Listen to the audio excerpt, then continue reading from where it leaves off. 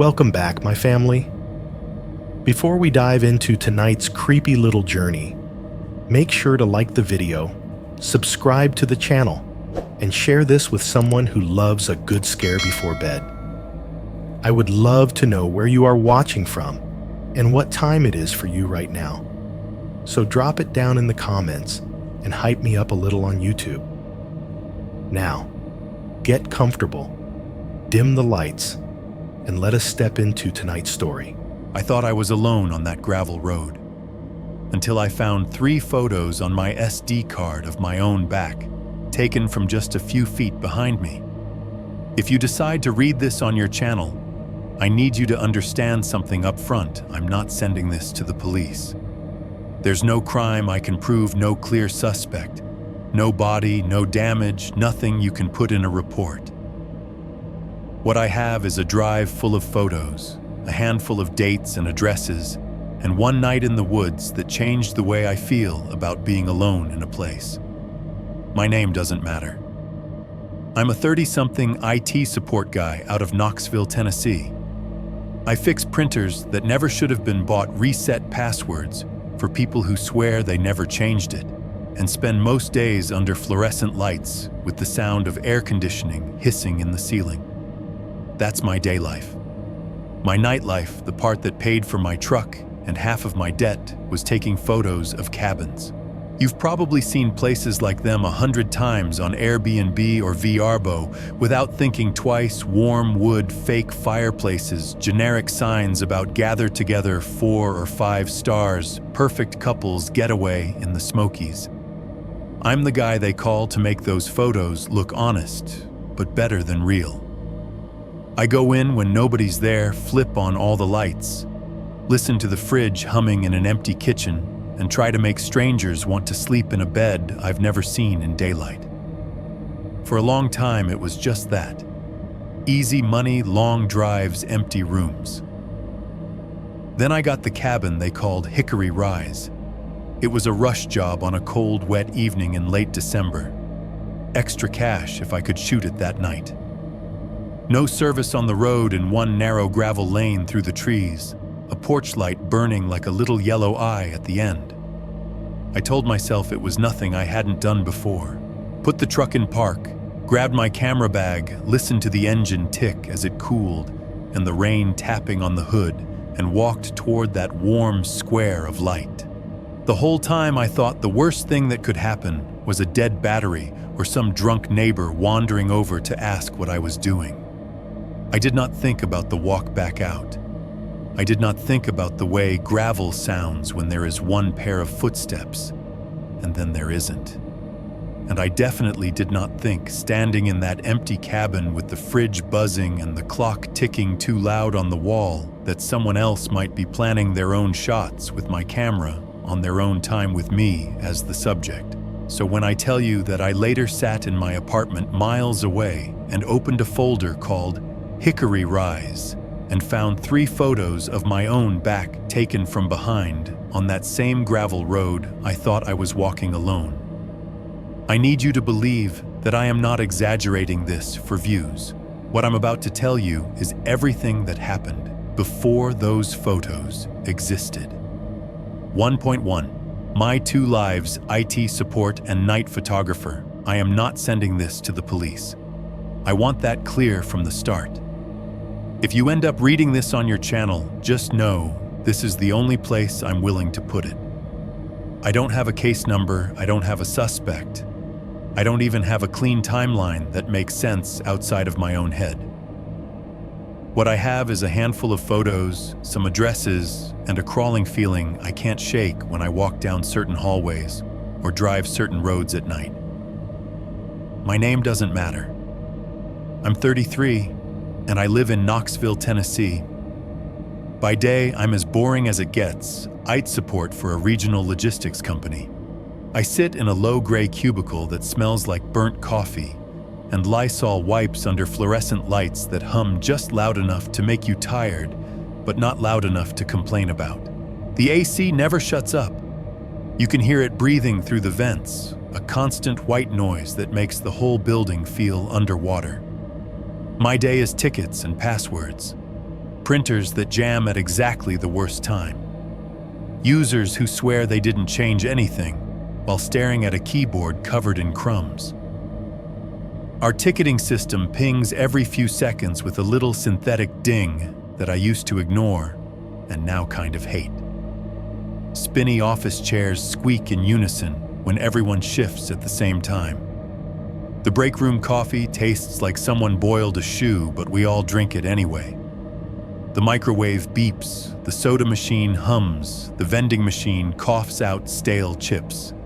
It's a soundtrack you stop hearing until you step outside at lunch and realize how quiet real air is. That's my first life. The one no one would make a horror story out of. My second life started because I bought a camera I couldn't afford. 4 years ago, after a particularly miserable week full of blue screens and passive-aggressive emails, I drove to a camera store on Kingston Pike and put way too much on a credit card, a used full-frame body, a 16-35mm lens, and a tripod, whose legs stick if you pull them out too fast. The shutter sounded clean, solid. I remember standing in my apartment that night taking pictures of nothing. My couch, my boots by the door, the way the hallway light pooled on the hardwood, just because each click felt like proof I wasn't stuck forever in fluorescent hell. At first it was just a hobby. Then a friend of a friend needed somebody to take pictures of a fixer-upper they were trying to flip.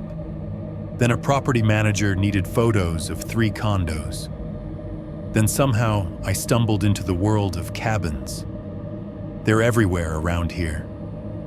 Little wood boxes buried in the hills around Saviorville and Pigeon Forge, and out along the back roads, Bear Den Mountain View Retreat Lovers Hideaway.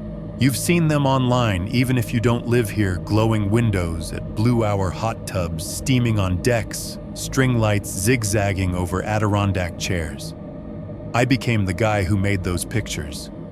My gear is nothing fancy if you ask real pros, but it's become an extension of my hands. The camera body has a strip of gaffer tape on the grip where the rubber peeled. The main lens has a tiny scratch near the edge of the glass that never shows up in the photos, but I can't stop noticing. The tripod squeaks when you tighten the head and makes a little tick when each leg locks. I pack it all in a black backpack with fraying straps along with my laptop and a small hard case of SD cards that snap into place like tiny teeth. The routine is simple: finish my day shift, rush home, swap collared shirt for hoodie, grab the bag, and drive an hour or 2 into the hills. Shoot the cabin right around sunset if I can sometimes stay to get a night shot, then drive home in the dark. Upload, edit, send the files, get paid. I'd like to say I did it for the art, but that's only half true. The other half is numbers. Truck payment every month. 2 credit cards that never seem to go down. An ER bill from a stupid fall on the ice 2 winters ago that my insurance only half cared about. There's always something. Cabins paid better than overtime at the office, and they paid in cash or instant transfer instead of the company's next pay period promises. So yeah, I said yes a lot. If the money was decent and the drive wasn't insane, I took the job. I went alone 99% of the time. I brought a pocket knife I never used and a cheap flashlight that rattled when I shook it, and I told myself that was enough. For the most part, nothing happened. If I ended the story there, it would be an ad for side hustles, not a horror story. But looking back now, Hickory Rise wasn't the first time something felt wrong. It was just the first time I let myself admit it. There were other cabins before that. Little things that didn't line up. At one place up on a ridge off Wares Valley Road, there was a motion sensor floodlight over the driveway. It flicked on the moment I pulled in, stayed bright while I unloaded gear, then shut off as soon as I locked my car. I didn't think much of it until I was inside, deep in the house, shooting the upstairs loft. Through the window, I saw that same light flare back on no car. No wind, nothing moving that I could see. It stayed on longer that time, like it was trying to burn through the glass. At another job, a modern cabin with all glass front walls, I left the TV muted on some generic Roku home screen while I shot the bedrooms. When I came back to the living room, a true crime documentary was playing at medium volume. The remote was still on the coffee table, pointed away from the TV. Maybe the last guests left it halfway through, and the owner had some weird power save setting. Maybe. Then there was the door. It was a simple A-frame out near Cosby, nothing special. I remember clearly shutting the back door myself, pushing it until it clicked, twisting the deadbolt, double-checking, because the wind kept gusting. I walked through the cabin, shooting every angle. 10 minutes, maybe 15. When I swung back through the kitchen, that same back door was open 3 inches. Just 3. Enough for a blade of cold air to slide in and touch my ankles. All of those things at the time I filed under old wiring and cheap fixtures and my imagination in an empty house. I told myself cabins move differently up there. Boards settle, thermostats, cycle owners forget to mention quirks. I didn't report anything to anyone because what was I supposed to say? Your TV unmuted itself. Your back door might be haunted, so I laughed it off. I took the money.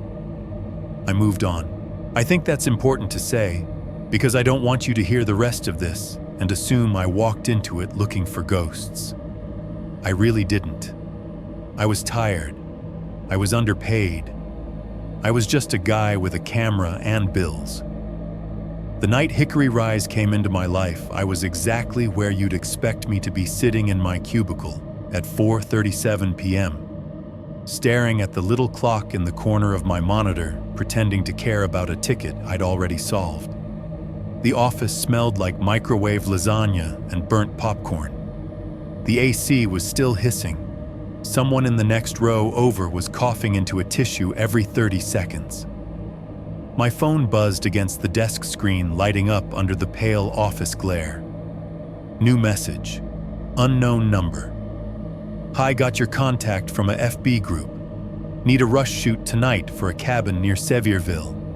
Extra $100 if you can deliver photos by tomorrow noon. Interested. There was a pin drop of a location, a rough address, and the name of the property, Hickory Rise. Later, when I went back through my messages and emails, I couldn't find which group they meant. None of my usual hosts admitted to passing my number along. The account that sent that first DM doesn't exist anymore. But sitting there in my squeaky office chair with the AC breathing down my neck and the ticket system pinging for the 10th time in an hour, none of that mattered.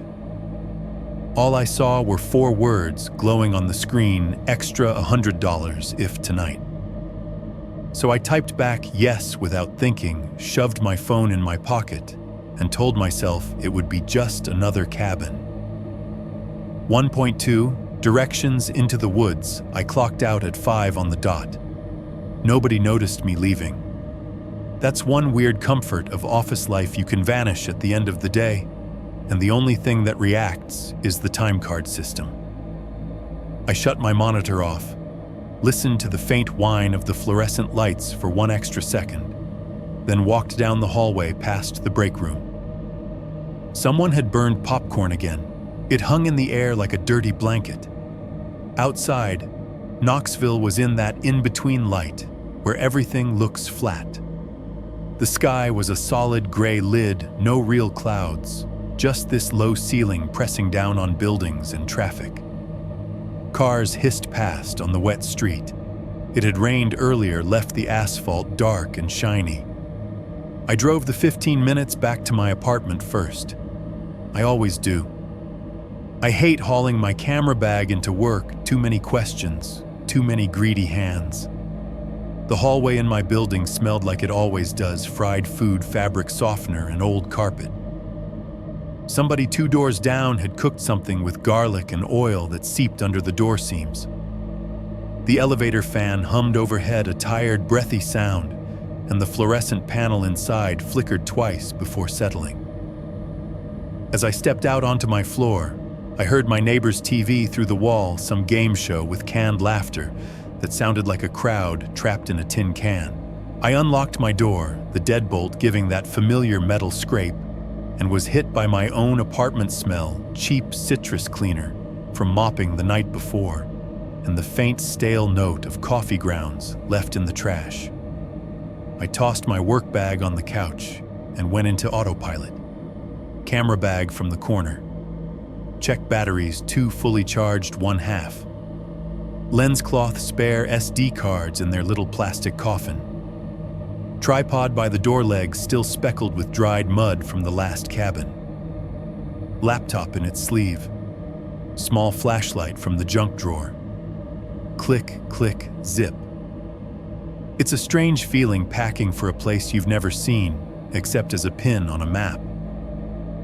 I stood for a second in the doorway, looking back into my own space couch kitchen, the dim hall to the bedroom, and thought not for the last time about how safe this all feels compared to the places I drive to. My phone buzzed while I was tying my boots. New message from the unknown number. Leaving soon, no emoji, no name, just 2 words and a question mark. I typed back, heading out now. ETA around 6. They replied almost instantly. Okay, door unlocked. Lights should be on.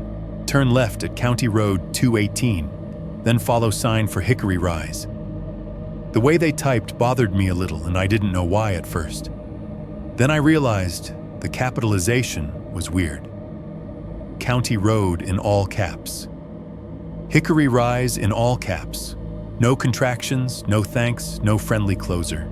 Just instructions. It read less like a text and more like notes copied from somewhere else. I shrugged it off. Not everybody lives on their phone like me. Some hosts are older.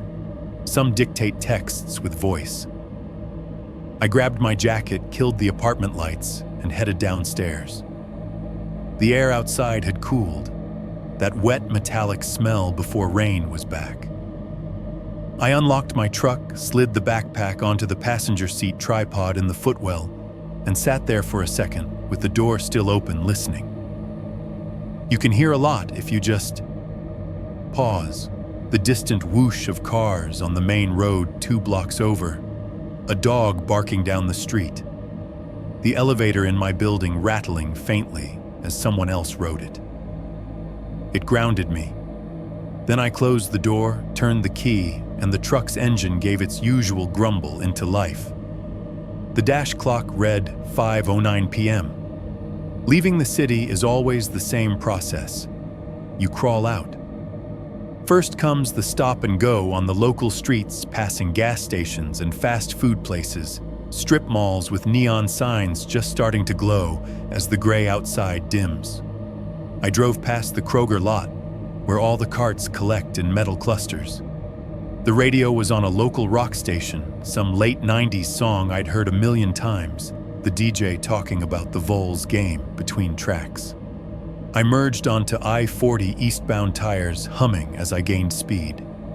The sun, if you could still call it that, behind the cloud cover was sinking somewhere behind me, making the horizon ahead turn a dull, washed-out blue.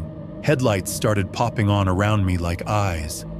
I know that drive so well, I could draw at the big green signs for Asheville and Sevierville, the exit numbers, the billboard with the woman selling injury law with a plastic smile and a phone number that sticks in your brain.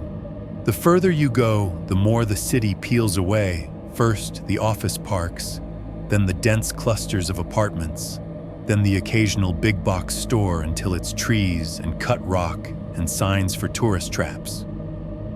Around 5:35, the rock station dissolved into static. The hills eat signal out there. I smacked the button twice more out of habit before giving up and switching to a downloaded playlist. The cab of the truck felt smaller without the anchor of live radio, just me and songs I'd already chosen bouncing around inside my own head. The rain started as a fine mist, then became proper drizzle. Wipers squeaked on that first pass, then fell into a steady swish-swish rhythm. Every few seconds, the glass fogged slightly at the edges from my breath. and the heater and I had to nudge the defrost settings. My phone, wedged in the little cradle by the vent, showed the blue route line climbing into the hills. Little bars of service at the top corner dropped from 4 to 3, then 2. I took the exit towards Saviourville, following the curve of the off-ramp, the tires buzzing over the ridged shoulder for a second, when I drifted too close. The smell changed when I got off the interstate, less exhaust, more wet dirt and pine. I passed a BP station on the corner, its canopy lights harsh against the gray sky. For a second, I considered stopping top off the tank, maybe grab a better coffee than the office sludge still sitting in my stomach. But the clock on the dash said 5:47, and I pictured that extra $100 like a carrot just out in front of my hood. Cabin first, I told myself. Coffee later, I kept driving.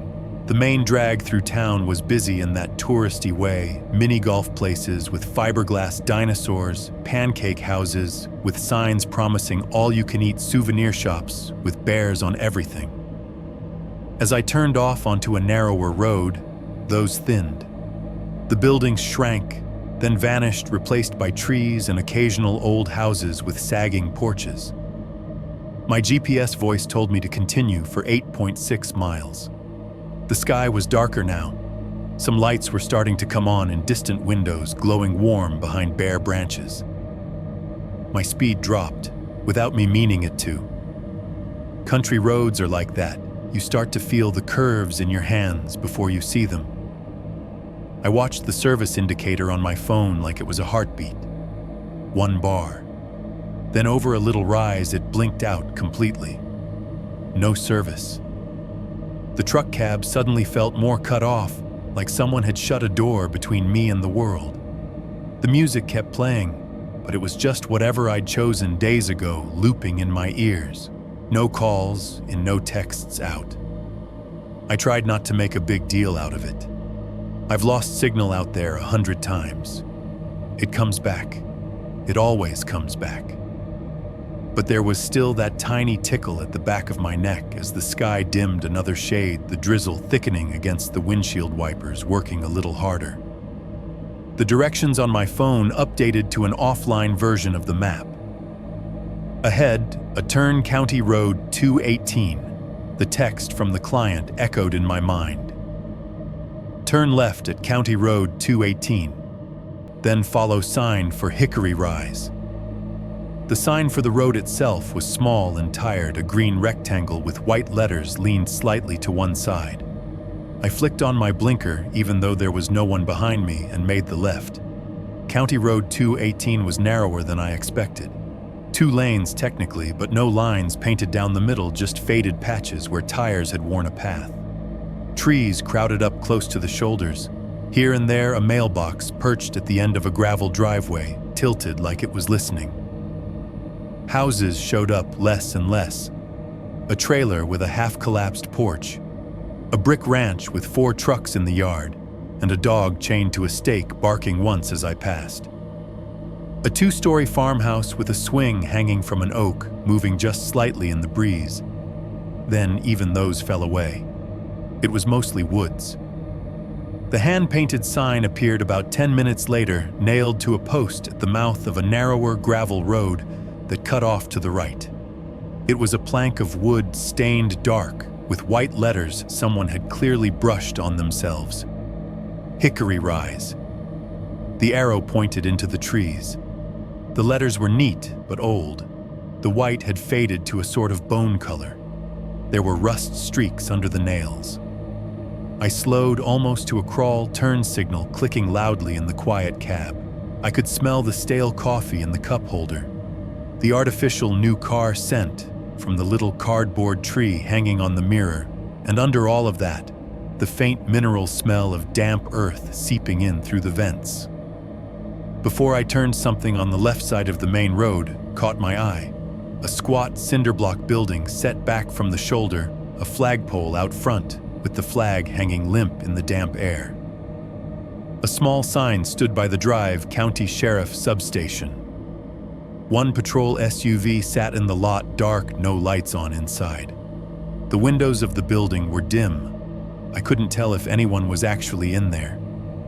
It struck me just for a second how small it was, how far from anything, how many more miles of trees there were behind me, and how many more ahead if I kept going. I remember thinking almost idly, if anything really bad happened out there at night, this is as close to help as you're getting. Then my blinker clicked off automatically as the wheel straightened. I turned it back on, eased the truck onto the gravel road beneath the Hickory Rise sign, and drove into the woods. 1.3. First glimpse of Hickory Rise. The moment my front tires left pavement and rolled onto the gravel, the sound changed. On asphalt, the truck makes this low, steady hiss. On gravel, it's like driving over broken shells. The tires crunched and popped little stones, pinging the undercarriage with sharp, hollow ticks. I eased off the gas without thinking, letting the engine settle into a softer hum. Out here, it feels wrong to be loud.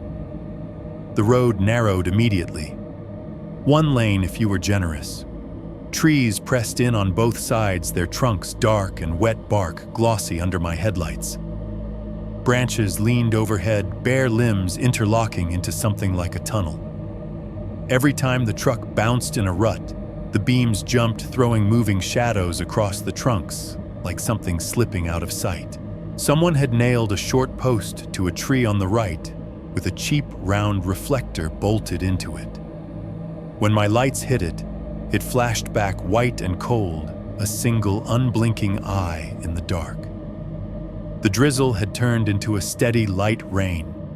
It tapped on the hood and roof, occasionally running in thick rivulets across the windshield when a gust shook the branches high above. The wipers worked in their slow, tired rhythm, swish, swish, swish, squeaking a little at the end of each arc. I kept my hands light on the wheel, careful to stay in the packed-down strip where other tires had gone. To the left, I could sense a drop-off, the land falling away into more trees. To the right, the woods climbed a bit. Every now and then, my headlights picked out the pale glint of a rock face or a cluster of wet ferns. The GPS had stopped trying to help. The screen showed my little truck icon crawling along a gray nothing. I don't know how long that road went on. Time stretches weird on those one-lane cuts where you can't see more than 50 feet ahead, and there are no landmarks except trees that all look the same. A minute can feel like 5. It might have been half a mile, might have been a full mile. It felt longer. Then just when I started wondering if I'd somehow wandered onto the wrong driveway, the woods broke. The trees stepped back from the road, like a curtain pulling open, and my headlights spilled into a small, roughly square clearing. Gravel fanned out into a crude parking pad, big enough for maybe 2-3 vehicles if you squeezed. Beyond that, perched slightly up on a low rise of packed dirt, was the cabin. Hickory Rise. It was exactly the kind of place that photographs well. 1.5 stories, warm, honey-colored wood, siding a steep roof with dark shingles slicked shiny with rain. A porch stretched across the front, 3 wide steps leading up. At the far end of the porch, a wooden swing hung from chains, swaying just a little in the damp breeze. The porch light was on. It glowed a warm, almost golden yellow, cutting a clean circle into the gray-blue gloom around it. That light hit the wet railings and turned the water drops into lines of tiny, trembling stars. Big picture windows faced the gravel pad. From where I sat, they were mostly dark, reflecting my headlights back at me in dull rectangles with a faint suggestion of interior shapes. I rolled to a stop in the center of the pad, shifted into park, and let my hands sit on the wheel for a second. The engine idled deep and steady. The rain pattered. Out here, with no other engines, no traffic, no office vents hissing in the background, even my own heater fan sounded too loud. Old habit. I checked my phone before I did anything else. No service, no surprise. no comfort either. A little icon in the corner of a screen, but it might as well have been a closed door. I sat there, thumb resting on the dark glass, and told myself what I always tell myself when I'm out of signal range. You're in and out. You're not camping. You've done this 100 times. Cabin, photos, lock up. Back to town, where the worst thing you can run into at night is a drunk college kid weaving over the yellow line. I killed the engine. The world shrank even more. The hum under my feet vanished, leaving my ears chasing after smaller sounds. The tick-tick-tick of hot metal cooling the rain, working steadily at the windshield. The faint hiss of air moving through the vents as the fan wound down. Then even that faded. For a moment I sat in the silent truck, just breathing. Then I opened the door. Cold air slid in like a hand damp and smelling of wet leaf litter and mud. There was that rich, dark, sweet forest smell under it, decomposing leaves and soaked bark. Somewhere farther off, I caught a thin thread of wood smoke. Somebody miles away had a fire going. I stepped down onto the gravel. The rocks shifted under my boots, letting out a softer version of the crunch they made under the tires. When I shut the door, the thunk echoed odd and dull in the trees, swallowed almost immediately by the rain. I pulled my backpack from the passenger side and slung it over one shoulder. The weight was familiar, a kind of anchor. The tripod I carried in my other hand, the rubber feet already beating with tiny drops of water. As I started toward the cabin, something else slid into my nose. Faint, just above the smell of wet wood and dirt, a sharp metallic tang. Like standing too close to a breaker box or the air right after you plug in too many things at once. Not quite burning, not quite plastic. Ozone, maybe. Or damp wiring. It made the back of my throat itch. I paused in the middle of the gravel pad, frowned, and lifted my head to sniff again. It was there, then gone, like someone had cracked a door on an electrical room and shut it again. Bad insulation. I muttered more to myself than anything. Great. The porch steps were damp and darkened, each one holding a small crescent of water near the front edge where shoes had kicked it up before. I climbed them slowly, boot soles squeaking once on wet wood. The swing at the far end moved just enough to make one of its chains creak, a small, tired sound in the stillness. The porch light hummed. It was a cheap fixture. You could tell by the way the bulb buzzed faintly in its housing, giving off not just light, but that little insect-like whine you only notice when everything else is quiet. Insects themselves were absent, too cold. The only things moving in my peripheral vision were raindrops chasing each other down the railing. I pulled my phone out again just in case. Still no service. The lock screen reflected my own face back at me, pale and a little stretched by the glass. The last text from the client sat near the top of the screen. Gray bubble door is unlocked. Utilities on. Please lock up and text me when you're done. I could recite it in my sleep already. I flashed the screen off and slid the phone back into my jacket pocket. The cabin door stood to my right under the porch light. A solid-looking slab of stained wood with a black handle and a keypad lock that hadn't been installed yet, the numbers still covered by blue tape. I walked over to it, my boots hollow on the boards. As I passed the front window, I glanced in automatically. My reflection stared back, dark hoodie camera bag strap across my chest, tripod in hand. Inside, I could make out the ghostly outline of furniture, hazy shapes of a couch, and what might be a dining table. No movement. The closer I got to the door, the more aware I became of how quiet everything was. No road noise. No wind in the trees, just the tick of rain hitting leaves and the soft drip from the porch roof. No TV from inside the cabin, no muffled voices, no music. And under it, so faint I almost missed it, a steady mechanical murmur. coming from somewhere beyond the wall. It was the sound of a refrigerator compressor, that low, continuous roar you hear in every kitchen and never think about until it's the only thing between you and silence. No other sounds, no footsteps, no drawers closing, no pipes groaning. If anyone else was here, they were very, very good at holding their breath. I told myself that was normal. Owners rarely waited around.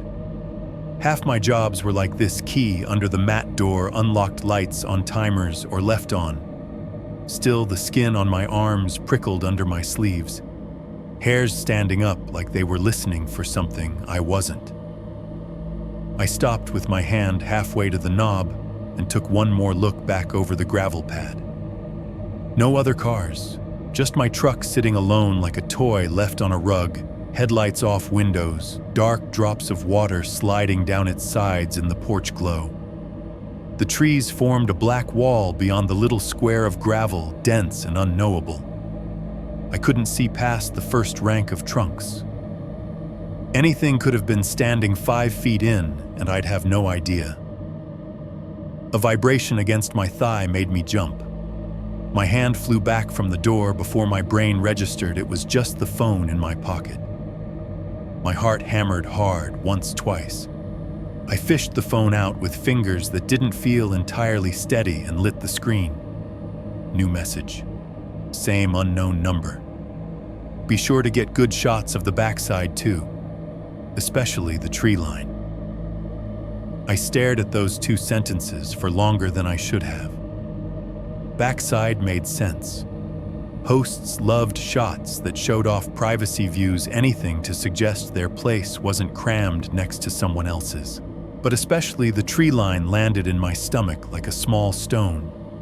It was specific. Weirdly specific. Not the view, not the deck, not the hot tub, the tree line. I thumbed a quick, got it back before I could think too much about it, watched the little sending wheel spin despite the no service up top, and then shoved the phone away. The porch light hummed. The fridge buzzed on the other side of the wall. Somewhere out there in the dark, beyond a line of trees I hadn't even seen yet, rain fell on ground that might or might not belong to the people who'd hired me. I put my hand on the door handle, took a breath that tasted like wet wood and faint electricity, and opened the door to Hickory Rise. 2.1. Inside the cabin. The doorknob turned without resistance. No deadbolt, no chain, just the hollow sound of latch against strike plate. The door swung inward on smooth hinges, and a different kind of air slid over me, cool and dry, with that unmistakable smell that every new cabin seems to share: cut wood cleaning chemicals and paint that has barely finished curing. If you've never walked into a brand new rental cabin by yourself, it's hard to explain how staged it feels. Like stepping onto the set of a commercial where everyone went home and left the lights on. The first thing I noticed was the smell. Pine sol, or something close to it, sharp and lemony, riding on the sweeter resinous scent of fresh boards and sawn beams. Under that fainter was the chalky tang of new drywall and the faint plasticky breath of packaging that had only recently been peeled off a TV or an appliance. It was colder inside than I expected. The HVAC was off. I could hear that because there was no steady whoosh from vents, no background sigh of air. Instead, the sound that claimed the empty space was the fridge. I couldn't see it yet, but I could hear it clearly, a low, continuous hum coming from somewhere to the right, punctuated every so often by a soft click as the compressor cycled. In a city apartment, you don't notice that sound unless it stops. In an empty cabin in the woods, it's all you hear. My boots squeaked as soon as I stepped off the threshold. The floor was spotless, laminate or hardwood, hard to tell. At a glance, wiped down until it gleamed in the porch light and the overhead fixtures. There was enough cleaning product on it that the rubber soles of my boots made this small, protesting noise each time I shifted my weight. I let the door fall shut behind me. It closed with a solid insulated thud that seemed to snuff out what little noise was bleeding in from outside. The rain, the trees, even the faint hiss of my truck's cooling engine, all of it became a memory. Inside Hickory Rise, there was only refrigerator hum and the faint buzz of electricity. Living room first, it always is. A gray sectional couch sat facing a big flat-screen TV mounted over a fake fireplace. Someone had thrown on the couch in a way that was meant to look casual, but came off like a furniture store display. The pillows were too puffed, the throw too perfectly draped. Above the TV, one of those generic signs you see in every rental hung on the wall in black script, "Gather together," or something equally empty. I didn't walk close enough to read it. I didn't need to. I've seen 100 of its cousins live, laugh, love. This is our happy place. Words mass-printed for people having a weekend away from their actual lives. The fireplace was one of those electric units that imitates flame with orange lights and moving plastic. It was off-screen black, reflecting a warped slice of the room and the faint hint of my own shape when I shifted just right. A clock on the far wall ticked. Not a soft, modern tick you barely register, but a defined tock every second, like a metronome. White face, black hands, cheap but loud. It felt out of proportion for the space, that insistent little sound. To the right, the kitchen opened up stainless steel appliances, a square of granite counter that looked almost too nice for a cabin, meant for bachelorette parties and family reunions. The fridge, a shiny silver monster, took up most of one wall. It hummed steadily, door-sealed tight, ice dispenser, dark. Brand stickers still clung to the corners of the dishwasher and oven. The microwave had that protective plastic half-peeled on its display, a tab of blue film hanging down. Above the counter, a strip of LED under-cabinet lights cast a cool, flat white onto the backsplash. They also emitted a high-pitched whine, barely audible at first, that drilled itself into my head the longer I stood there, a tiny electronic mosquito in the background. No dishes in the sink, no crumbs on the counter. A dish towel folded with its edges exactly aligned. It was the kind of cleanliness that felt less like someone had just used the place and more like no one ever had. Down the short hall were the bedrooms.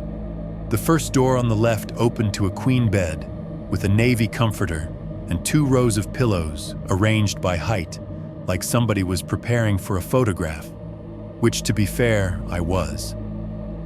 A pair of nightstands flanked the bed, each one holding a cheap lamp with a neutral fabric shade. The bulbs were bright white, not the warm kind, and when I clicked one on, it made everything look a little too harsh, too vivid. There was a window over the headboard. At this angle, all I saw in it was a black rectangle. The glass reflected the room back at me faintly, bed lamp, my own shoulders, and beyond that reflection, there was nothing. No shapes of trees, no hint of sky. Just a flat, depthless black. Dark enough that my brain kept trying to fill it with something.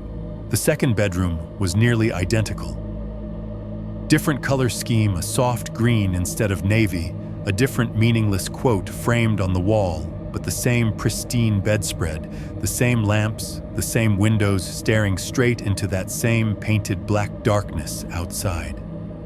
Standing in those rooms, I became aware of another sound, the occasional abrupt clunk from the kitchen, when the ice maker in the fridge decided to dump a batch.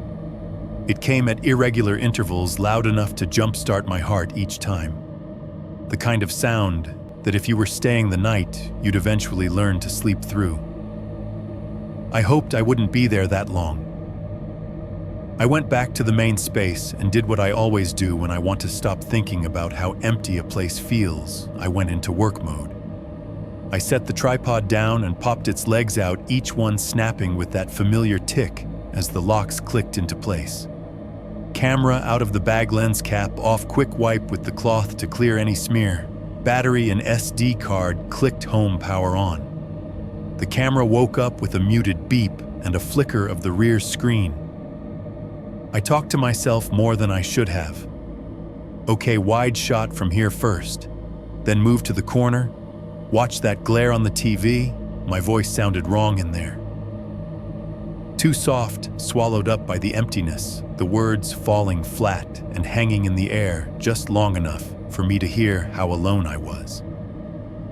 I framed the first shot standing in the far corner of the living room lens at its widest, catching couch, fireplace TV, and a piece of the kitchen. The porch light outside bled in from the windows, adding a little orange to the otherwise cold LED interior. Not bad.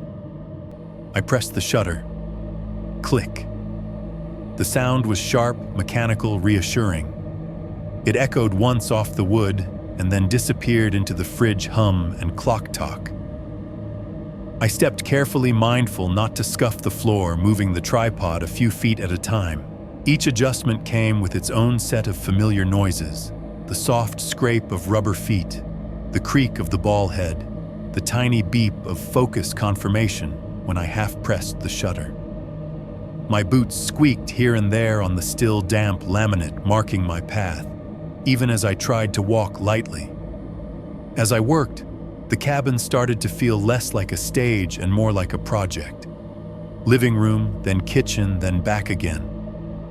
I shot the counters, the sink, the stainless steel fridge with its perfect empty magnet surface. I took a dedicated shot of the stove with all the burners turned on, so the blue flame would show hosts loved that. The under-cabinet LEDs buzzed overhead, steady and pale. Every now and then, the ice maker would dump again with a hollow chunk that made my shoulders jump. Jesus, I muttered after the third time. Warn a guy. My voice didn't even reach the opposite wall. Once I had the basics, I turned my attention to details: a close-up of the throw blanket's texture, the fake fireplace with its artificial logs, the way the porch light outside painted streaks of gold on the window frame. I mentally checked boxes on an invisible list. Wide, medium detail. Repeat for bedrooms. Repeat for bathrooms. Exterior at the end. It was somewhere in that rhythm that the unease started to creep back in. It happened first in the living room. I repositioned to shoot toward the front door, backing up until I was almost touching the wall. As I checked my framing on the rear screen, something in the black TV above the fireplace caught my eye. A shape, vague, pale. I looked up. The TV was off a smooth rectangle of glossy black. In it, faint and warped by the curve of the screen, was my own reflection, hood up camera to my face tripod in front of me. For half a heartbeat, though, before my brain caught up, I saw it as another person in the room, someone slightly too tall, too still. The jolt in my chest was disproportionate to reality. It was just me. It had always been just me. But the way the glass distorted my outline made me look unfamiliar, like a stranger had stepped into the scene without sound. I shook it off and moved on, but it kept happening. In the kitchen, when I bent to level the camera, the dark microwave door mirrored back a slanted version of my head and shoulders. In the hallway, the small framed art over the console table hid a patch of glass, so dark it showed me again, this time elongated and gray. And in the bedrooms, those windows, those big, perfect, real estate-friendly windows with their perfectly ironed curtains pulled back, showed me my own silhouette with the black outside swallowing everything else. A flat cutout of a man in a hoodie, camera lifted like a weapon floating over emptiness. Every time my body reacted before my mind, a quick spike of adrenaline, a tightening in my throat, a tiny step back. Then recognition, then a low-level embarrassment at being startled by my own ghost. "I've got to stop doing that," I muttered once under my breath while shooting the second bedroom. The clock in the living room answered with a far-off talk. The fridge hummed. The ice maker clunked now and then. My shutter clicked, clicked, clicked, cataloging a perfect empty cabin. From the inside, at least nothing moved behind the glass but me. 2.2. The tree line and the path. The back of the cabin was where the money shots usually lived. People do not pay to stay in a box of wood.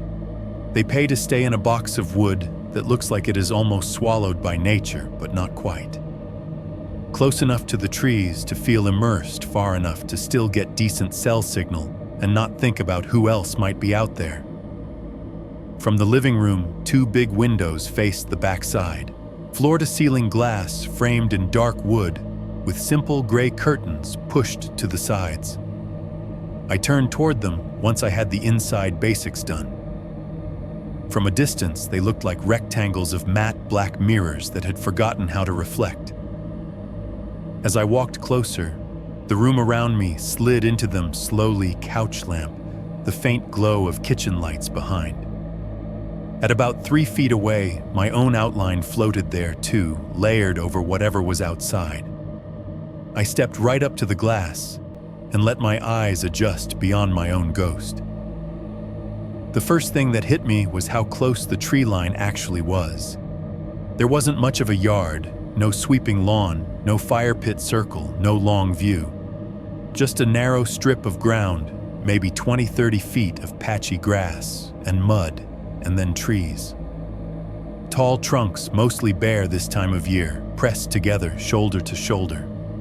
The kind of dense woods where branches knit into each other until you can't tell where one tree ends and another begins. Rain beaded on the outside of the glass, tiny droplets catching the light from inside and turning into a moving skin over the view.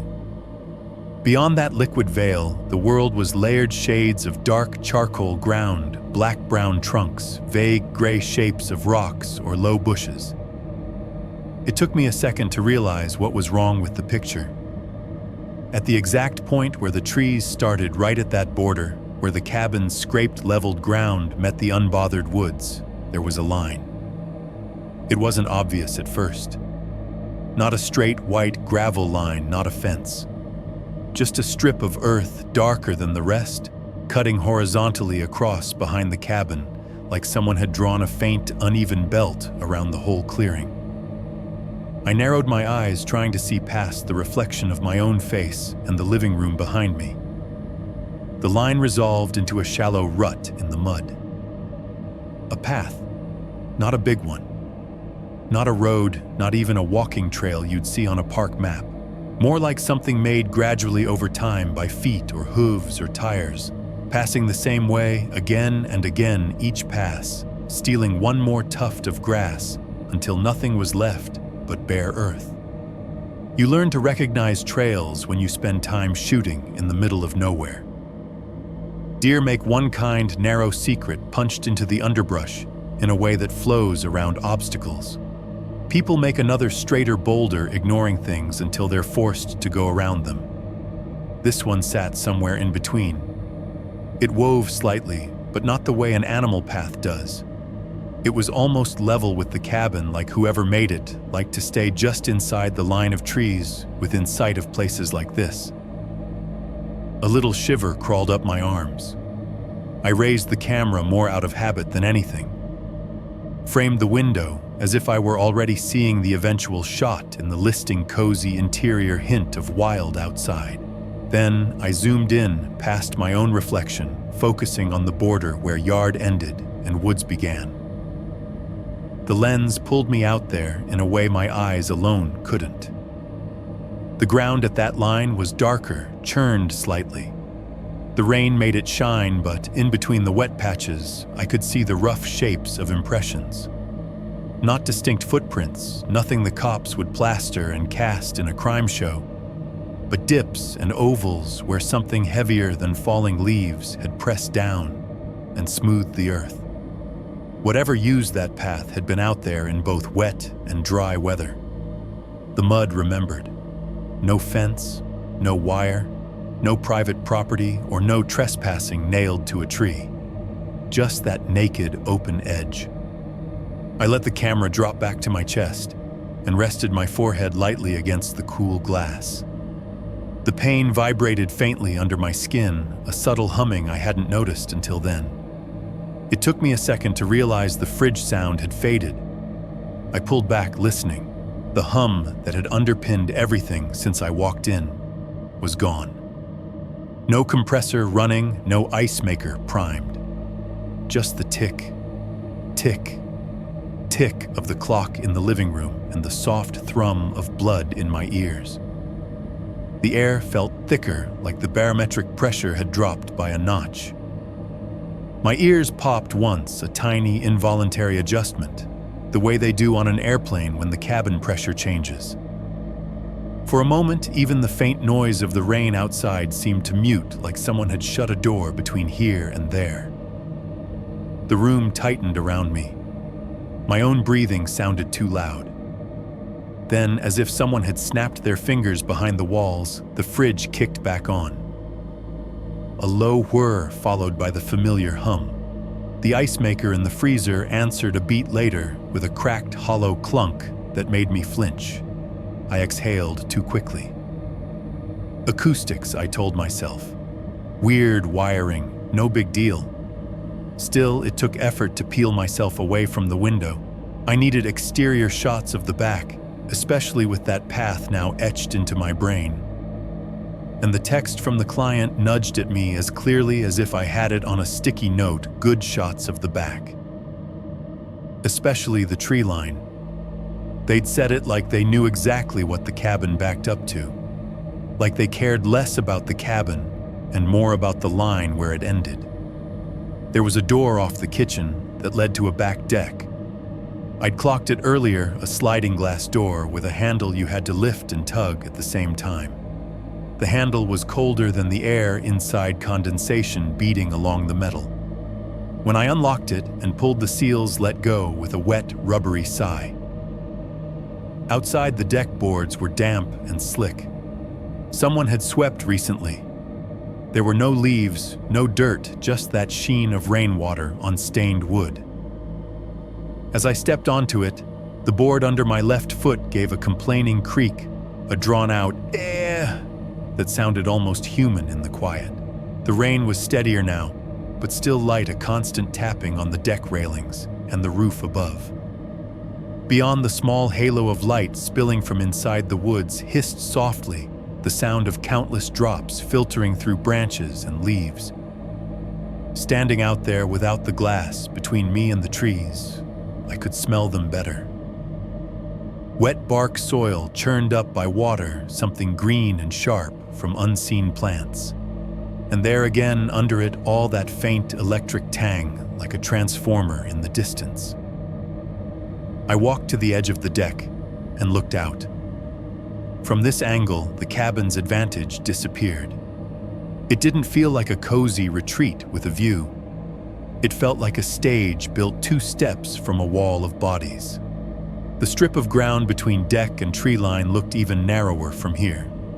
The path at the edge of the woods was more obvious too, a darker welt along the base of the trees, running left and right, until the curve of the forest swallowed it. Especially the tree line. I lifted the camera and got to work. First, a shot from the corner of the deck, catching a sliver of railing, a chunk of siding, and then the woods in the background. Click. The shutter sounded softer outside, the noise whisked away by the rain. Then I backed up against the cabin's rear wall to fit as much as I could into frame living room windows, deck roofline, and the trees looming behind like an audience. The ground sloped slightly, just enough to make the cabin feel like it was leaning forward a fraction. As I adjusted the zoom, something changed at the far left edge of the viewfinder. It was subtle, a tiny shift, more suggestion than action, like a piece of darkness pulling itself a little deeper into itself. My finger froze on the shutter. For a heartbeat, I thought I was finally seeing someone out there. A hunter maybe, or a neighbor who liked to walk at the edge of other people's property. But when I focused as tight as I could, the lens resolved only bark and shadow. A knot in a tree where I'd thought there was a shoulder. A vertical line that could have been a leg, but was just another trunk, half hidden. I held the camera there anyway, breath shallow, waiting to see if the movement repeated. Nothing. Just rain weaving its fine strands from branch to branch. I made myself take the shot. Click. The sound jolted me back into my own body. I took one more frame for safety, then lowered the camera and immediately thumbed the playback button, walking under the cover of the eave to keep drops off the screen.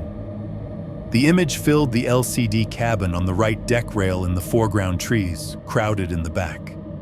I zoomed in with little taps of my thumb pushing deeper into the grainy darkness at the far left. Tree, shrub, black gap, nothing. If something had been there, it had either known how to stand perfectly still or had ducked back the second it felt my attention. On the screen, it was just woods, just trees and darkness. 2.3. The man behind the tree. By the time I circled back to the front of the cabin, night had finished what it was doing. That flat gray sky I'd driven under was gone, replaced by something heavier and lower. The clearing felt like the center of a small, private universe, one where the only stars were porch lights and the dim glow from windows, and everything beyond that radius was just gone. I slid the back door shut, heard the seal suck into place, and walked through the living room one last time. The clock on the wall read a little past 7. The fridge was humming steadily again. The ice maker had gone quiet, at least for the moment, as if it had finally emptied whatever frozen ammunition it had. I flipped light switches off as I went bedrooms first, then the kitchen, then the living room, leaving only the porch light and a single lamp by the window on. Hosts always liked a warm glow in at least one room if I was going to do exterior shots. It made the place look occupied, even when it wasn't. At the front door, I paused with my hand on the knob and listened. Silence is never really silence, but this came close. The rain had softened for a minute, just a fine whisper on the roof. No distant road noise, no plane engines, even though we weren't that far from flight paths. No wind in the trees, no branch scrape, nothing.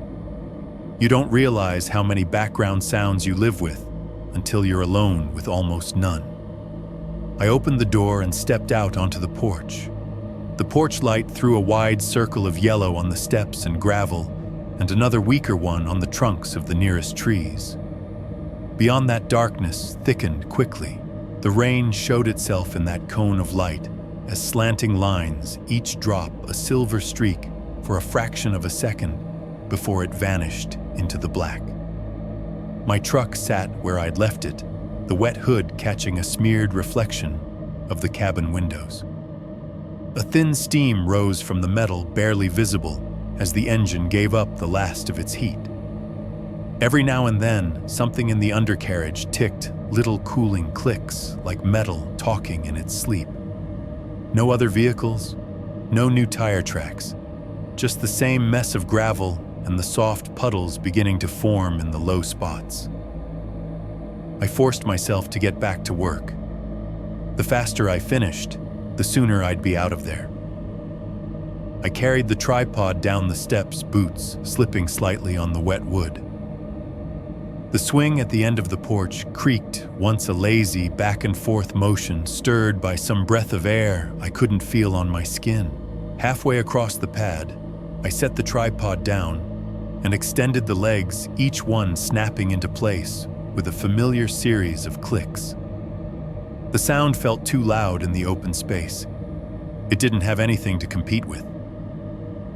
I framed the typical shots cabin head-on wide with the porch light bright and the window lamp glowing inside.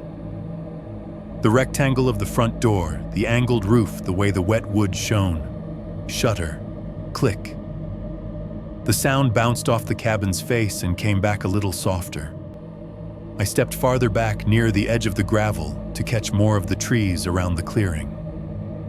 That's what sells isolation. The sense that this is your little pocket of the world surrounded by nothing. When I turned to grab a lower angle, I realized just how much the soundscape had narrowed. No cars. I hadn't seen headlights pass on the main road since I arrived. No plane rumble overhead. Even the hum of my own truck was gone now. The engine cooled enough that it didn't add anything to the air. The rain had settled into a steady patter, but it was almost polite tapping on the hood on the cabin roof, whispering in leaves. Every once in a while, a drop hit my jacket hood with a small, isolated plip. I finished the last planned shot and started breaking the tripod down. There's always this moment on jobs like this where your focus shifts from "I'm working" to "I'm in the middle of nowhere, and I'm about to not have an excuse to still be here." My fingers moved automatically on the clamps and knobs, but my brain had already half moved to the idea of the drive back, of merging onto the interstate of gas stations and lit signs and other people. That's when I heard the gravel. Just one sound at first. A small, deliberate crunch somewhere to my left. Not under my feet, not under the tripod. Out beyond the edge of the light near where the clearing faded back into trees, I froze. The tripod was halfway collapsed, two legs and one still stretched. I kept my hand on the cold metal and lifted my head, slowly turning in the direction the sound had come from. My first thought was deer. It always is out here. Or raccoon or some kind of stray dog. Something four-legged and nervous watching the light and deciding whether I was a threat. I squinted into the darkness, letting my eyes try to adjust. The porch light behind me cast my own shadow long and tall across the gravel, stretching toward the tree line, like a stretched-out stain. Beyond that, I could see the trunks of the first row of trees, their wet bark catching just enough light to gleam. For a second, there was nothing. Just shapes and absence. Then something moved. Not much. Just enough. At the very edge of where the porch light died, a figure leaned out from behind one of the thicker trees. Only half of it entered the light, a shoulder, an arm, a slice of torso, the edge of a head. The rest remained welded to the darkness. Not a deer. Not an animal at all. He was tall.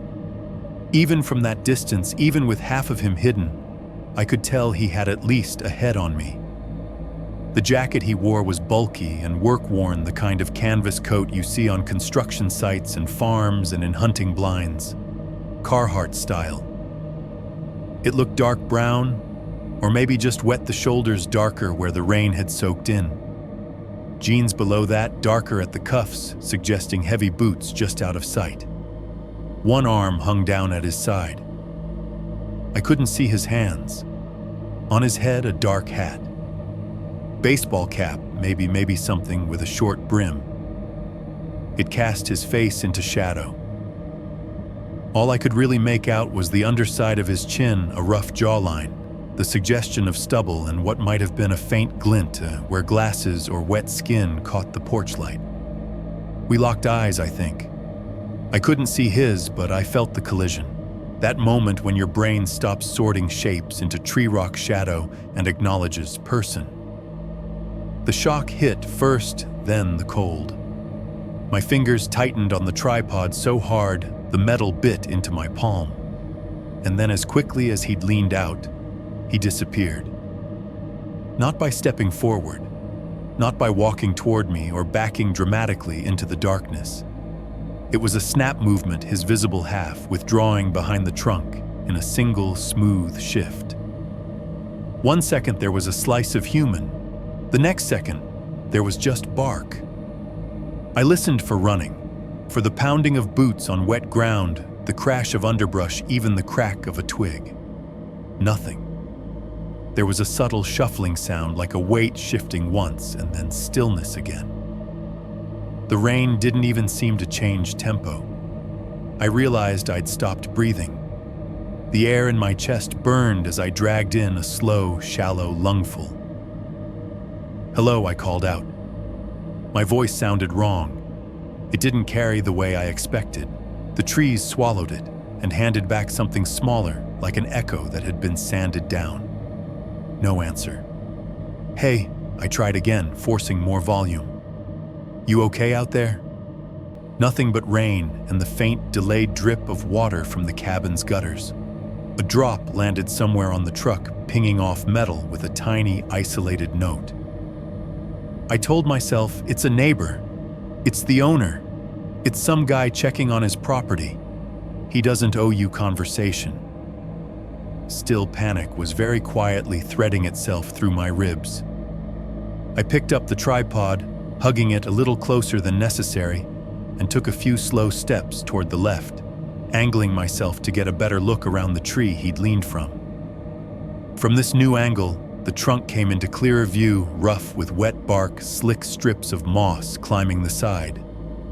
I squinted, trying to parse any shape beyond it. All I saw were more trees, more black between them. Layers and layers of vertical lines fading into nothing. The path at the edge of the woods was a darker seam near their bases, stretching out of sight. No jacket, no hat, no tall man. If he'd stepped back any farther, the darkness had finished the job of erasing him. A small sound broke the quiet, but not from the woods. From my pocket. Ping. The notification tone was absurdly bright in that setting, a little digital chime that might as well have come from another planet. I flinched hard, almost dropping the tripod, and fumbled for my phone with fingers that suddenly felt clumsy. For one hopeful second, I thought it might be the owner checking in, or an automated message from my carrier telling me service had come back, or my ex who had a knack for texting at exactly the wrong time and making me roll my eyes instead of think about whatever else was bothering me. The screen lit my hand and a patch of my jacket in cold white. One new message. Same unknown number. I tapped it open. "Do you see it yet?" That was all. 4 words. No name. No punctuation beyond the question mark. A drop of water slipped off my hair and hit the phone screen, distorting the text for a second into a watery blur. My thumb smeared the droplet away, leaving a streak. "Do you see it yet?" I read it again. I looked up from the phone and back to the tree line. The trunk was there. The path was there. The edge of light was there, a soft gradient dying out into black. Whatever he meant by it, whoever had sent that, there was nothing standing there now. Nothing that I could see. 3.1, the car that would not start. There's a point on every job where you stop thinking like a photographer and start thinking like a person who just wants to go home. For me, that point came standing in the wet gravel with my phone in my hand, staring at those 4 words. "Do you see it yet?" And knowing that wherever the sender was, they were asking about something I'd already seen. I didn't reply. My thumb hovered over the keyboard for a second. Then I hit the side button and killed the screen. The porch light hummed behind me, painting my shadow long and warped across the pad, cutting off right at the line where the darkness started. Whatever had been behind that tree was gone, or it was better at hiding than my eyes were at finding. Either way, I was done. I picked up the tripod with a clumsy 2-handed grip and crossed the clearing in quick, uneven steps. The gravel slipped under my boots, a little stones grinding tiny bits, pinging off the underside of the truck as I got closer. I yanked the back door open, and the familiar smell of my truck's interior rushed out at me. Stale coffee, fast food salt, the artificial forest scent of the hanging air freshener, old upholstery. For the first time since I'd started this side gig, the cab felt like a safe place. I tossed the tripod across the back seat, not caring this time if it scuffed anything. The camera bag went in after it, landing with a soft thud. I slammed the door harder than I needed to, liking the solid mechanical sound of it shutting the way it echoed off the cabin siding and bounced into the trees. Then I climbed into the driver's seat. The instant the door closed, the world shrank. Rain became a muffled hiss on the roof, rather than a cold sensation on my face.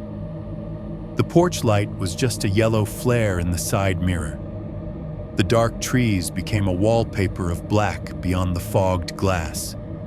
My hands went automatically to the lock switch. Thunk.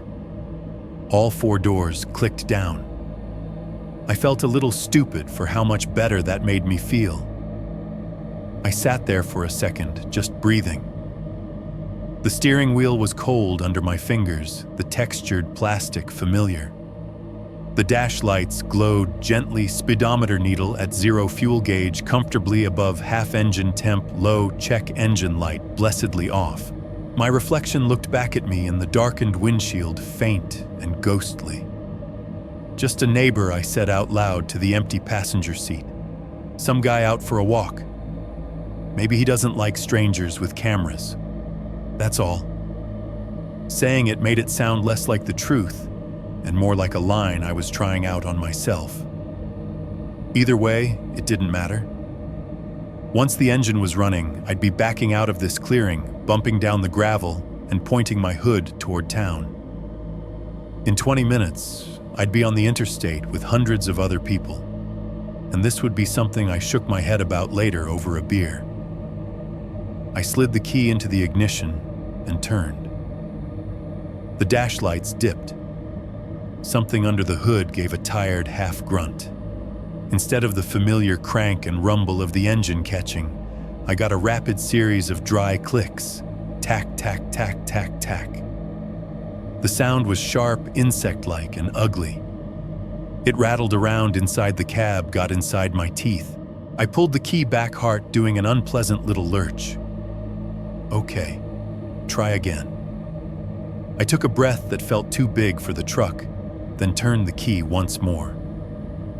Lights dimmed, then flared again. The same tack, tack, tack from the starter, maybe 2 seconds of it, then nothing. No crank, no ignition. Just the wipers pausing mid-swipe and the radio display flickering pathetically before deciding not to bother. A thin metallic smell rose from the dash-heated wires maybe, or just my imagination lining up with the scent of wet insulation. Come on, I muttered. Not now. I checked the gauges.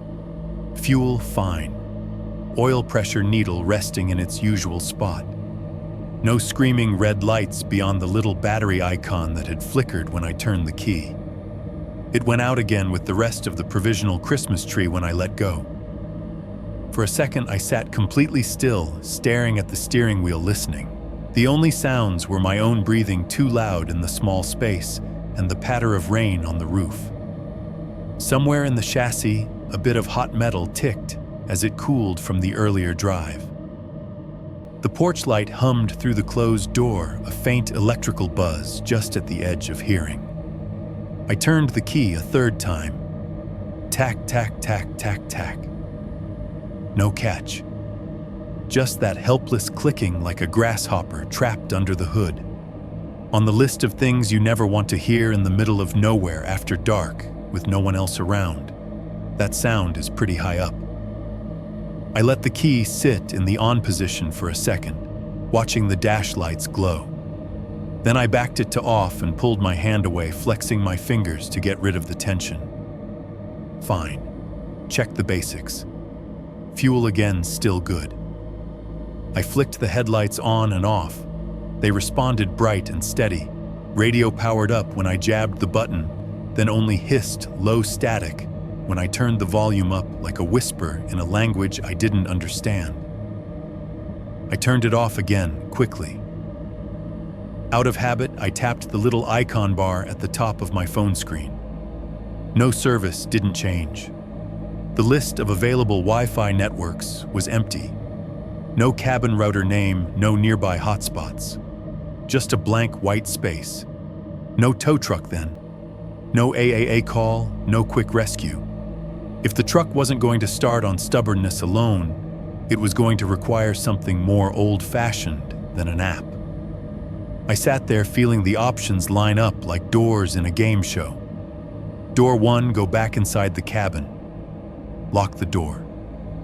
Text the owner somehow in the morning when I could get a signal, maybe hike out then. Sleep in a bed that wasn't mine with those big black windows staring into the woods and that path at the tree line, and the memory of a tall man in a Carhartt jacket leaning out from behind a trunk to watch me. My stomach twisted at that idea hard. Door 2, stay in the truck all night. Lock the doors.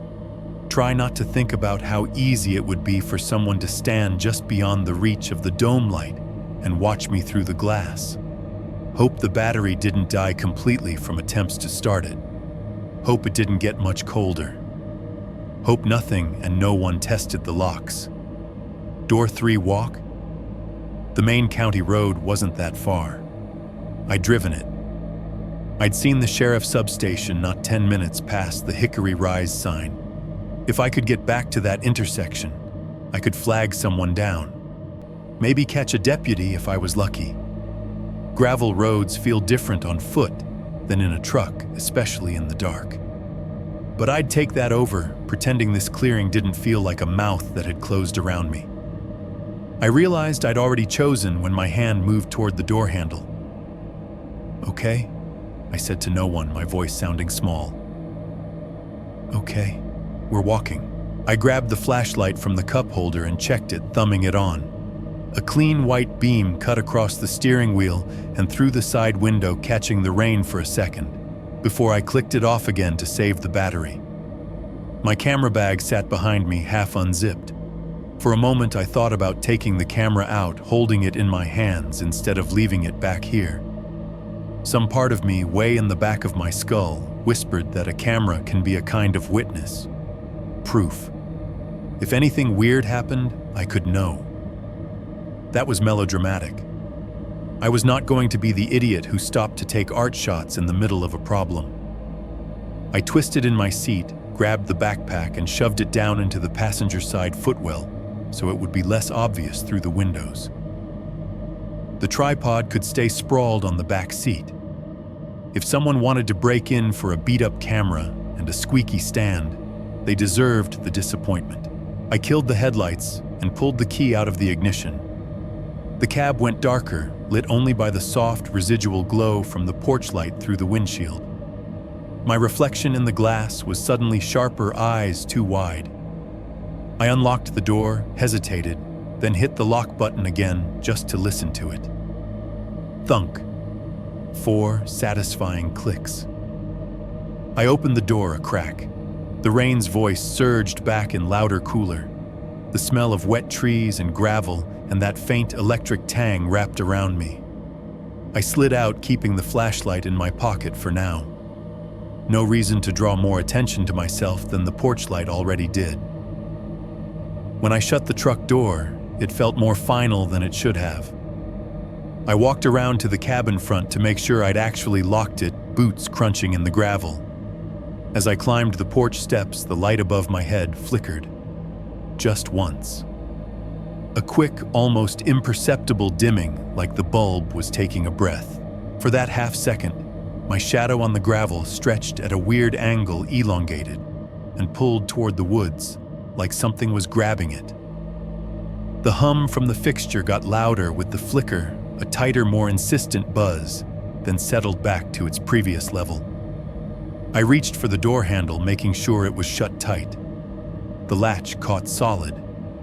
For a heartbeat, I considered going back in, turning off every light, double-checking every window lock, doing a sweep like I was clearing a crime scene. Instead, I put my palm flat against the door, feeling the coolness of the wood, the slight vibration of the fridge on the other side, and said very quietly, "We're done here." I stepped backward off the porch onto the gravel and forced myself not to look back at the window where my own reflection had been unnerving me all evening. I could have lifted the camera, framed the cabin in the dark one last time, the warm rectangle of the door, the porch light halo, the trees closing in. It would have made a good shot, maybe even a great one. Instead, I kept my hands in my pockets, fingers curled tight around the flashlight, and turned toward the mouth of the gravel road that led back to County Road 218. I didn't want another picture of this place. I just wanted to leave. 3.2. Footsteps in sync, the clearing shut behind me faster than I expected. One moment the porch light was still on my shoulders, stretching my shadow out in front of me like a long, shaky smear. The next 2 more steps, and it was behind me, and the trees on either side leaned in just enough that the yellow glow shrank to a dim patch, then to a suggestion, then to nothing. Out here without the cabin in my peripheral vision, the dark felt thicker. My eyes tried to drink in whatever they could ghostly outlines of trunks, the lighter ribbon of the gravel road under my boots. But it was the flashlight doing the real work. I thumbed it on, and a white cone cut forward, catching the drizzle in its beam. Each drop turned into a brief streak of silver, 100 tiny meteors falling past my face and chest before vanishing into the ground. The gravel glowed pale in the light, the stones wet and uneven, a rough guide threading its way between the trees. The soundscape simplified to a handful of elements. My boots grinding into the gravel with each step, a crunching, shifting noise that changed slightly depending on where I landed. Sometimes a sharper crack under my heel when a bigger stone broke. Sometimes a softer grind when the rocks were finer.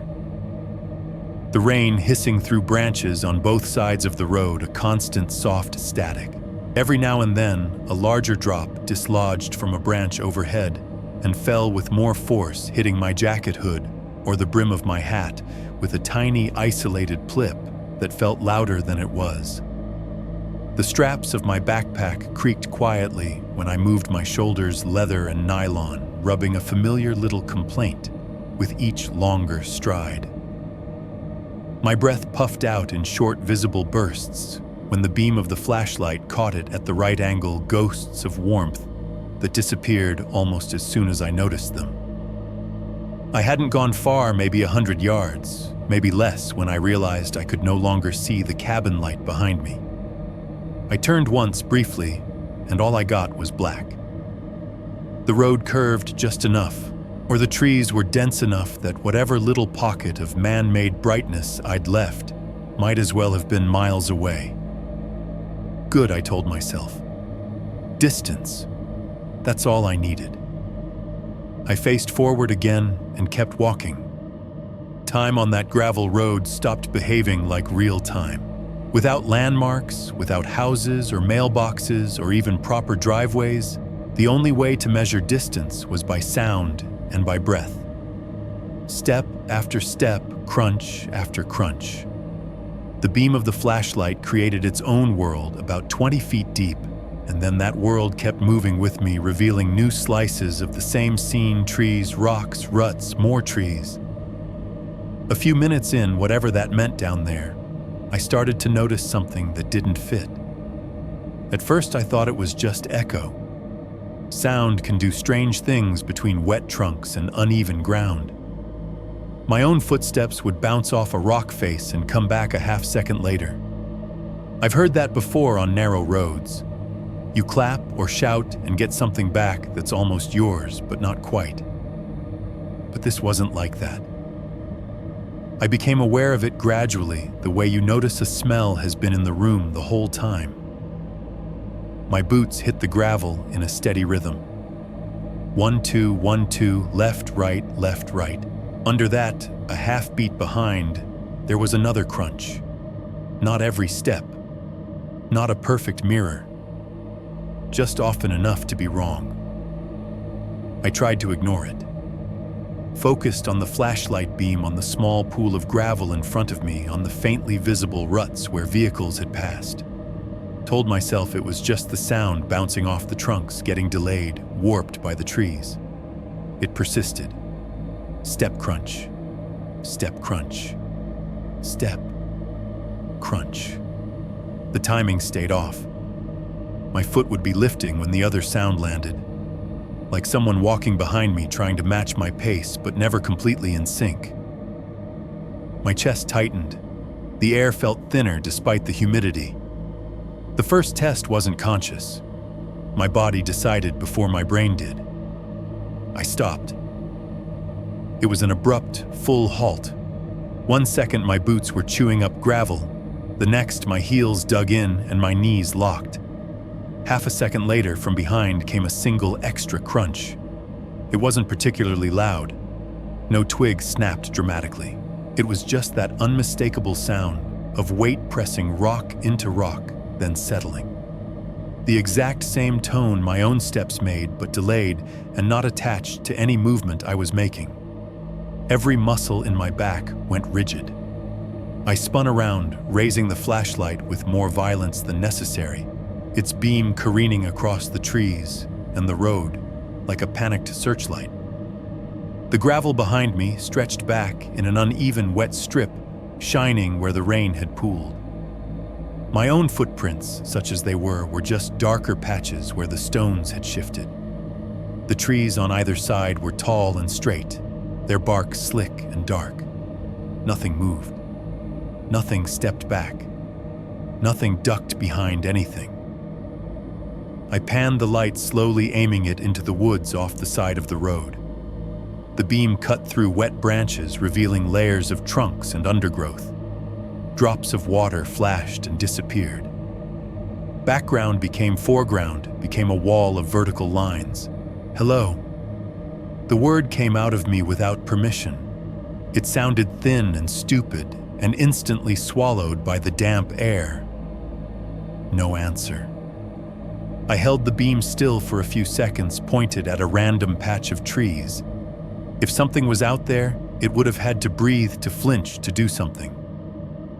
I watched the edges of the trunks, waiting for a shape to detach itself. Nothing did. I turned the flashlight back down the road toward the direction I was supposed to be going. The circle of light found the center again, obedient and blind. My heart was beating too hard. I could feel it in my throat, chewing up the quiet. Echo, I muttered. Just echo. Rocks shifting, deer running. I threw the excuses out like breadcrumbs, hoping one would be heavy enough to sink into belief. I started walking again. This time I counted. 1, crunch. 2, crunch. 3, crunch. On 4, just as my right foot hit the ground, there it was again, a second crunch. Slightly behind, slightly off, close enough that my brain wanted to fold them together and call it the same sound. But it wasn't. Not if you listen. Not if you know what it feels like to be the only one making noise. I swallowed, mouth dry despite the damp. My hand tightened around the flashlight handle until the plastic creaked softly. I tried my second test. Instead of stopping hard, I gradually shortened my stride. The flashlight beam dipped and rose as my pace changed. My footfalls came closer together, then farther apart. I deliberately threw off my rhythm. The other sound adjusted. When I slowed, the phantom crunches came closer together, still lagging behind by that same half beat. When I sped up, getting almost to a jog for a few steps, there was a flurry of little delayed crunches behind me, scrambling to reconnect. My scalp prickled under my hood. The back of my neck felt exposed, like someone was looking right at it. Maybe it's an animal, I told myself. You startled something. It's keeping its distance, moving when you move. It's scared of you. Deer do that sometimes. So do dogs. They shadow you at the edge of their courage. But animals also make other sounds. Breath, snorts, branches rattling, brush shaking. There was none of that. Just the measured, weighty sound of something or someone stepping where I had just stepped. Careful, deliberate, always just far enough back that if I spun around, I'd miss it. The road curved slightly. My flashlight washed around the bend a few seconds before my body got there, revealing more of the same. Trees, gravel, dark. I fought the urge to turn and walk backward. It's a stupid instinct, but you get it when you feel watched. You want your face toward the thing, not your spine. But walking backward on wet gravel in the dark, with only one light, seemed like an excellent way to fall and break something critical. So I kept moving forward. One boot in front of the other, shoulder blades hot, trying not to flinch every time the delayed crunch came. Logically, echo was still on the table. Sound bounces in weird ways. A hit on the ground might roll around the trunks, find its way back a second later. Maybe the slight hollow on the left side of the road where the land dipped away was catching the noise and serving it back up. My gut didn't buy it.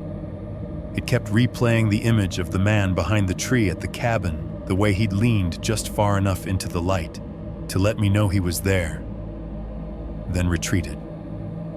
The way the text had come right after. Do you see it yet?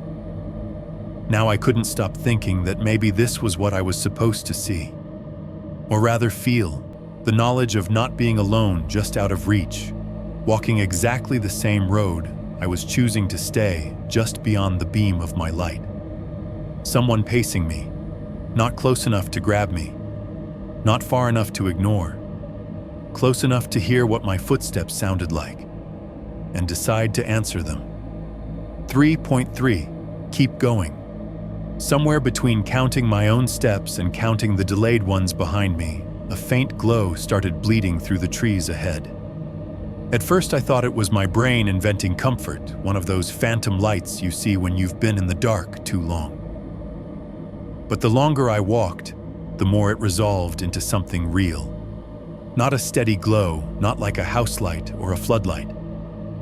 It came in pulses, a brief wash of pale brightness between the trunks, then nothing. Then another wash from a slightly different angle. Headlights. The main road. Every time a car passed out, there its beams reached through the gaps in the trees and smeared ghost light across the wet bark. The flashes weren't bright enough to make out details, just a suggestion of space beyond the woods, a different world where people were driving home from work, arguing about dinner, singing with the radio, completely unaware of the man and the idiot, with a flashlight walking down a gravel road deeper in. Almost there, I told myself. My voice sounded rough in my own ears. You just gotta hit the pavement. Then it's normal again. The idea of the sheriff's substation I'd seen earlier became a kind of mental lighthouse. Fluorescent lights, tiled floor, a bored deputy, a phone that worked. I could see it in my head the way it had looked from the truck's squat cinder block edges softened by drizzle. The footsteps behind me hadn't stopped. If anything, they'd gotten more confident, less hesitant.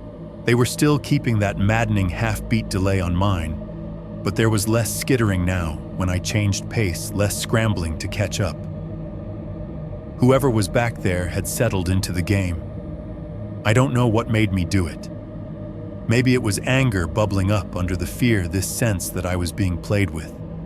Maybe it was a kind of desperate curiosity, the same instinct that makes people replay scary videos, frame by frame, trying to catch a second angle. Maybe I just wanted proof that my ears weren't broken. Whatever it was, the thought came on so suddenly that I knew if I didn't act on it right that second, I'd never do it. I turned the flashlight off. One thumb press.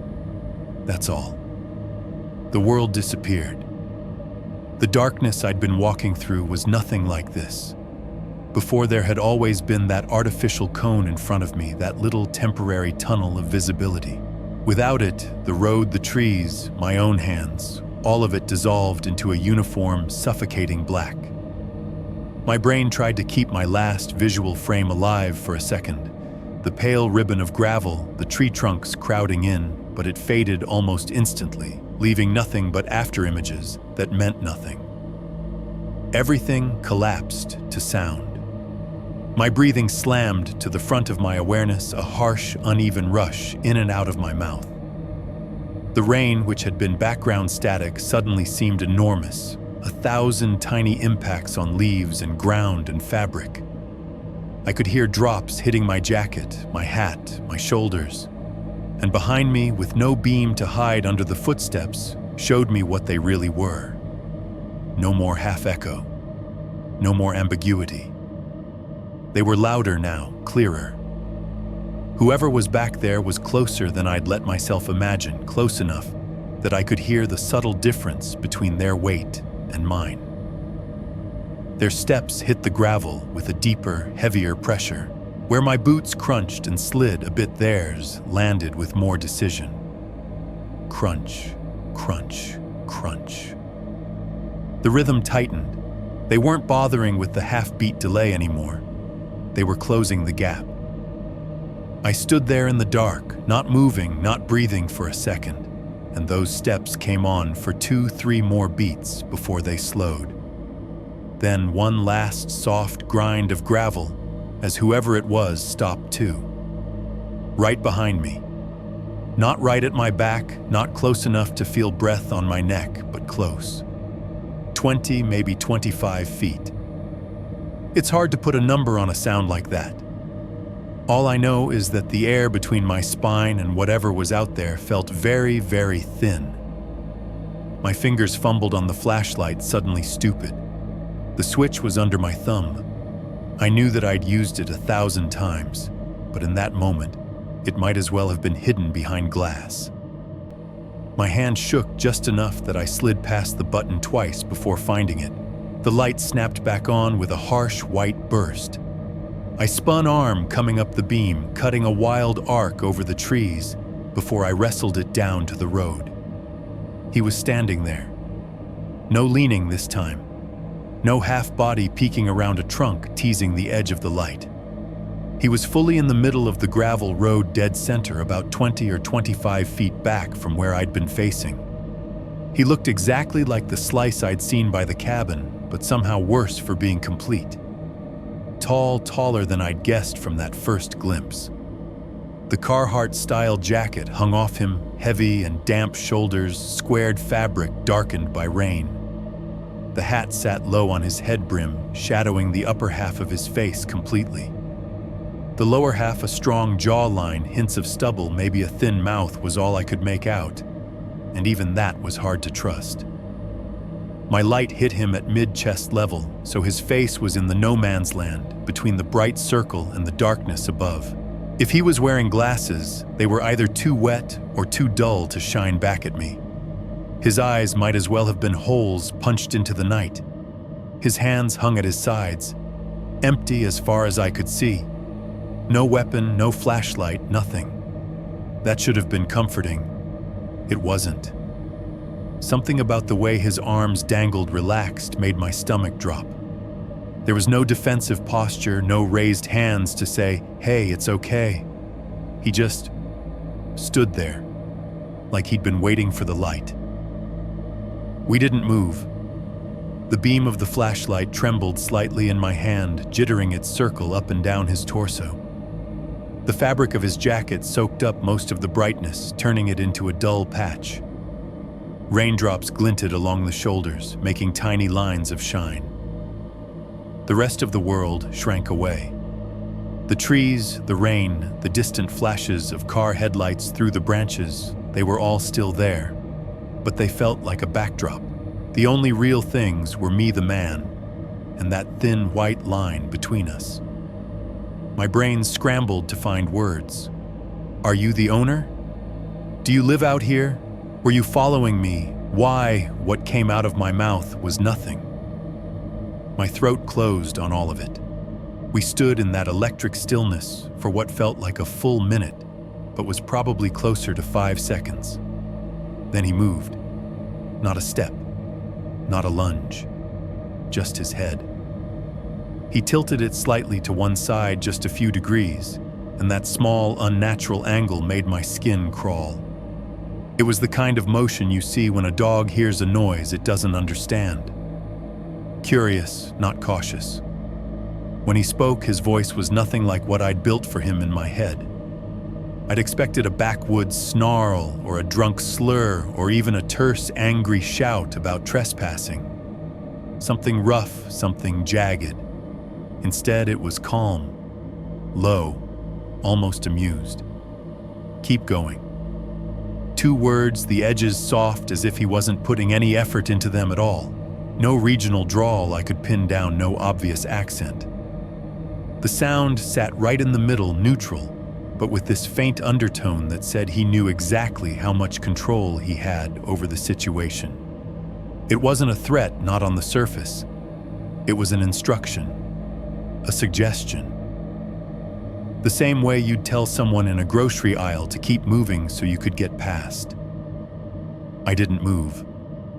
My body locked up, every muscle waiting for something, another word, a step toward me, a hint about whether I was supposed to run past him or back away. The light shivered in my hand, edging up toward his throat, then down toward his belt as my focus wobbled. We stared at each other, or I stared at where I thought his eyes were. Keep going.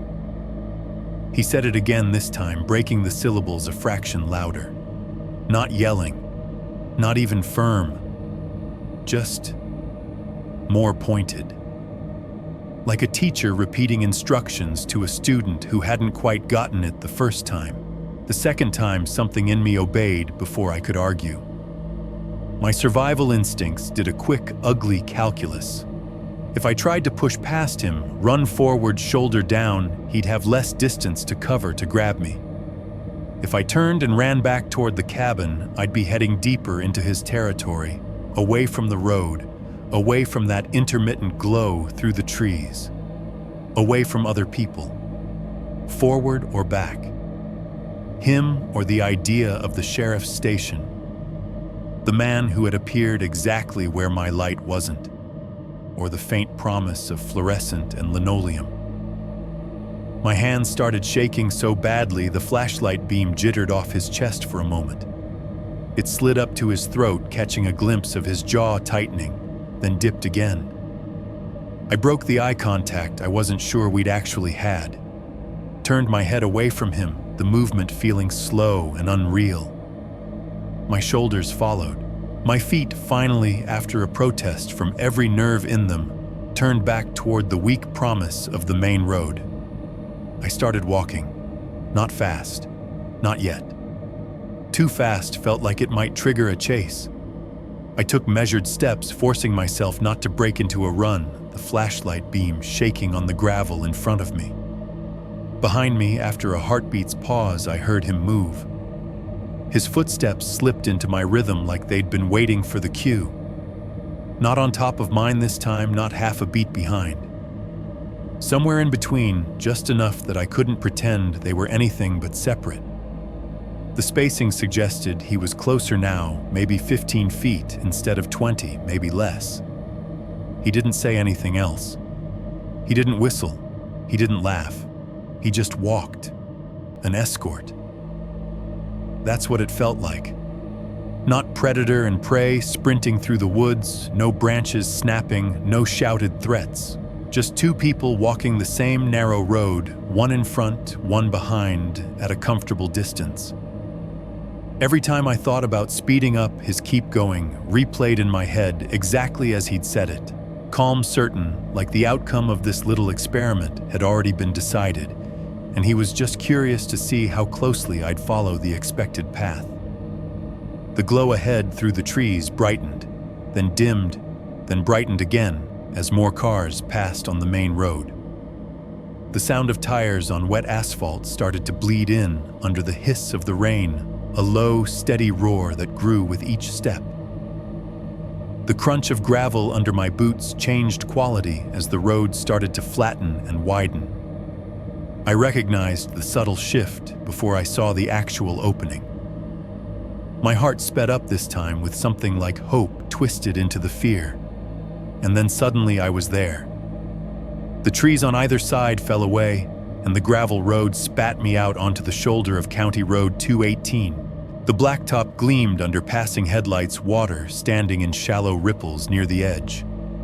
A car went by as I reached it, spraying a fine mist into the air that caught in my lungs, smelled like exhaust and wet tar. I stepped onto the asphalt, out of the tunnel of trees, into the wider wash of the real world. Behind me, the gravel road yawned back into darkness. The footsteps stopped. No gradual fading, no slowing. Just stopped. One last crunch at the transition from gravel to whatever lay just inside the tree line, and then nothing. I turned, swinging the flashlight around, aiming it back down the road I'd just walked. The beam hit the first few feet of gravel, then the trunks on either side, then nothing. The tunnel of trees swallowed the light the same way it had swallowed the cabin's glow earlier. No tall figure in a jacket, no hat, no hint of motion. Just the mouth of the road. Open. Empty.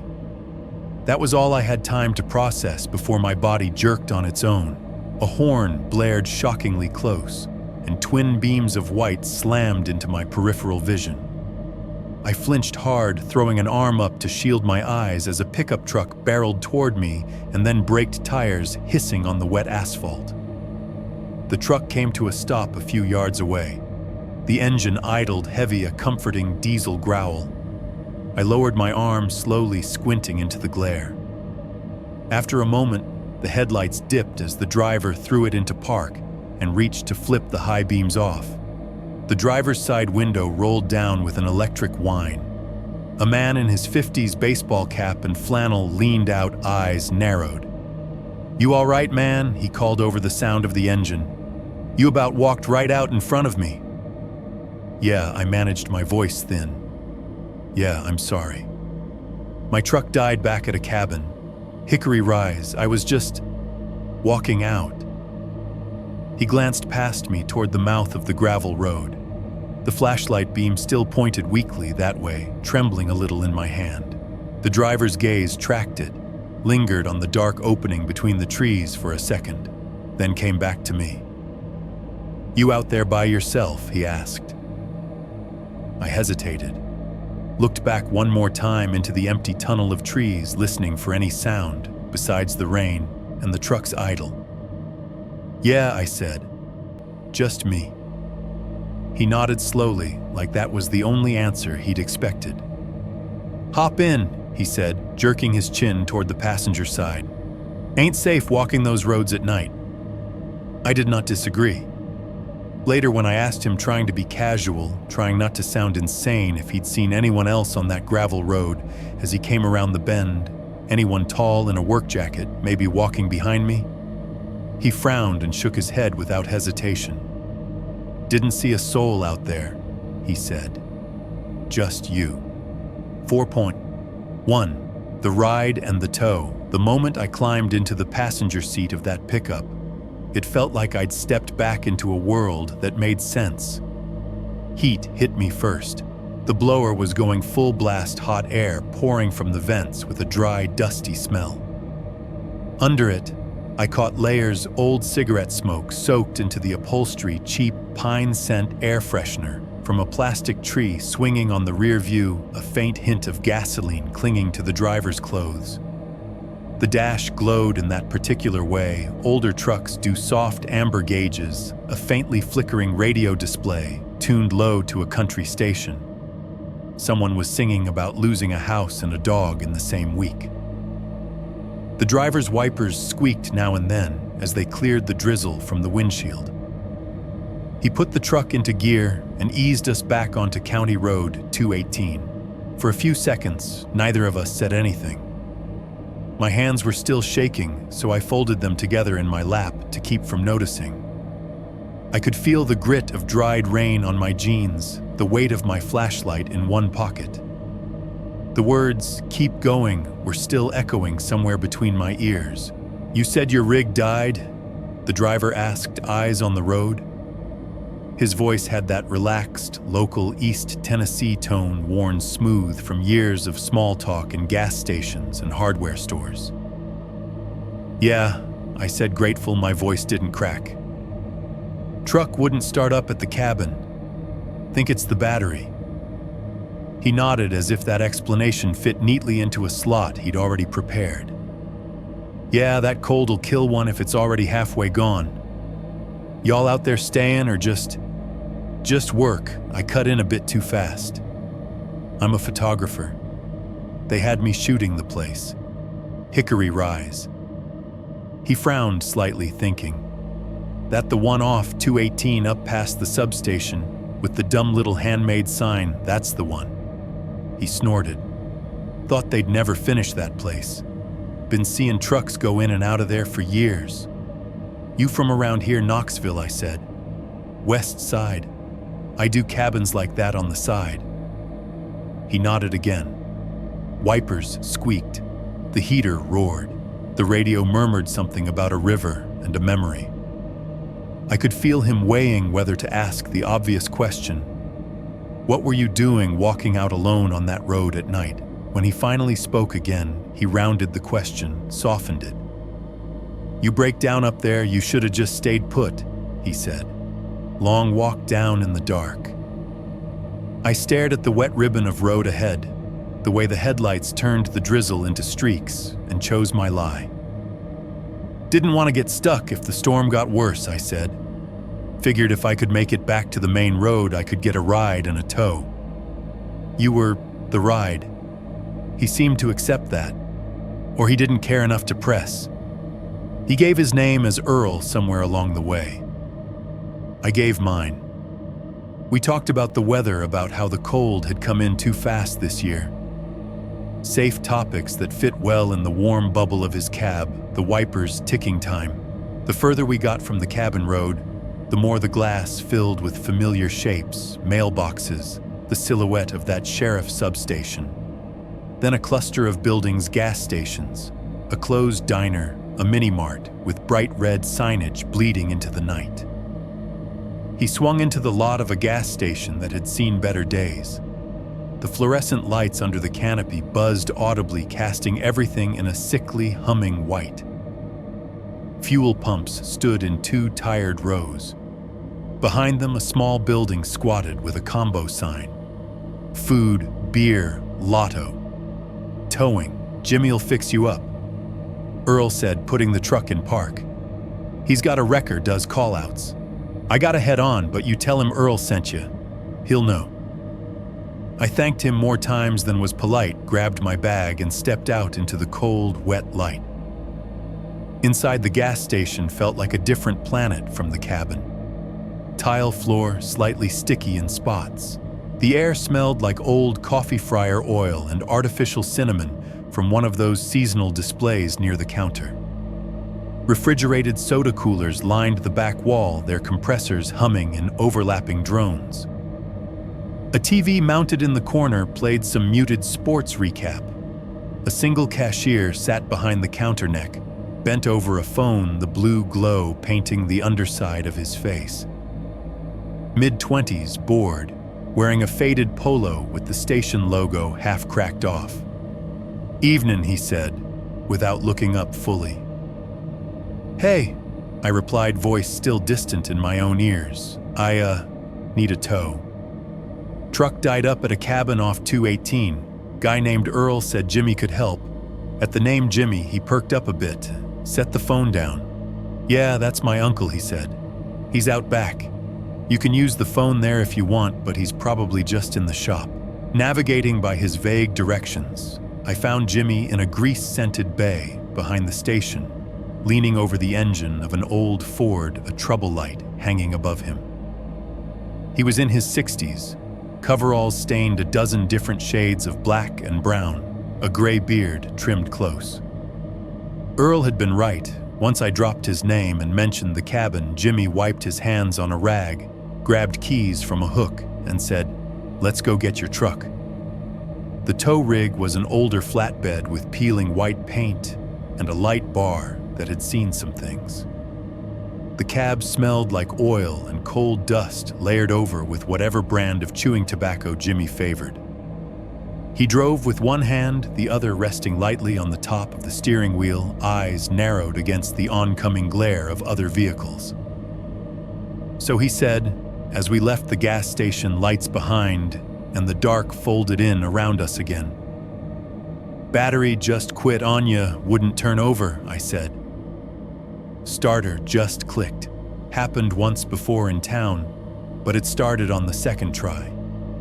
Tonight it just didn't. He nodded, rumbling a low in his throat. "These new batteries will leave you flat when they feel like it," he said. "Cold don't help. Sometimes they'll give you that clicky click for months. Sometimes they just decide they're done." He drove in silence for a minute. Wipers slapping slower than Earl's had more methodical. "You up in those rental cabins a lot?" he asked eventually. "Fair bit," I said. "I shoot for a couple of property managers." Another low rumble. "Seen some weird stuff up there." He didn't elaborate right away. I didn't ask. The tow truck's diesel engine hummed under our feet, a deeper note than my pickups vibrating through the seat and into my bones.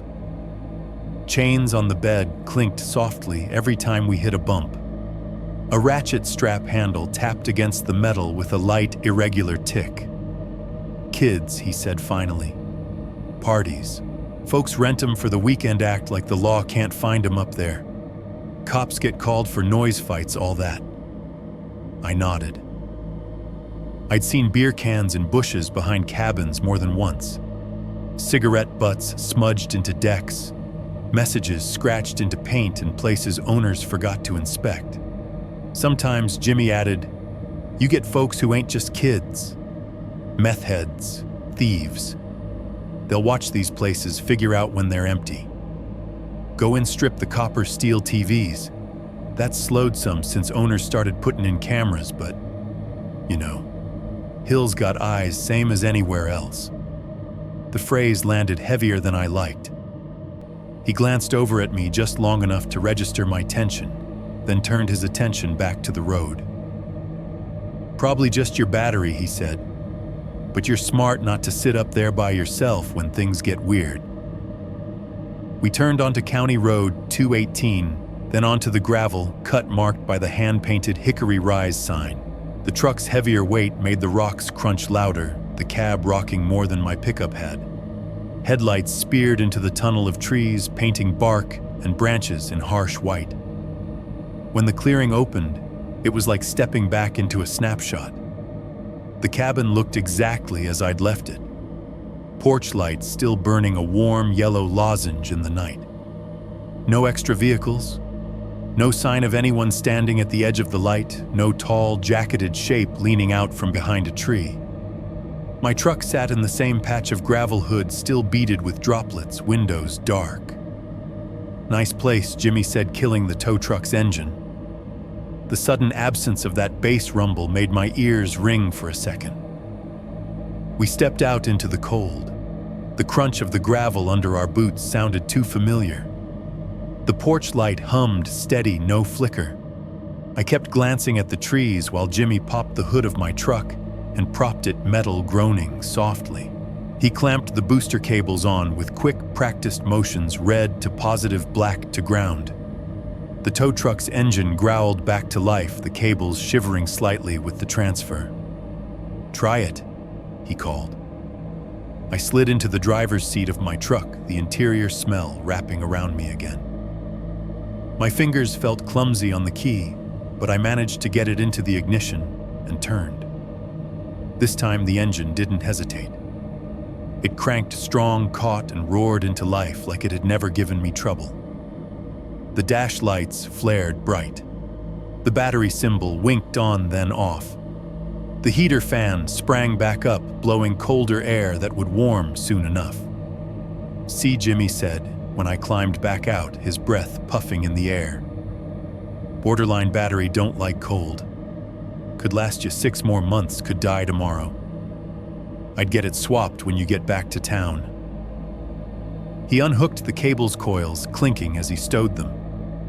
The whole operation had taken less than 5 minutes. I paid him in the wash of the tow truck's headlights bills fluttering once in the breeze before he caught them. He nodded, stuffed the cash into a pocket, and gave my shoulder a brief, solid clap. "Don't break down on me twice in one night," he said with a faint smile. "I go to bed early." I watched his rig back up, turn, and crunch its way out of the clearing, the red taillights shrinking to nothing between the trees. When the sound of his diesel finally faded, the clearing went back to being itself porch light, hum, fridge buzz faintly through the wall rain, and the knowledge that the man in the Carhartt jacket had been here and might still be watching from some angle I couldn't see. I didn't go back inside the cabin. I didn't take any more photos. I slid behind the wheel, shut the door, locked it, and put the truck in gear. The drive back to Knoxville was a blur of dark highway and intrusive memory. On the interstate, my tires hummed on asphalt, the sound rising and falling as I passed over expansion joints. Thump, thump, thump, thump. Orange sodium vapor lights arched overhead at regular intervals, casting the wet road in an almost cozy glow. Other cars flowed around me, red taillights and white headlights weaving ordinary and oblivious.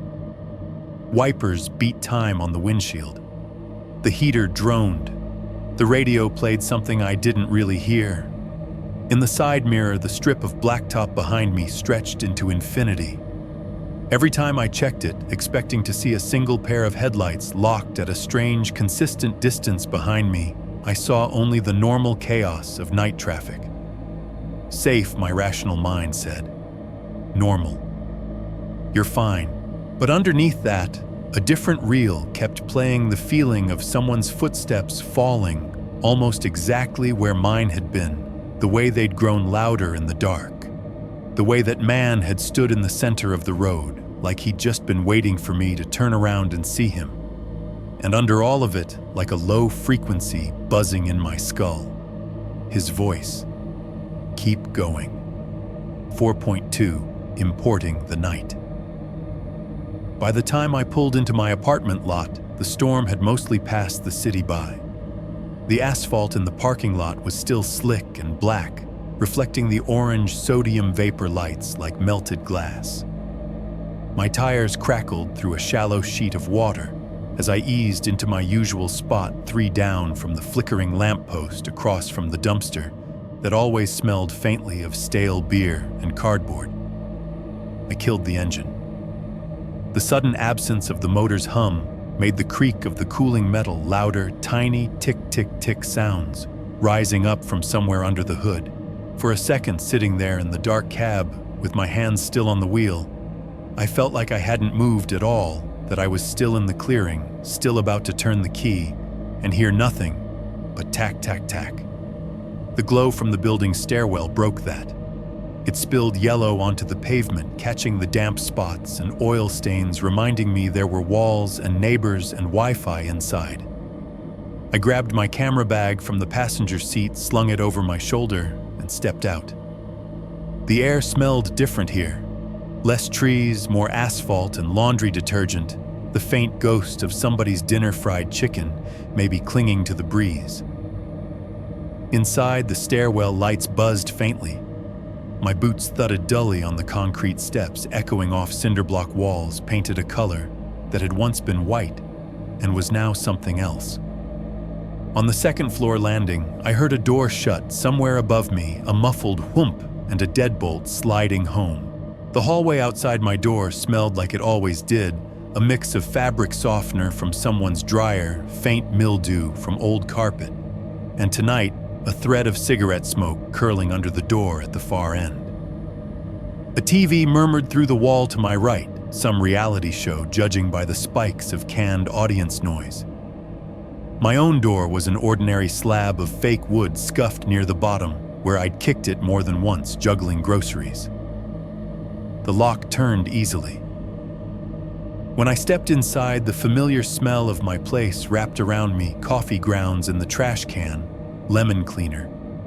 From the last half-hearted wipe down of the counters, the faint, dusty, synthetic smell of the couch. The fridge hummed from the kitchen, steady and low. Somewhere in the building, a neighbor coughed deep and chesty, the same guy who chain-smoked on the balcony when it wasn't raining. Beyond the walls, the distant rush of the highway was a constant soft roar, cars flowing past in a river of sound. Home. I towed my boots off by the door, leaving them in their usual collapsed heap. My socks stuck briefly to the entryway tile where I'd stepped in a tiny puddle. The couch sagged with a little sigh when I dropped my jacket on the back of it, dark fabric landing on dark fabric. An old lint roller sat on the coffee table, its sheets pocked with gray and white hairs from a cat I didn't have anymore. I picked it up without thinking, spun the roll once, then set it back down. The apartment felt both too empty and exactly the same. The laptop waited on the small dining table by the kitchen, its charger snaking down to a wall outlet LED dot glowing orange. I dropped the camera bag into the empty chair, the weight making the wooden legs scrape softly on the laminate. The rituals after a shoot are always the same. They're the part I rely on the most when the day has been weird, something familiar to grab onto. I flipped the laptop open. The hinge creaked softly. The screen woke up in a dim wash of blue, asking for a password. The keys clacked quietly under my fingers as I typed soft, plasticky sounds that felt almost polite in the late-night quiet. The desktop came up with a small chime. The external card reader sat in the middle of the table, a little rectangular parasite waiting for a host. I flipped open the camera bag, unzipped the padded compartment, and pulled the camera out. The body was still cool to the touch from the drive home, a little damp around the rubber grip where my hands had sweated. I popped the SD card door open with my thumb, felt it click, and slid the card out. It was a tiny thing to have caused so much trouble in my head, a little sliver of plastic and metal holding the whole evening in silent rows of data. The card slid into the reader with a faint, satisfying snick. A second later, the computer gave a soft system chime recognizing new hardware. The fridge hummed behind me. The laptop's fan spooled up a gentle whir, rising in pitch as the system woke all the way. Somewhere above, pipes in the wall rattled as someone flushed. I opened my photo software. Little windows and panels appeared, familiar layouts slotting into place like pieces of a puzzle. I created a new folder, fingers tapping lightly on the keys as I named it out of habit, Hickory Rise. There was something almost obscene about giving the place a neat all-caps label, like I was pinning an insect that had already stung me to a board and putting it in a drawer. The import dialogue showed the thumbnails in a long, scrollable strip, tiny rectangles of light and dark, the living room, the kitchen, the bedrooms, the back windows, the deck. A few exterior shots, the images from earlier in the night before the walk, before the man in the road. I hit import. The progress bar crawled from left to right, blue line eating gray. Each time a new batch of files finished, the thumbnails snapped into sharper focus.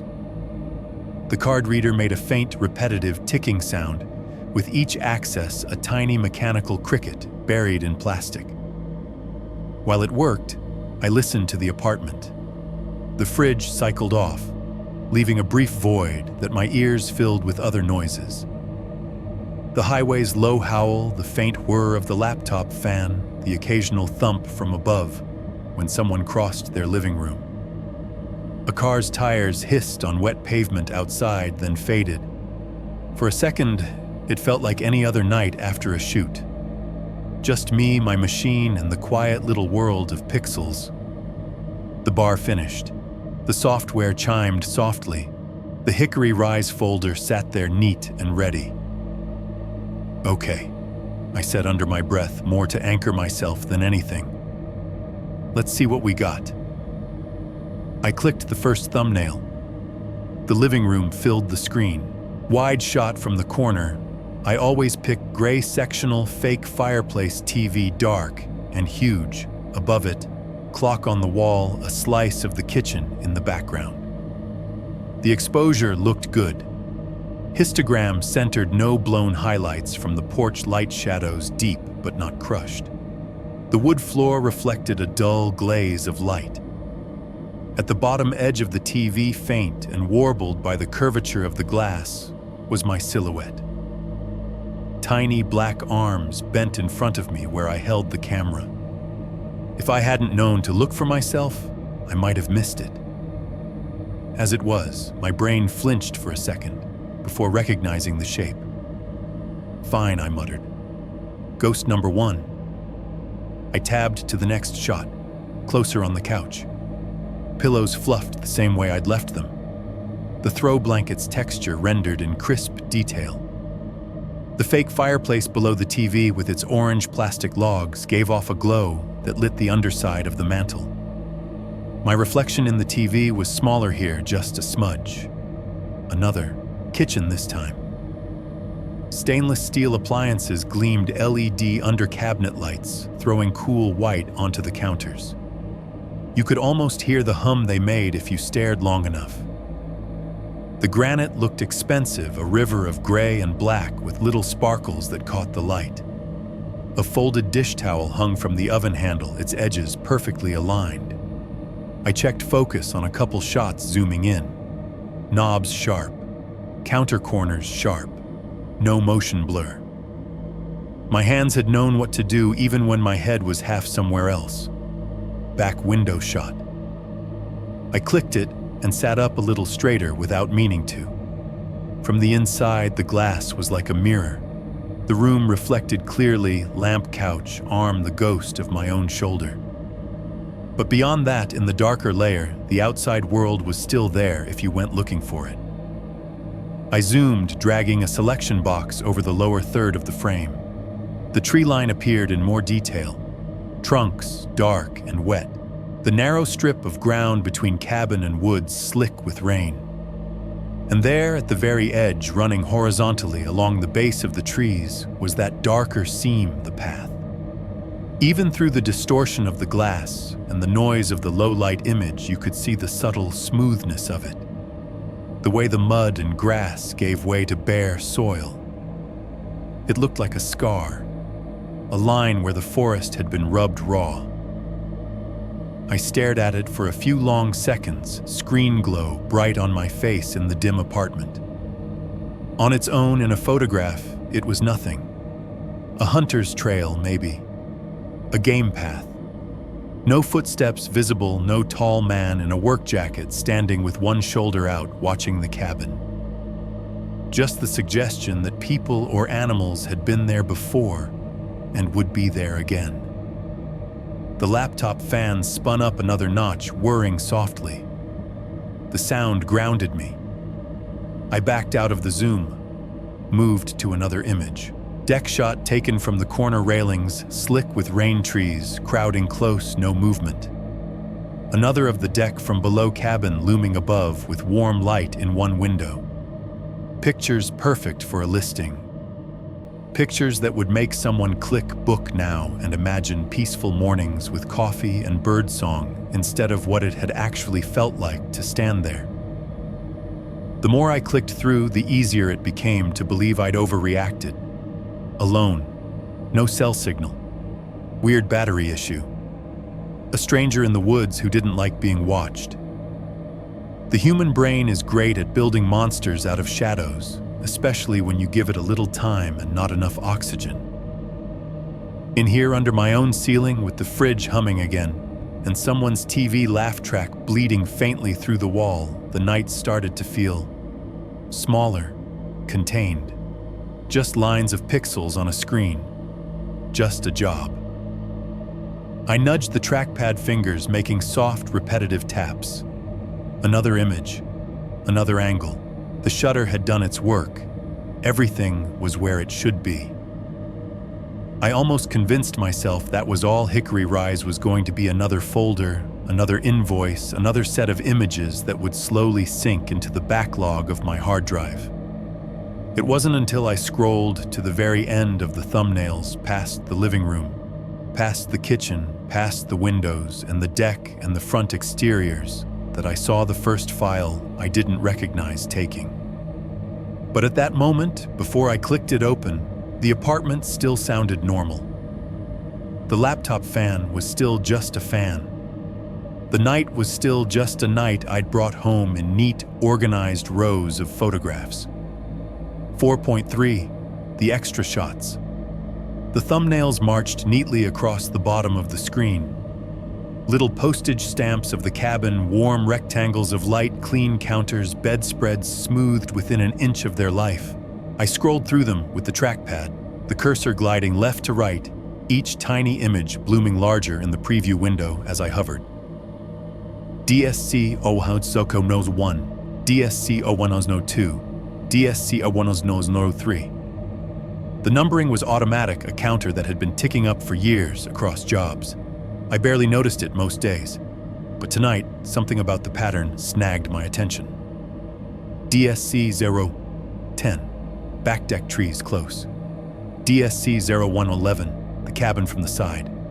DSC-0112, the front shot with the porch light. Then, at the very end of the strip, 3 more files I didn't remember making. DSC-0156, DSC-0157, DSC-0158. No, DSC-0113 through 0155. Just a clean skip, like a piece of tape that had been fast-forwarded. I frowned and slid the cursor over the first of the odd trio. The thumbnail was tiny, dark, more shadow than anything. It looked like an underexposed mess. I clicked anyway. The image blew up to fill the center of the screen. For a second, my brain refused to process it as anything but road. Gravel, trees, the weak oval of a flashlight beam pooling on wet stones. Then the rest of it clicked into place. I was looking at my own back. Centered in the frame, or almost centered slightly to the right, was a man in a navy hood, up shoulders hunched against the drizzle.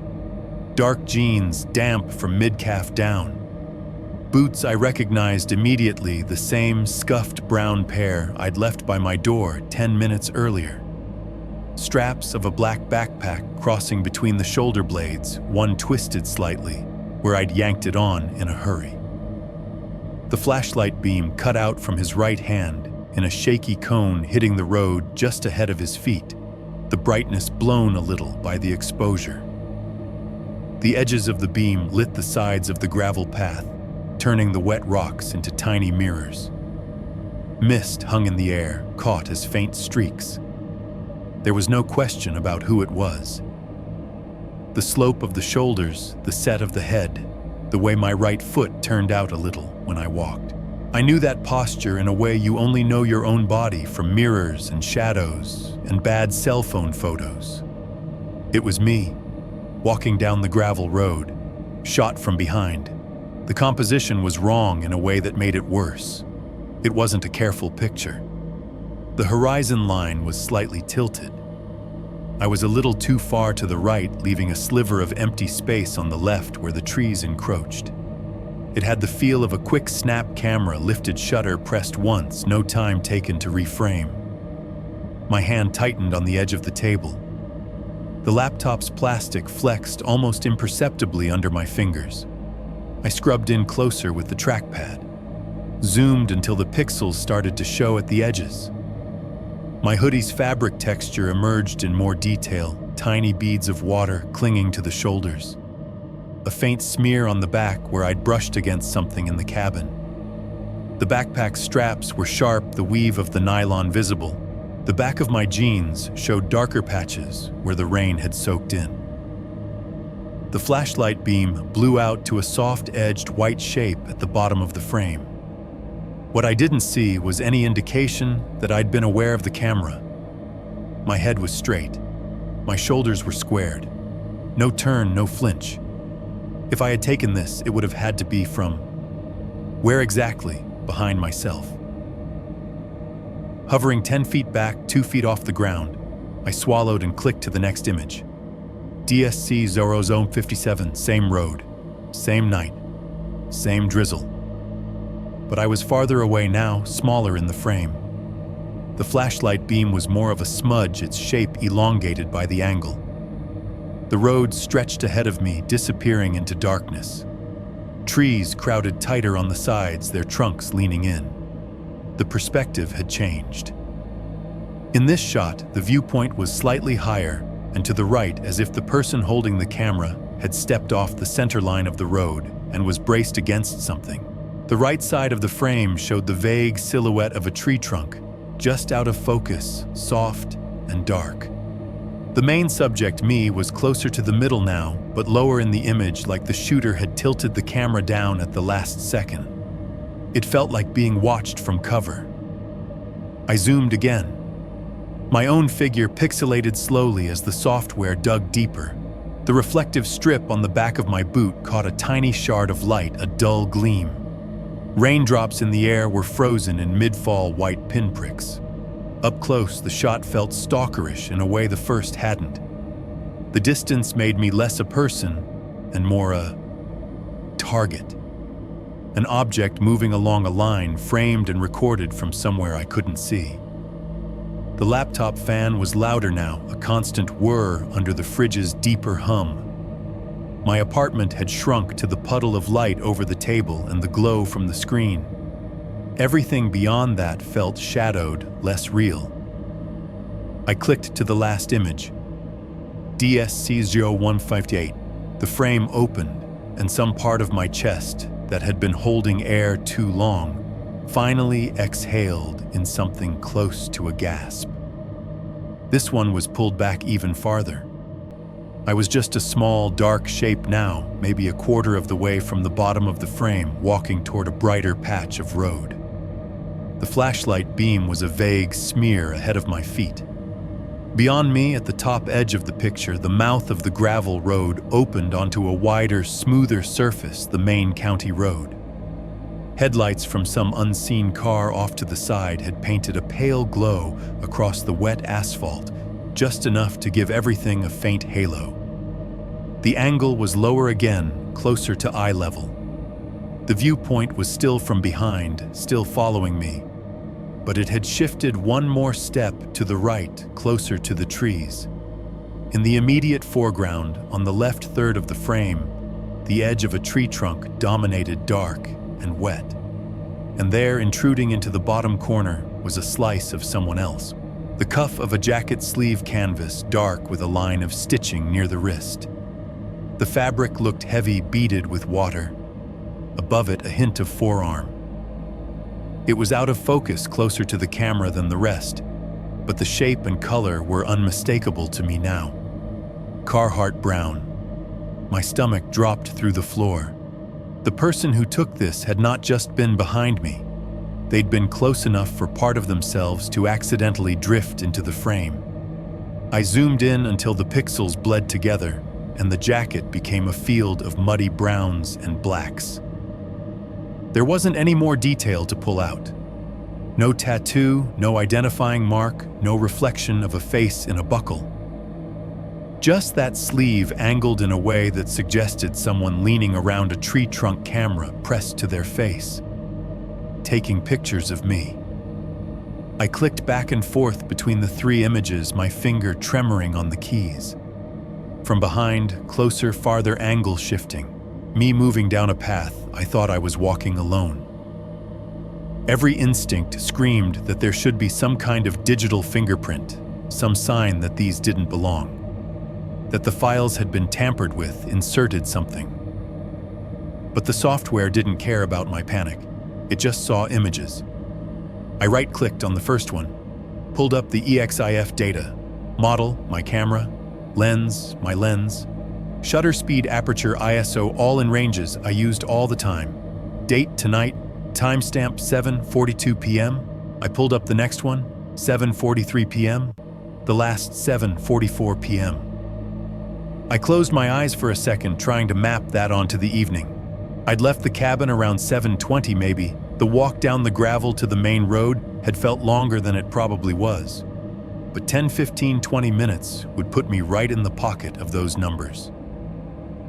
The tow, the ride, the drive home, those had taken the rest of the time. It matched too well for comfort.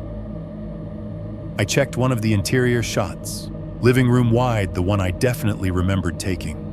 Timestamp 6:58 p.m. Another of the kitchen, 7:05 p.m. No gaps, no overlaps, just a neat line of my work marching up in minutes, and then these three strangers at the end, planted like landmines. Same camera, same lens, same night. So when did you do it? I whispered, not sure if I was talking to myself or the man with the jacket sleeve in the photo. I rewound the night in my head, replayed it frame by frame. From the moment I'd stepped out of the cabin to the moment I killed the truck's failing engine, the camera had been in one of two places in my hand, slung at my side by its strap, or zipped in the backpack. I hadn't slung it once I decided I was done. I remembered tossing the bag in the truck, the tripod, the sound of the door closing. When I'd left on foot, I'd grabbed the backpack, tightened the straps, pulled the zipper all the way across the top. The camera had been inside, wrapped in its padded compartment. On the road, my hands had been busy. Flashlight in the right, phone in the left, for part of it when I checked the time, the dead no service indicator.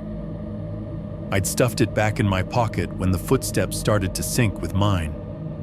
I pictured myself from behind, like in the photos, hoodie, backpack, hood up, beam of light ahead. Zipper just behind my neck, pull tab resting against the fabric. If someone had been close enough to match their steps to mine, close enough to walk in that thin envelope of darkness just outside my flashlight's reach, they could have done a lot of things. They could have lifted the zipper an inch at a time, letting the teeth part as our feet hit the gravel together. They could have slipped a hand in fingers brushing the back of my head through the fabric and wrapped them around the camera body. They could have drawn it out, lifted it, pressed the shutter 3 times as I walked, each click swallowed by the rain and my own crunching boots and the roar of blood in my ears.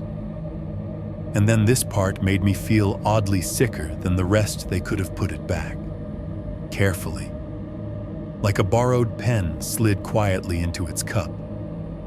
Zipper pulled closed. All while I kept my eyes front, utterly convinced I was alone. My finger hovered over the trackpad for a long moment. Then I flicked back to the last of the 3 images and stared at that half-visible sleeve in the foreground.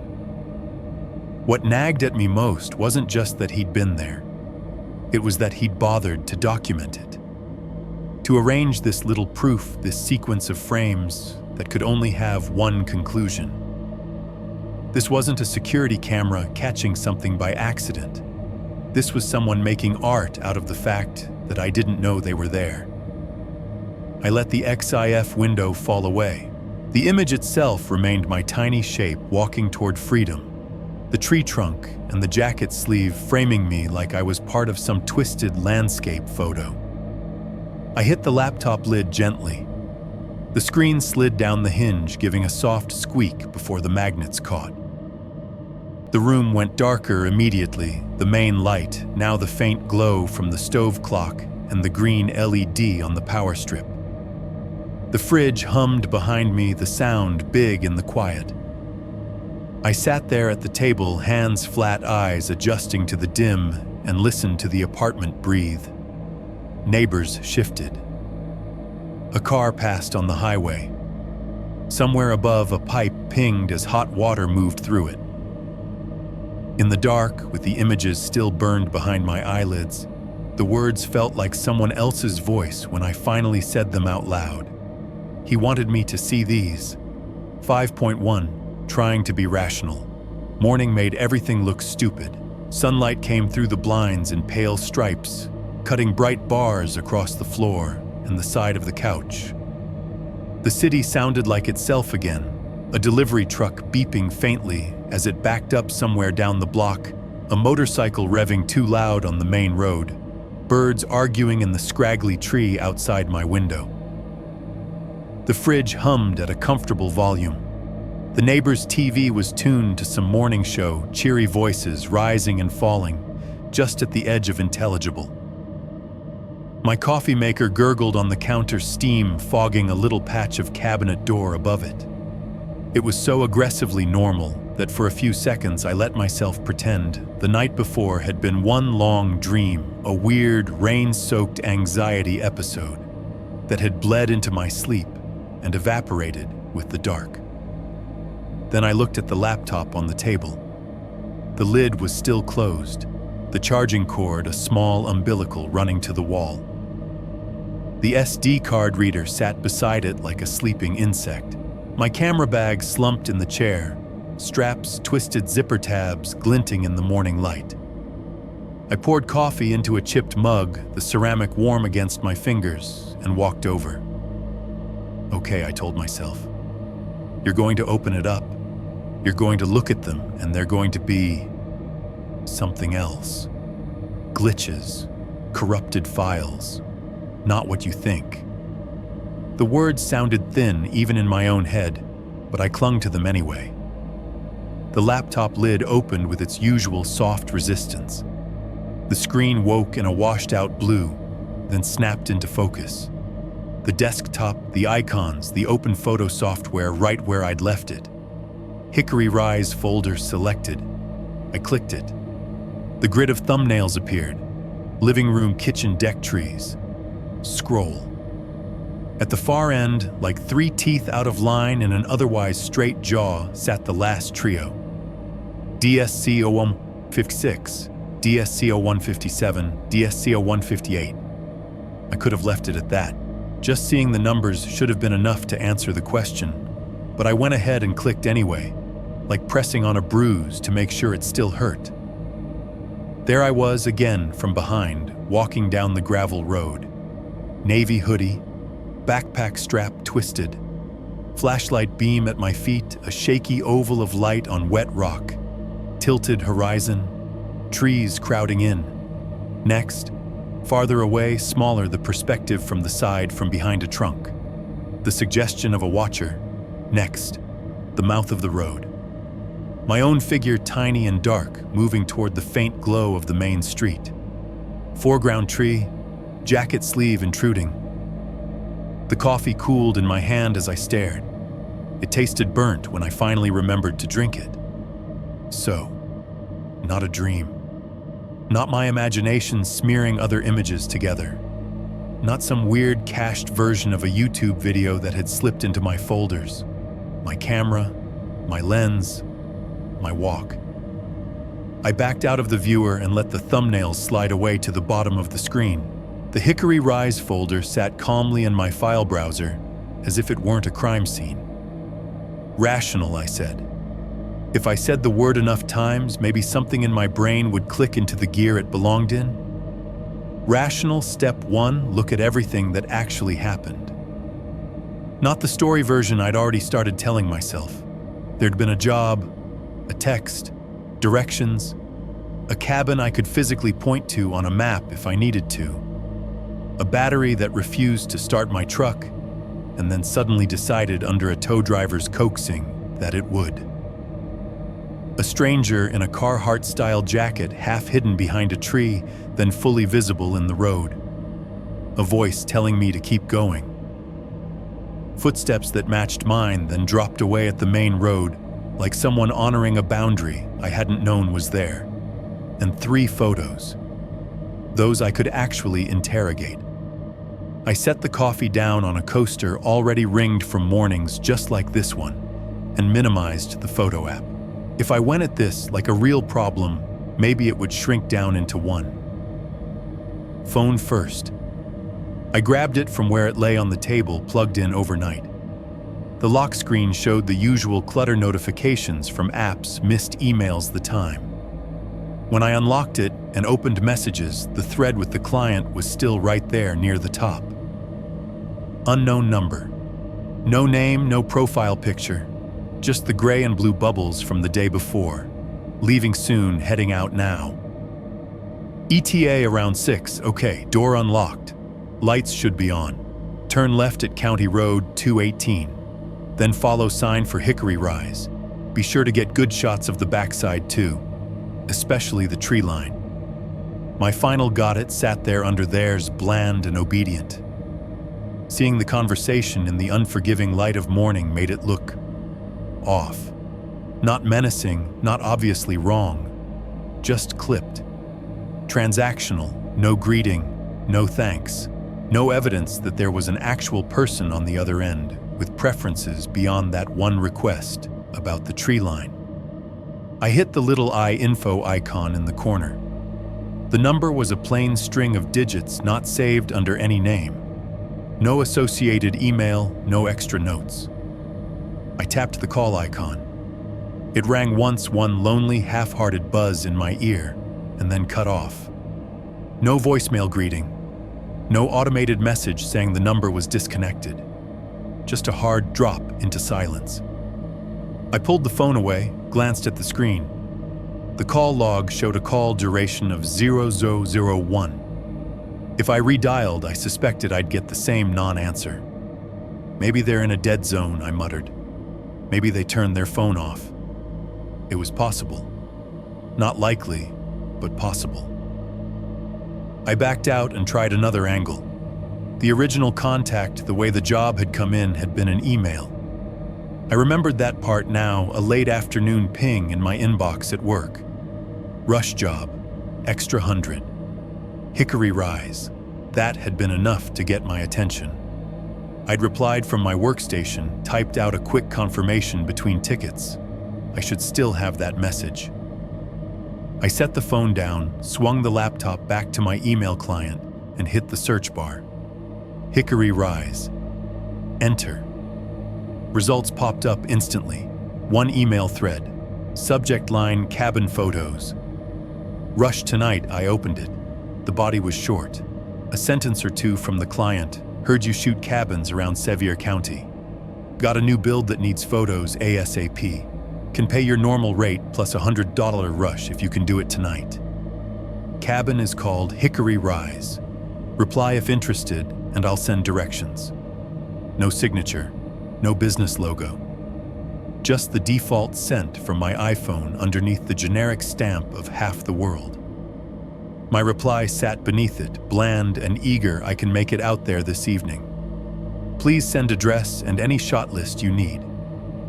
My name. After that, nothing in the thread except the automated note that they'd switched to text for directions. No attached contract. No invoice sent yet. Just an informal handshake made of bits and faith. I clicked on the sender's email address at the top. It was a free account.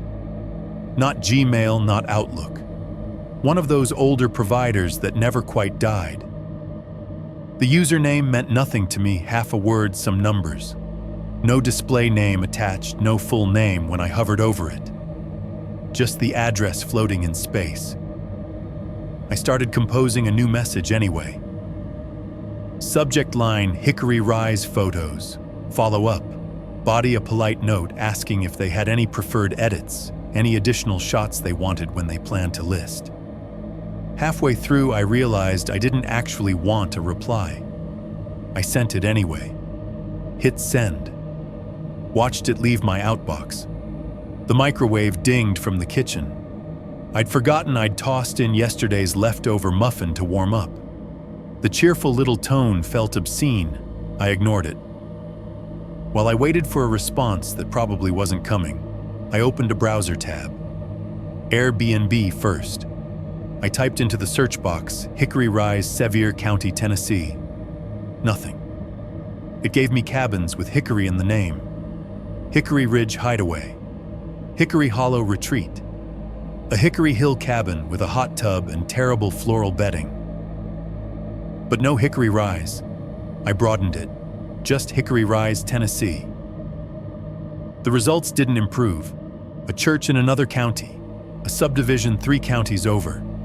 No rental listing with photos even remotely like the ones I'd taken. Okay. Maybe they hadn't published it yet. Not every owner knows how to set up the listing first and then get photos. Some do it backwards, pictures then profile. Some stay off the big platforms altogether, booking through Facebook groups or private websites. I flipped to another tab. Typed the street info. I knew County Road 218 near a sheriff substation off 40. I panned the map, squinting at the satellite view. The trees smoothed everything into green blurs. The little gravel cut that led to the cabin was invisible at this zoom. No pin, no label. Why would there be cabins don't show up on maps until someone pays to call them something? Still, a small, stubborn voice in my head whispered, "If it's Hickory Rise, why does nothing with that exact name exist where it's supposed to?" I opened another listing app, searched again, adjusted filters widened, the radius dropped the name entirely, and just looked for any cabin near where that sheriff substation should be. More generic rentals. Same types of photos I always shot. none of them mine. None of them with my particular way of framing a kitchen or a bed. None of them perched in quite the right shape of clearing. I let the browser sit there, a grid of smiling couples and sunlit decks staring back at me, and listened to my apartment. Keyboard keys clacked under my fingers when I moved again, the sound louder now that I was listening for it. Outside, a motorcycle revved too high, then dropped gears as it tore off down the street. The fridge clicked as the compressor shut off, leaving a brief vacuum of quiet in its wake. My email client chimed. Relief flared and died in the space of a heartbeat. It wasn't a reply. It was a bounce.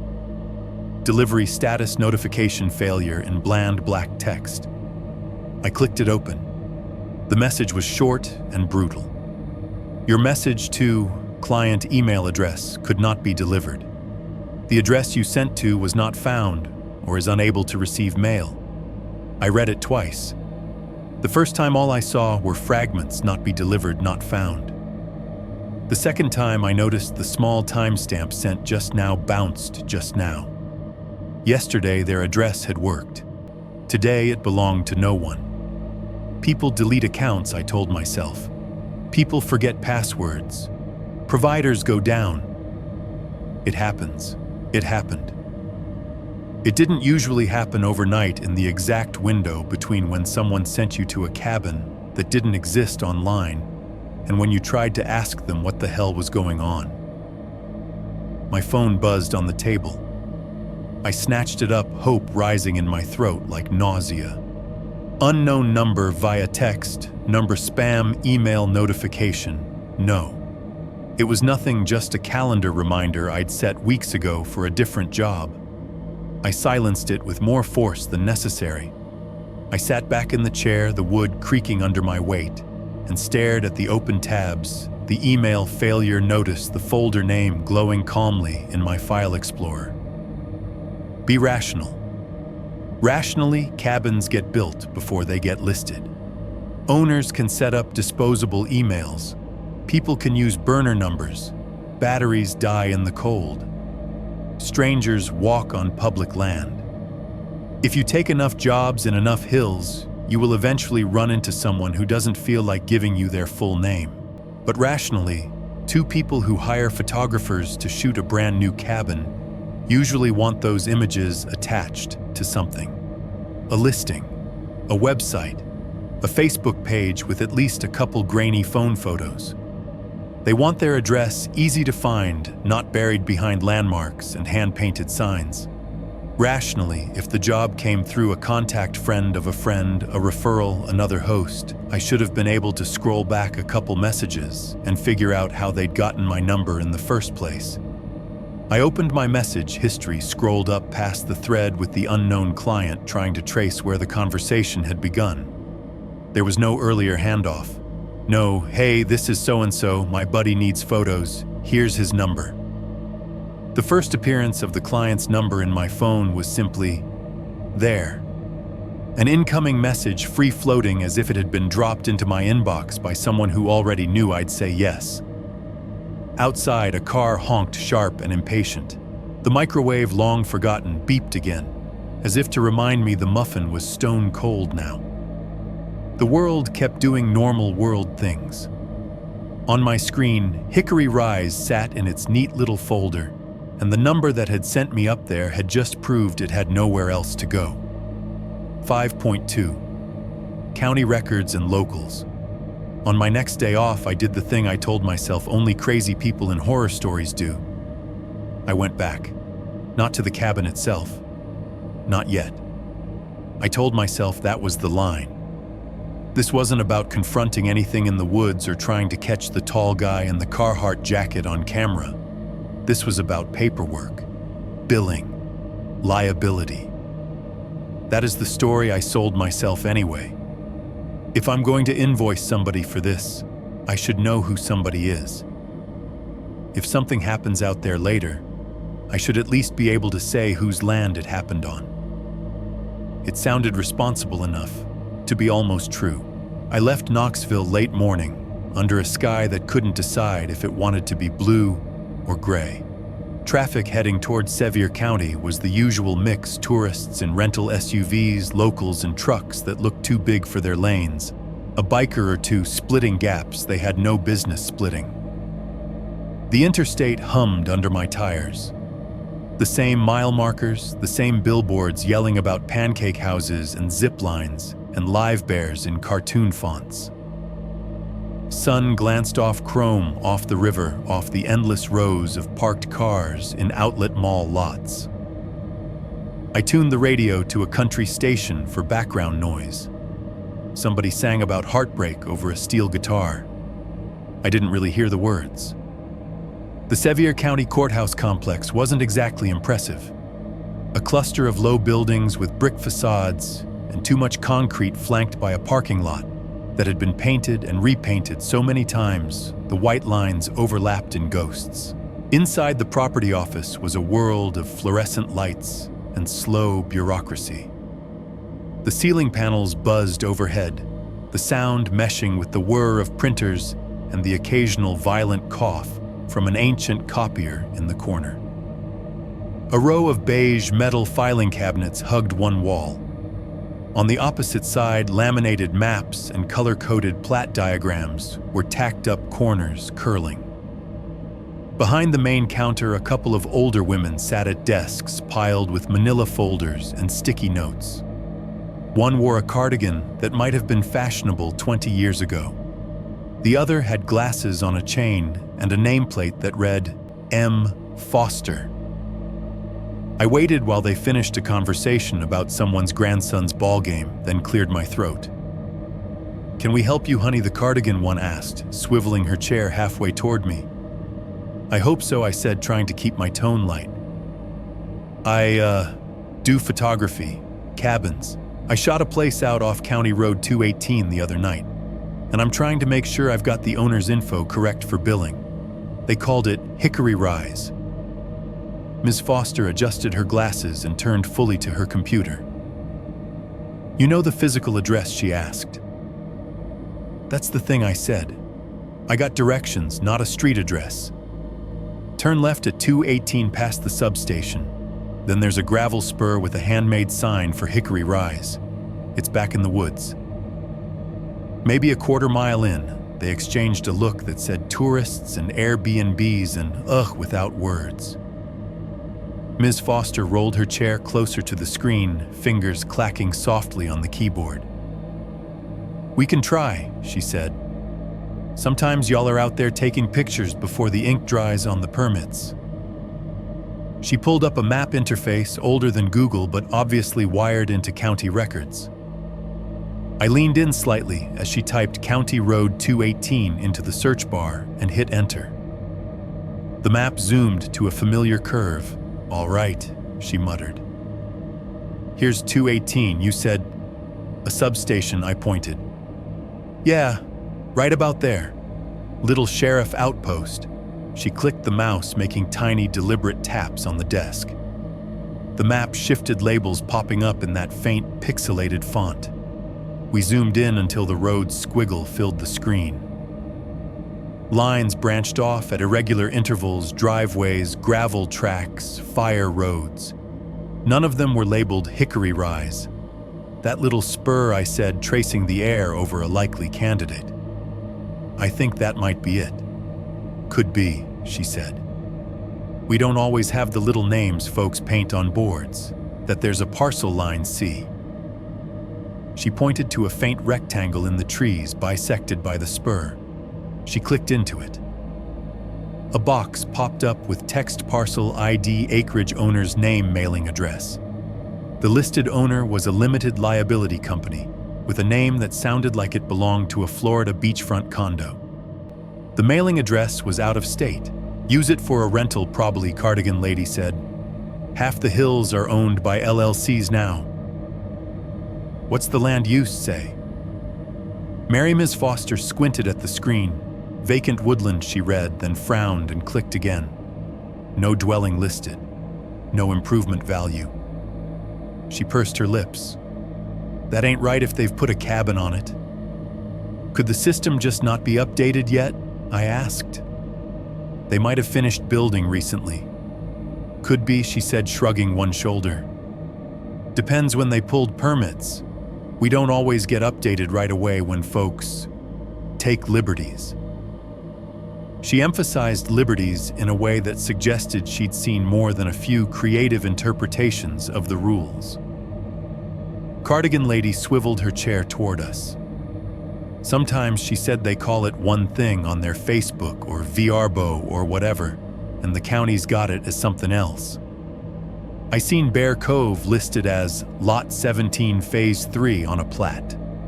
Y'all come up with all kinds of cute names, so Hickory Rise might not be in there as Hickory Rise, I said. But the land's there. Oh, the land's there, Miss Foster said. Lines on paper and all, just don't show no structure yet. It's got a cabin, I said, and a sign. I hesitated. Tree line real close behind it. Path along the edge. Cardigan Lady hummed under her breath. Not quite a song, not quite agreement. We got folks building all kinds of little hideouts up there, she said. Sometimes they bring it by the book, sometimes they don't. They'll get caught up sooner or later. Taxman always finds them. Her casual tone was almost reassuring. This was just another mildly shady rental, another line item in an overworked office. Not a ghost story. What's the reason you're asking exactly, Miss Foster said, glancing at me over the top of her glasses. I shifted my weight. Just billing, I said. I don't want to send an invoice to the wrong place and, you know, liability. If something happens out there, I'd like to know whose name is on it. Send it to the email you got, she said, or the LLC address. She tapped the screen where the out-of-state mailing address sat like a taunt. This is who owns the dirt, at least on paper. Right, I said. Thanks. On the way out, I passed a wall of framed black and white photos, old shots of the county. Men in suits breaking ground on things that now just looked like generic trailers. A picture of the courthouse when it was newer flags, crisp trees, saplings. In one shot, a hillside rolled away in the background, blank and treeless. No cabins, no signs. Outside, my stomach reminded me I'd skipped breakfast. The courthouse coffee had smelled like burnt regret. I followed my nose and my phone map to a diner a few blocks down, the kind of place that had a big breakfast all-day banner that had probably never been taken down. Inside, the air was thick with bacon grease and coffee and the sugary edge of syrup. A grill hissed in the open kitchen. Plates clinked as a server stacked them. A TV mounted in the corner played local news, muted closed captions, struggling to keep up. I took a booth by the window. Vinyl squeaked under me as I slid in. The table was sticky in that permanent no amount of wiping will fix this way.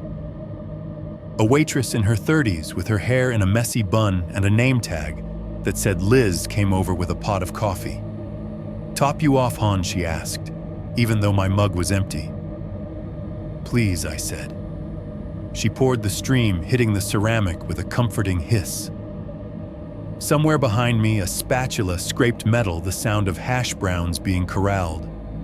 Someone laughed at the counter, a short barking sound. I ordered eggs toast, whatever she recommended.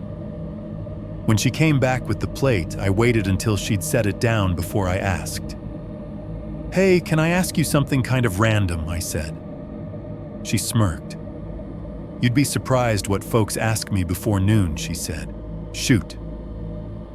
"You know those cabins out past County Road 218, I asked. "Near the sheriff's substation. There's one with a hand-painted sign, Hickory Rise. You ever heard of it?" She frowned, pulling a small notepad from her apron to jot something down for a different table, the pen hovering. "Hickory Rise," she repeated. I know Hickory Hollow. That's a whole development. Hickory Ridge is out toward Pittman. But Rise," she shook her head, "doesn't ring a bell." Her lack of recognition didn't surprise me by itself. There were hundreds of rentals out here, half of them built in the last 5 years. But there's cabins up that way, she added. Folks build all kinds of little hideouts back there. Some of them legit, some of them less so. She made a so-so gesture with her free hand. You ever go up there, I asked. She snorted softly. Past the old fire tower road, she shook her head again. Nah, not unless I have to. Roads get slick and people drive like idiots. Plus, that's where the crazies like to park. Hunters, partiers, whatever. I stick to town. Beside her at the counter, a man in a worn ball cap nursed a coffee. He had that look of a regular body parked in the same spot so often it had worn a groove into the stool. He was half watching the TV, half stirring his cup with a slow, absent-minded swirl.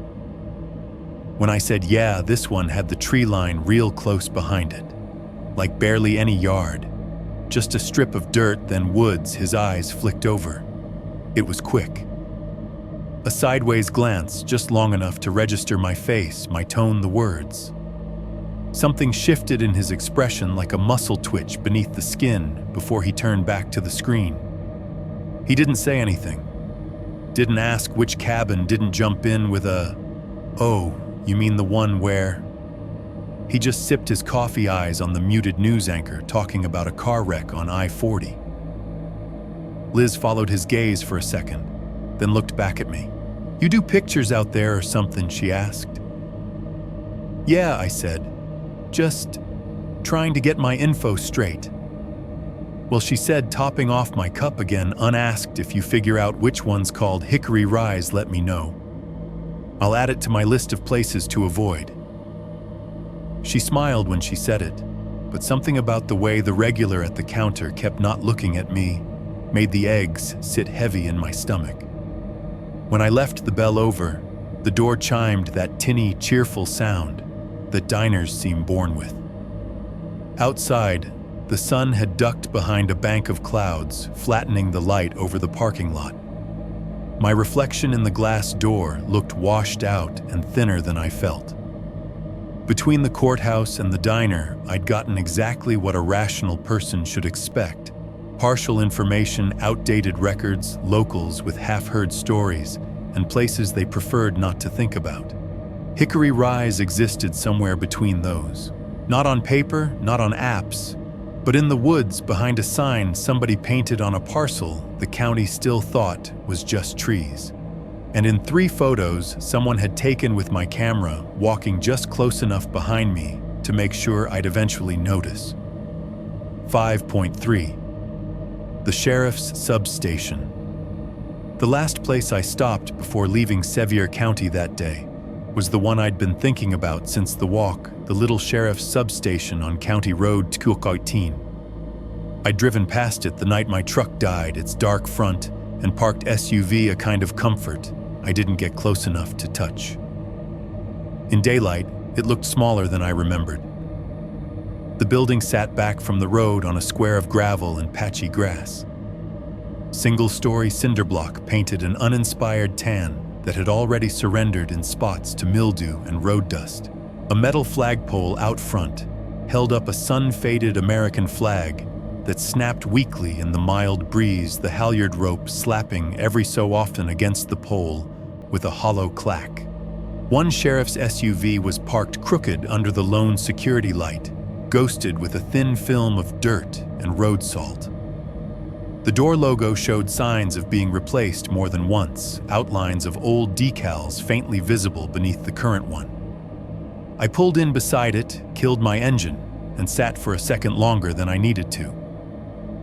The substation window held a reflection of my truck, my face the road behind. For a moment, I half expected to see someone standing behind me in that glass, tall, brown jacket, hat brim low. There was no one. Inside, the air smelled like old coffee copier toner and the faint tang of industrial cleaner. The lobby was just a square room with beige tile, 2 rows of cheap blue plastic chairs bolted together, and a scuffed counter with a glass partition. A buzzing vending machine hummed in the corner full of dusty chips and sodas, whose labels had faded. A bulletin board on one wall held the usual wanted posters, lost dog flyers, a faded neighborhood watch pamphlet. Somewhere deeper in the building, a radio crackled quietly, dispatch chatter too muffled to make out. A phone rang once, then stopped. The fluorescent lights overhead buzzed in that way that makes your teeth hurt if you listen too long. A tired-looking deputy sat behind the glass at the counter, typing slowly at a computer. Mid-40s maybe, with thinning hair and a mustache that looked like it had given up decades ago. His pale green uniform shirt was creased at the elbows. He glanced up when the door chimed, then went back to his screen for a second, finishing whatever he was in the middle of. When he finally swiveled his chair fully toward me, the motion was unhurried. "Can I help you?" he asked, voice flat from repetition. I smiled in what I hoped was a neutral, non-problem-causing way. "Yeah, I hope so," I said.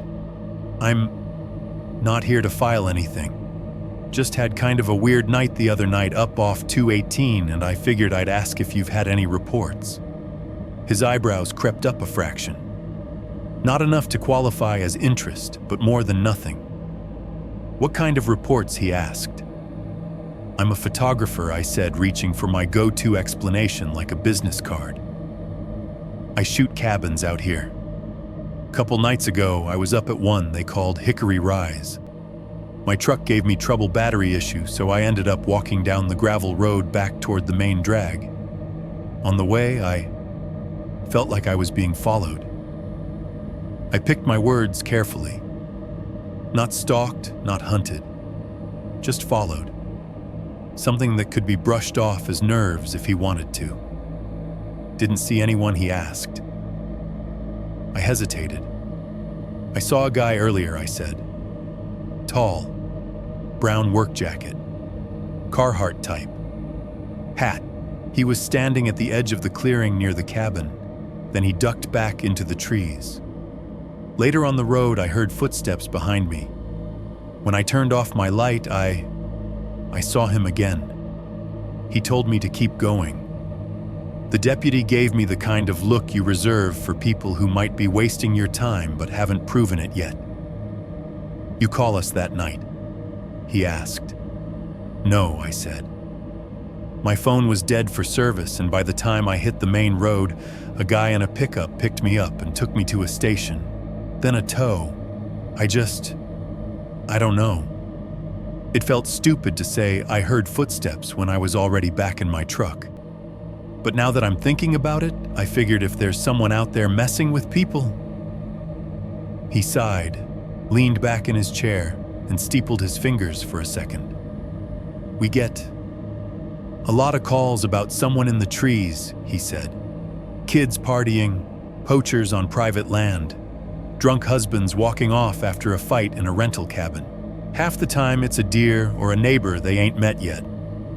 Other half, it's somebody trespassing who's gone by the time we get there." The vending machine compressor kicked louder for a moment, then settled back to its regular hum. "Any reports of a guy like that?" I pressed out around 218 following people, brown jacket, hat. He shook his head slowly. "Not that fits that description, no," he said. "We had some break-ins near Pittman a while back. Different side of the county. Some kids slashing tires at a trailhead.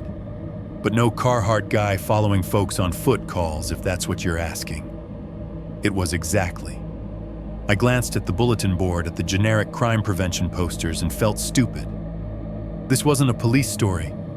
It was a my nerves got fried by a bad night in the woods story. "What's the name of that cabin again?" he asked. "Hickory Rise," I said. Hand-painted sign on a post at the gravel turnoff.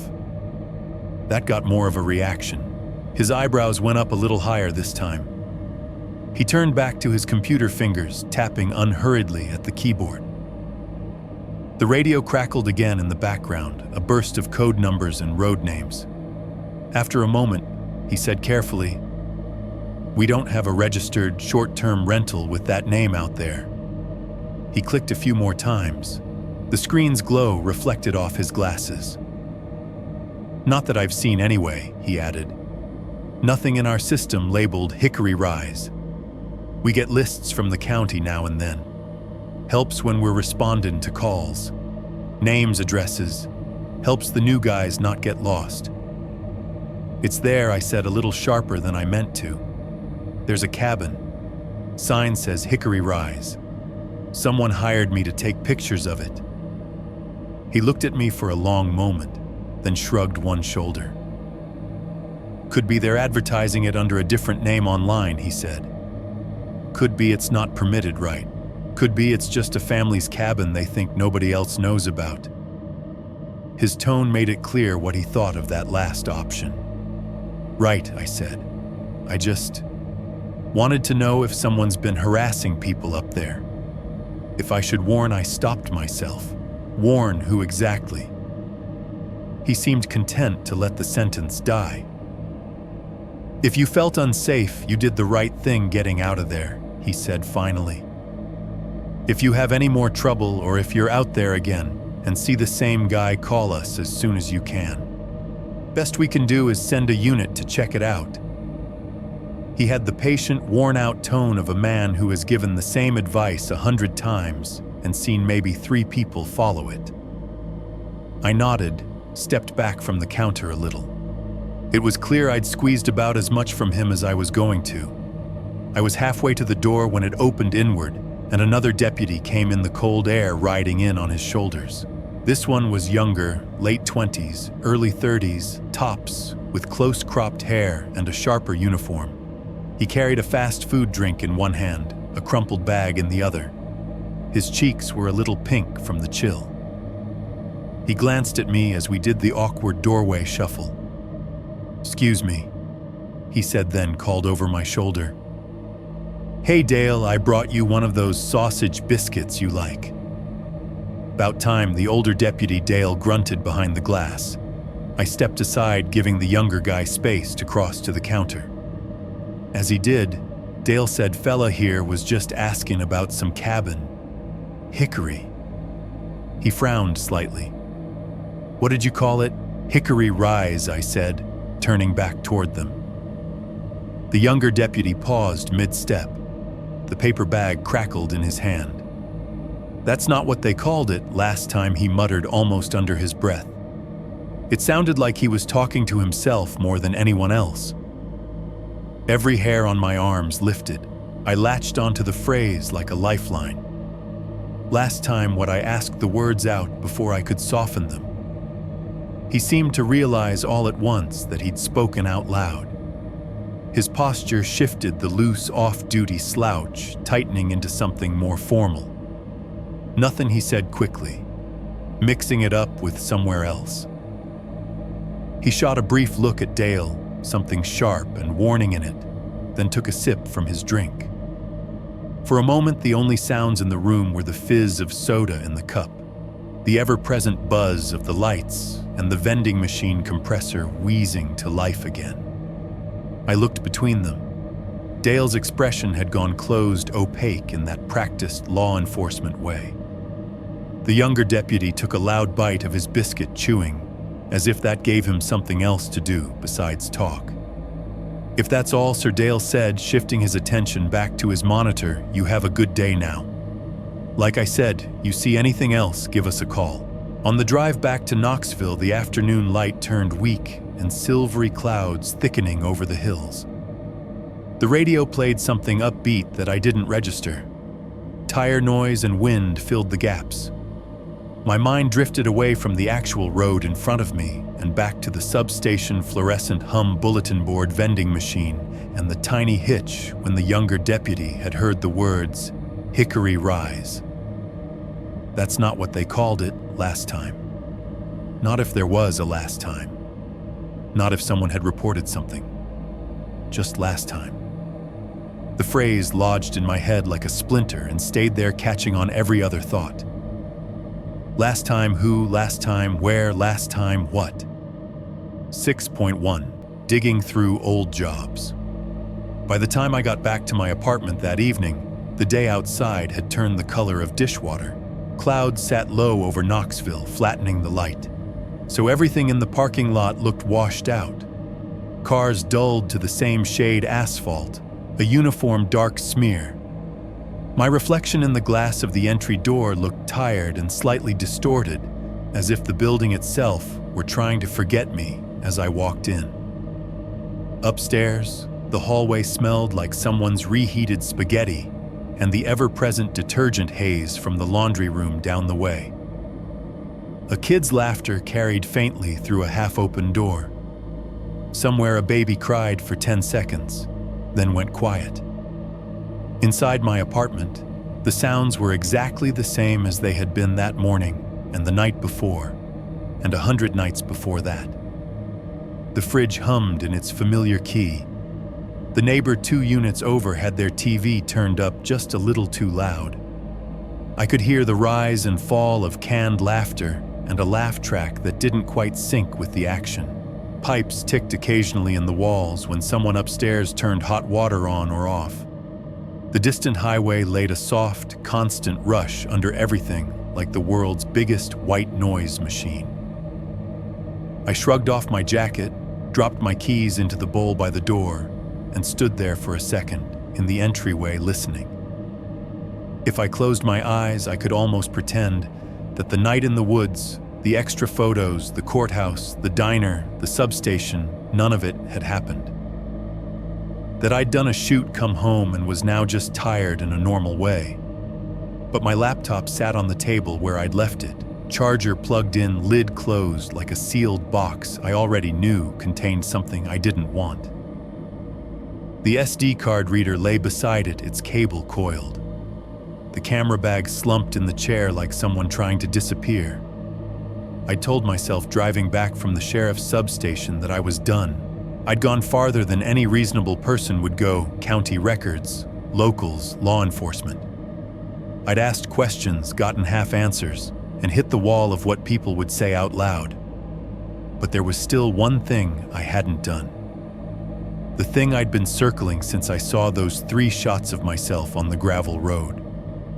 I hadn't checked the rest of my work, the other cabins, the other nights. The thought had been there in the back of my head since I found the jacket sleeve in that last frame. What if this wasn't the first time? What if this has been happening and you just never looked hard enough? I kicked off my shoes, padded to the table in my socks, and pulled the chair back. The wood legs scraped lightly over the laminate.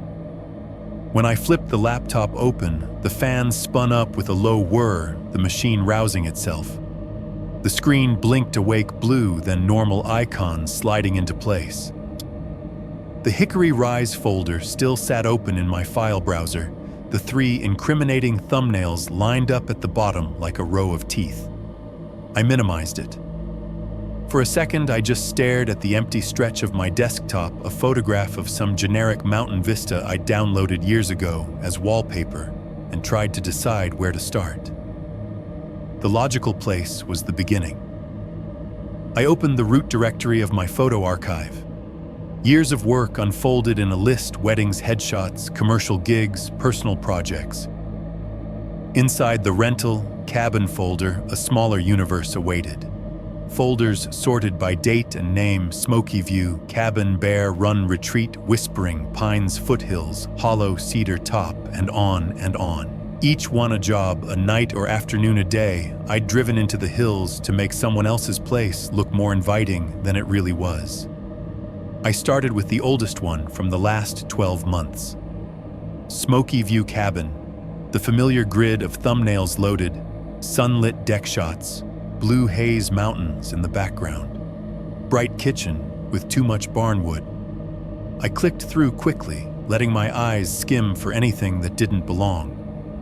At first, it was all the same: empty rooms, staged blankets, carefully folded towels, views, where the biggest intrusion was a neighbor's roofline just barely in frame.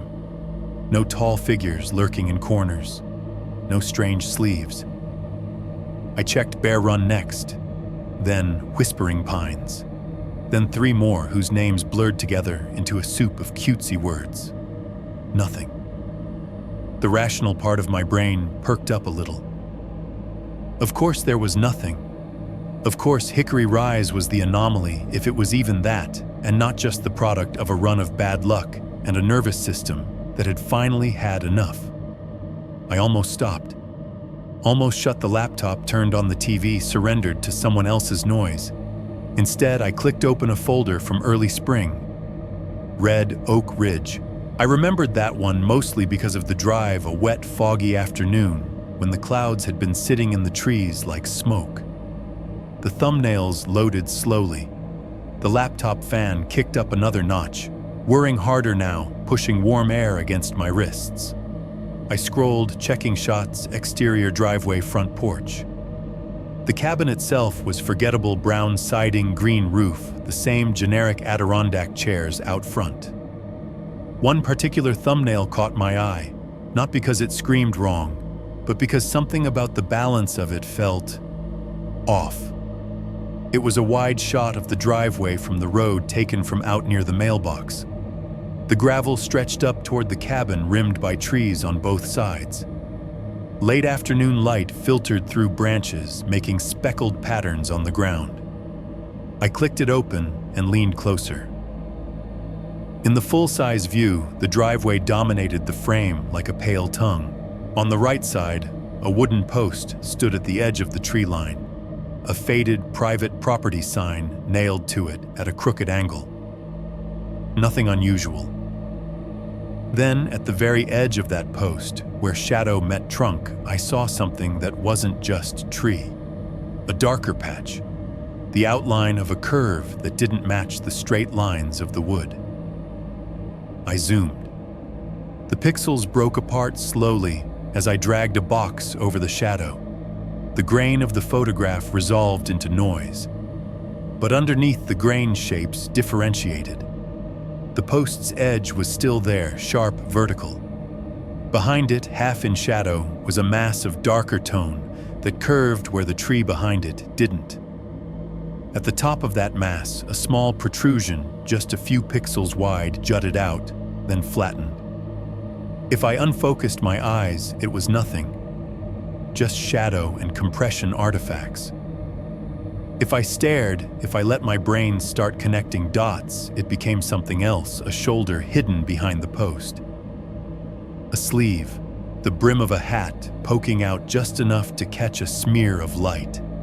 My breath got louder in the small room without me realizing it. The sound of it ghosted the laptop fan, the two noises combining into a kind of mechanical panting. I zoomed back out, then in again, from a different spot, as if the shape might kindly rearrange itself into something more innocent. Every time it stayed right there, just at the edge, just out of compositional importance. Little enough to miss, just big enough to find if you were looking. Coincidence, I whispered, though my mouth had gone dry. I closed Red Oak Ridge and opened Foothills Hollow. Late fall. I remembered this one for the leaves. The owner had made a big deal about wanting them in the photos before they all turned to mush. The deck had been draped with yellow and red. I clicked a back deck shot. Sliding glass doors, railing trees beyond. In the reflection on the glass, I could see the deck, the railing, the hint of the yard. My own shape, a vague smudge where I'd been standing when I took it, black blob of hoodie and jeans. But behind that, further back in the reflection, right where the yard met the tree line, there was a vertical smear that didn't quite register as tree. I zoomed. Up close, it was all glare and shapes. The sliding glass had doubled things, trees overlapped with their mirrored versions, the railing cut across the scene twice. But in that intersection, there was a form taller than the others, thicker in the shoulders. No face. No clear lines. Just the suggestion of a bulky upper body, the angle of what might have been a hat brim, casting a darker triangle across where a face should be. The longer I stared, the more my head began to swim. I pulled back, forced myself to look away, to blink. My chair creaked when I shifted, a dry, complaining sound that startled me more than it should have. I became aware of how tightly I was gripping the edge of the table. The tendons in my hands stood out, knuckles pale. I backtracked to the folder list and scrolled faster now, opening each job with a kind of frantic method. Cedar top. Exterior shot nothing. Interior nothing. A bedroom window shot from inside in the glass near the edge, a vertical shape at the tree line that could have been a trunk or a person. The more I zoomed, the less clear it became. Another folder. Oak, hollow, retreat. A long shot down a gravel drive. Zoom, nothing. Relief, brief and shaky. Another. Bear run, retreat, again, second pass this time, dwelling on every reflection, every shadow. An exterior front shot I'd barely glanced at before. Cabin dead center driveway fanning out toward the camera. To the far left of the frame in the tree line, something vaguely man-shaped leaned in the overlap between tree shadows. Zoom, pixels. My heart picking up speed. Same general things over and over. Tall, turned 3/4 away, or barely angled enough that a hat brim hid where a face would be. Bulk of a jacket. No clear details, nothing my logical brain could grab and say, see, that's just a branch. Always at the edge. Always where you wouldn't notice unless you were specifically hunting ghosts. The fridge compressor kicked on in the kitchen with a low, throaty whoom, louder than I expected. I flinched in my chair like someone had spoken my name behind me.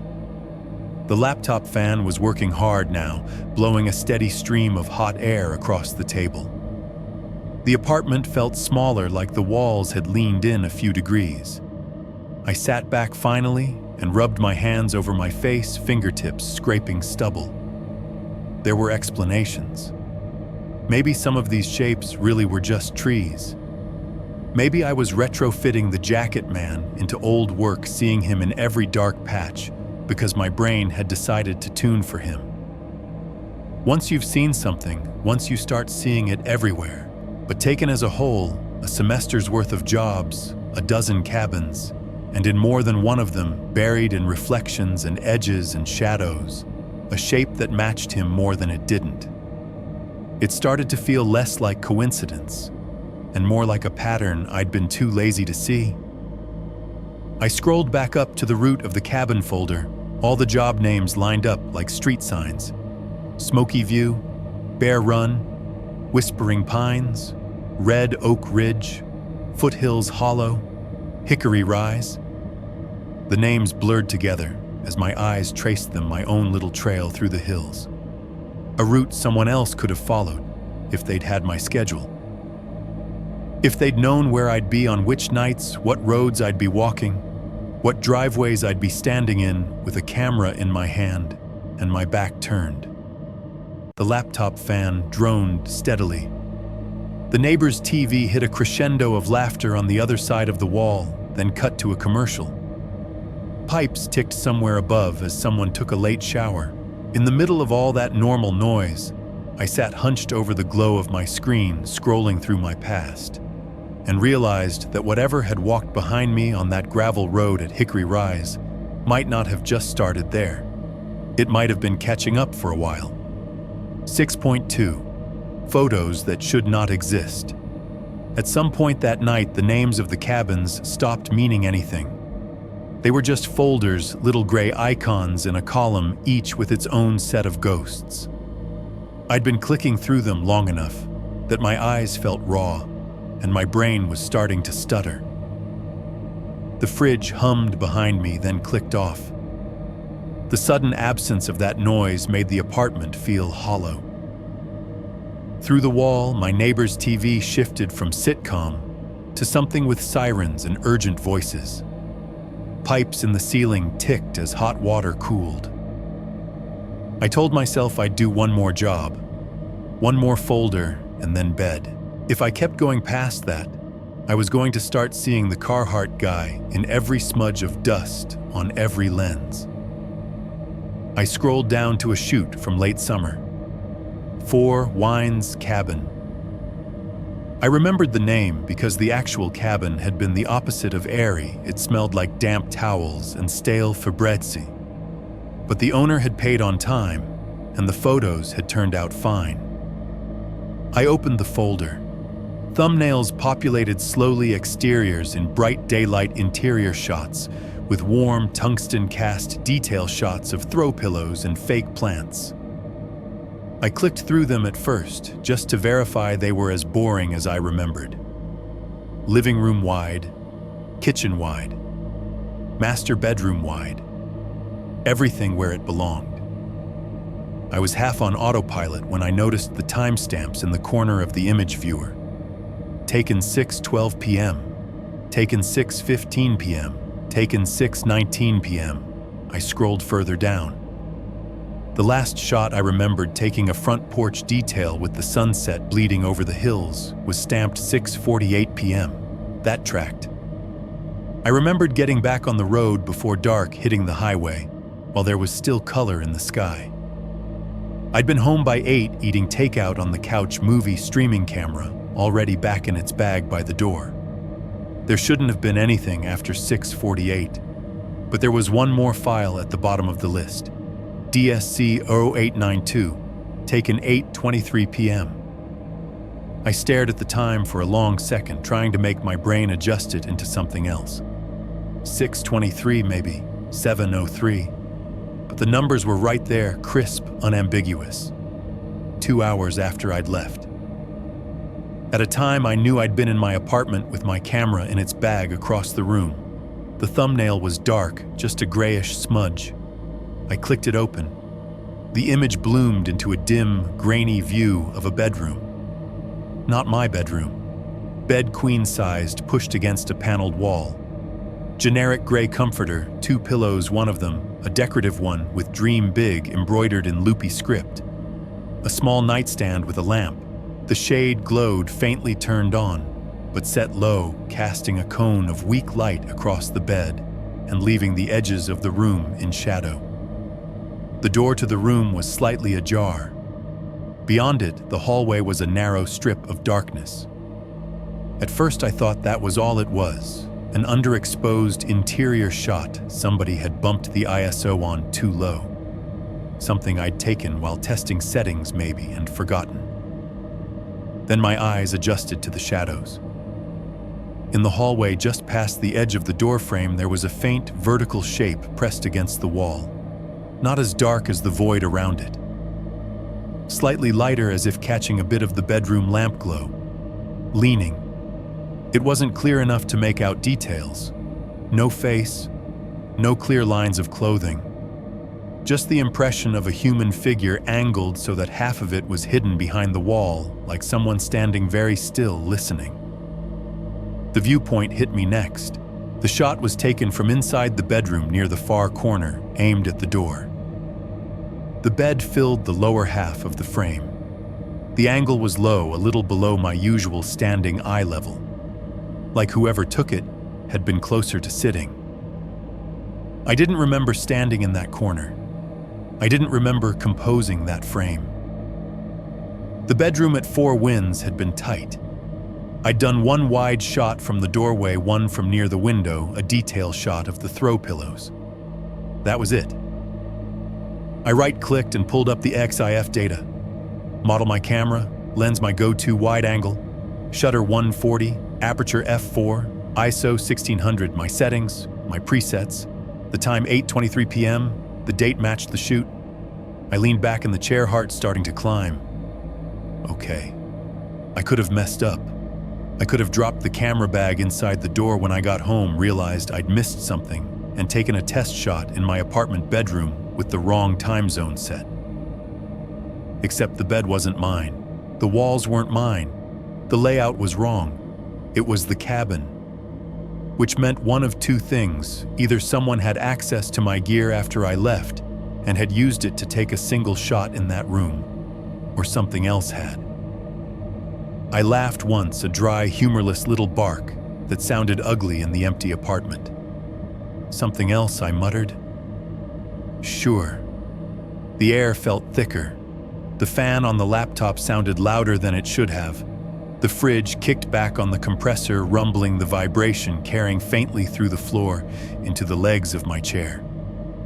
Then, under all that, I heard another sound. Soft. Close. The faint, unmistakable tick-tick of zipper teeth touching like fabric, shifting just enough to pull against them. It came from my left.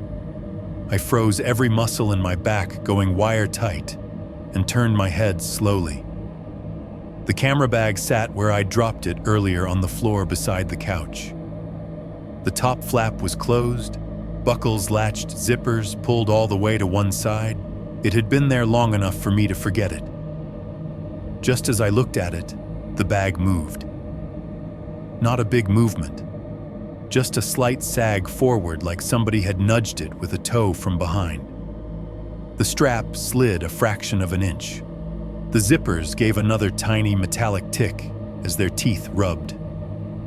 I stared at it, not breathing, and listened. Silence again. Fridge hum, highway, TV murmur. I told myself it was settling.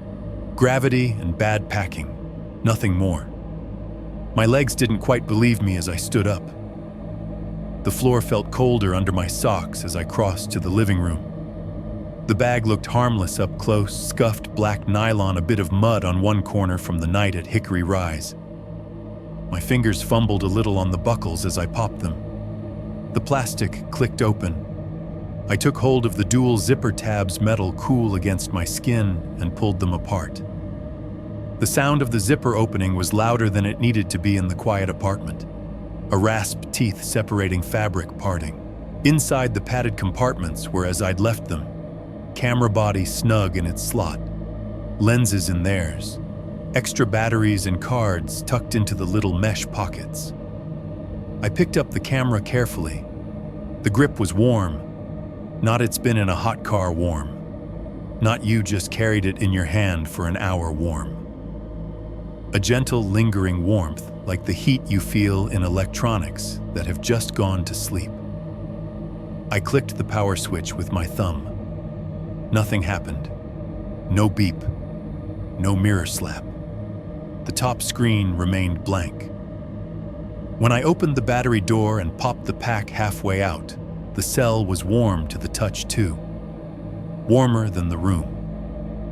"Maybe you left it on," I said under my breath, even though I knew I hadn't. The camera had been off when I imported. The SD card had been out. I was careful about that. Always. I carried the camera back to the table and grabbed a USB cable from the drawer. My hands felt clumsier than usual as I connected one end to the body, the other to the laptop. The moment the metal of the connector touched the laptop port, before it even fully seated, the camera's tiny access LED flickered. Just once. A brief, sharp pulse of red. Like an eye opening and closing, I paused, cable half pushed in, and stared at it. Glitch, I told myself. Static discharge. Whatever.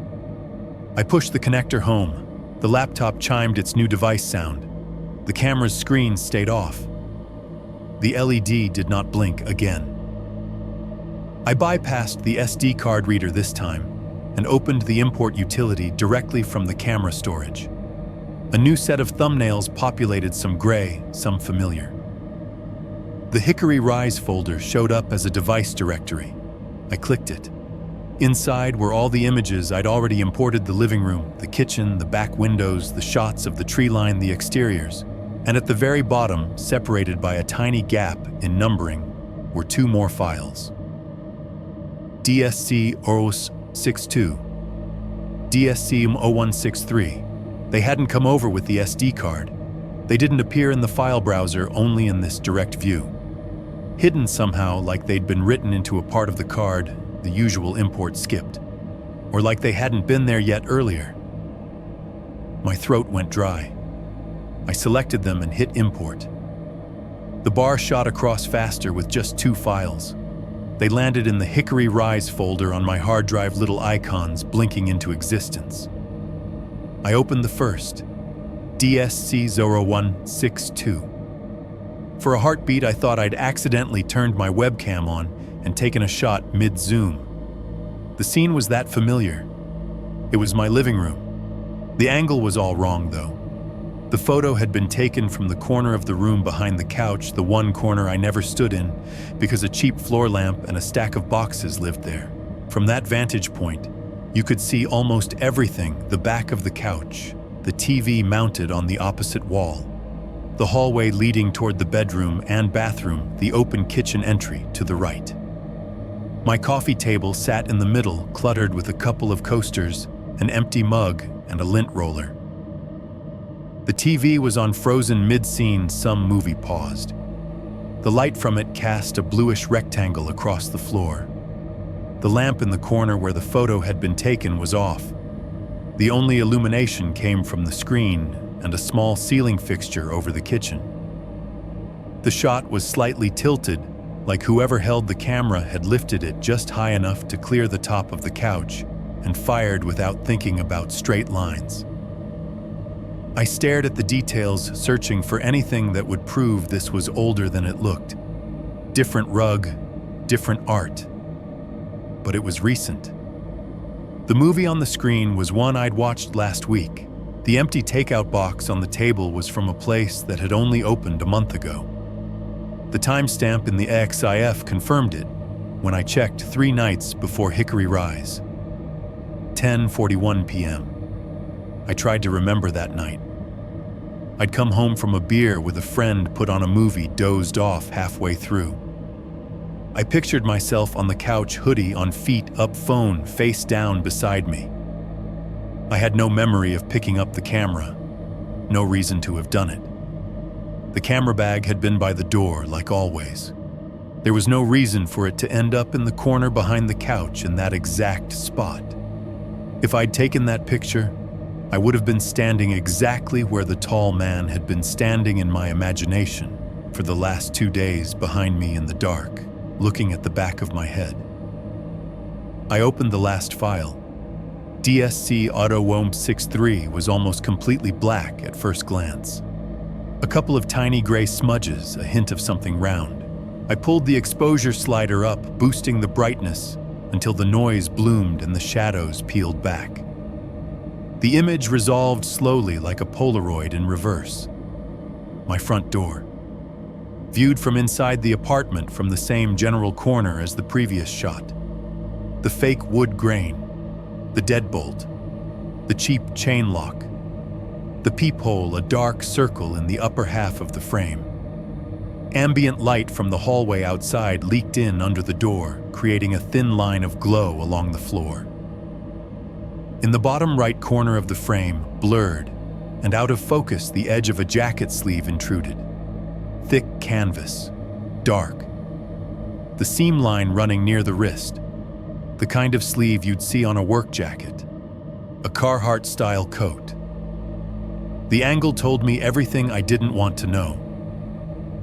This photo had been taken from inside my apartment, with the lens pointed at my door as if documenting it.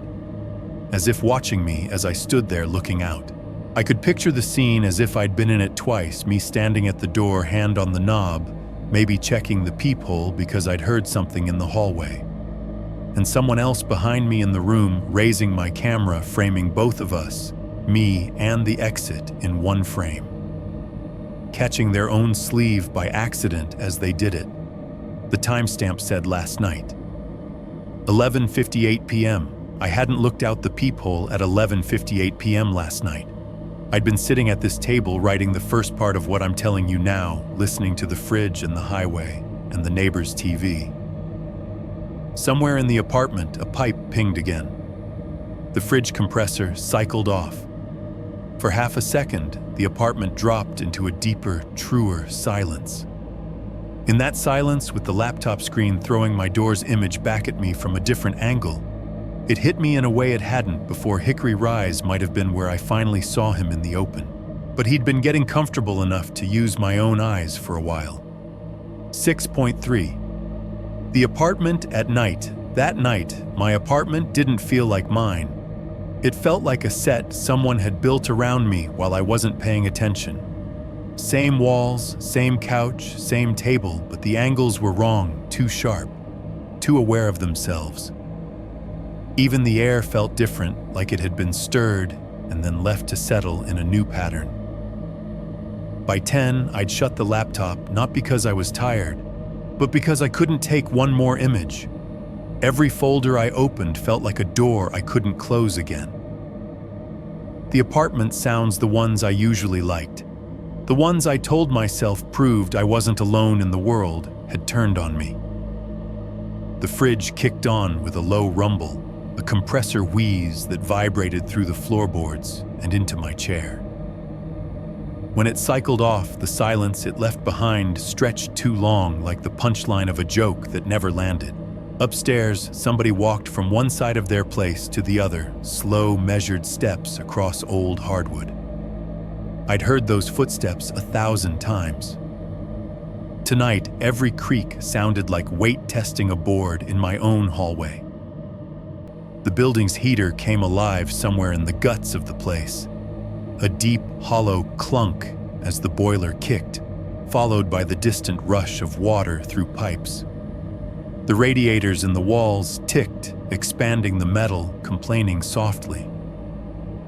I left the living room lights on. The overhead in the kitchen, too. Even the little lamp by the couch. Pools of warm light spilled across the floor, overlapping in patches, leaving only the ceiling corners and the hallway truly dim. The hallway. It's barely 10 feet long, just a narrow stretch with the bathroom on the left, the bedroom at the far end, a closet door on the right. I've walked it half asleep in the dark, drunk in a towel, arms full of laundry. It's never been anything but a way to get from A to B. Tonight it looked like the gravel road all over again, longer than it should be, 2 narrow shadows crowding in on both sides. The bathroom doorway on the left felt like a curve I couldn't see around. The bedroom door, standing open, was just a darker rectangle at the end. I stood at the mouth of it for a while, one hand on the wall, listening. The hum of my computer tower in the living room, a low, steady vibration. You only notice when you're trying to fall asleep on the couch, suddenly sounded menacing. The phone charger in the outlet by the couch gave off that faint, high electronic whine I'd never heard before, like a mosquito at the edge of hearing. Then, all at once, both stopped. The computer fan spun down with a long exhale. The phone vibrated once as it hit full charge, and the whine disappeared. For a second, everything mechanical in the apartment seemed to pause, as if holding its breath. I forced my legs to move, socks whispering on the floor. I walked the hallway like I was back on the gravel, counting steps, without meaning to aware of how long each one took to land. My bedroom looked ordinary. Bed unmade. Pile of clothes in the corner. A cheap wooden nightstand with a water glass ring etched permanently into the surface. The blinds on the window half closed, casting faint stripes from the streetlight outside. I changed on autopilot, pulling on a t-shirt and sweats. The act of turning my back to the doorway to do it made the skin between my shoulder blades itch, like I'd suddenly grown a new sense there. When I turned the ceiling light off, leaving only the bedside lamp on the hallway beyond the door, sank back into its own private dusk.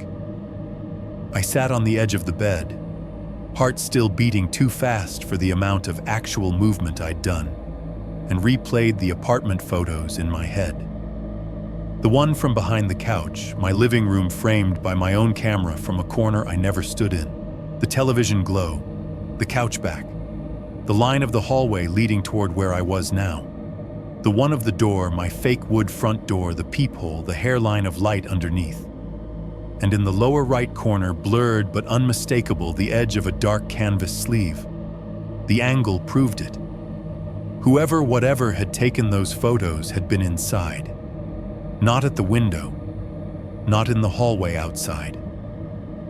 In the room with me standing in spots I didn't use, documenting the way out. I reached under the bed and pulled the camera bag out again, the nylon rasping over the floor. I don't know what I thought I was going to do with it. You can't photograph something that has already proven it can use your eyes better than you can. But the idea of leaving the camera in the living room felt worse, like letting someone keep a spare key on the table. I unzipped the bag, the teeth clicking softly, and pulled the camera body out. I didn't bother with a strap.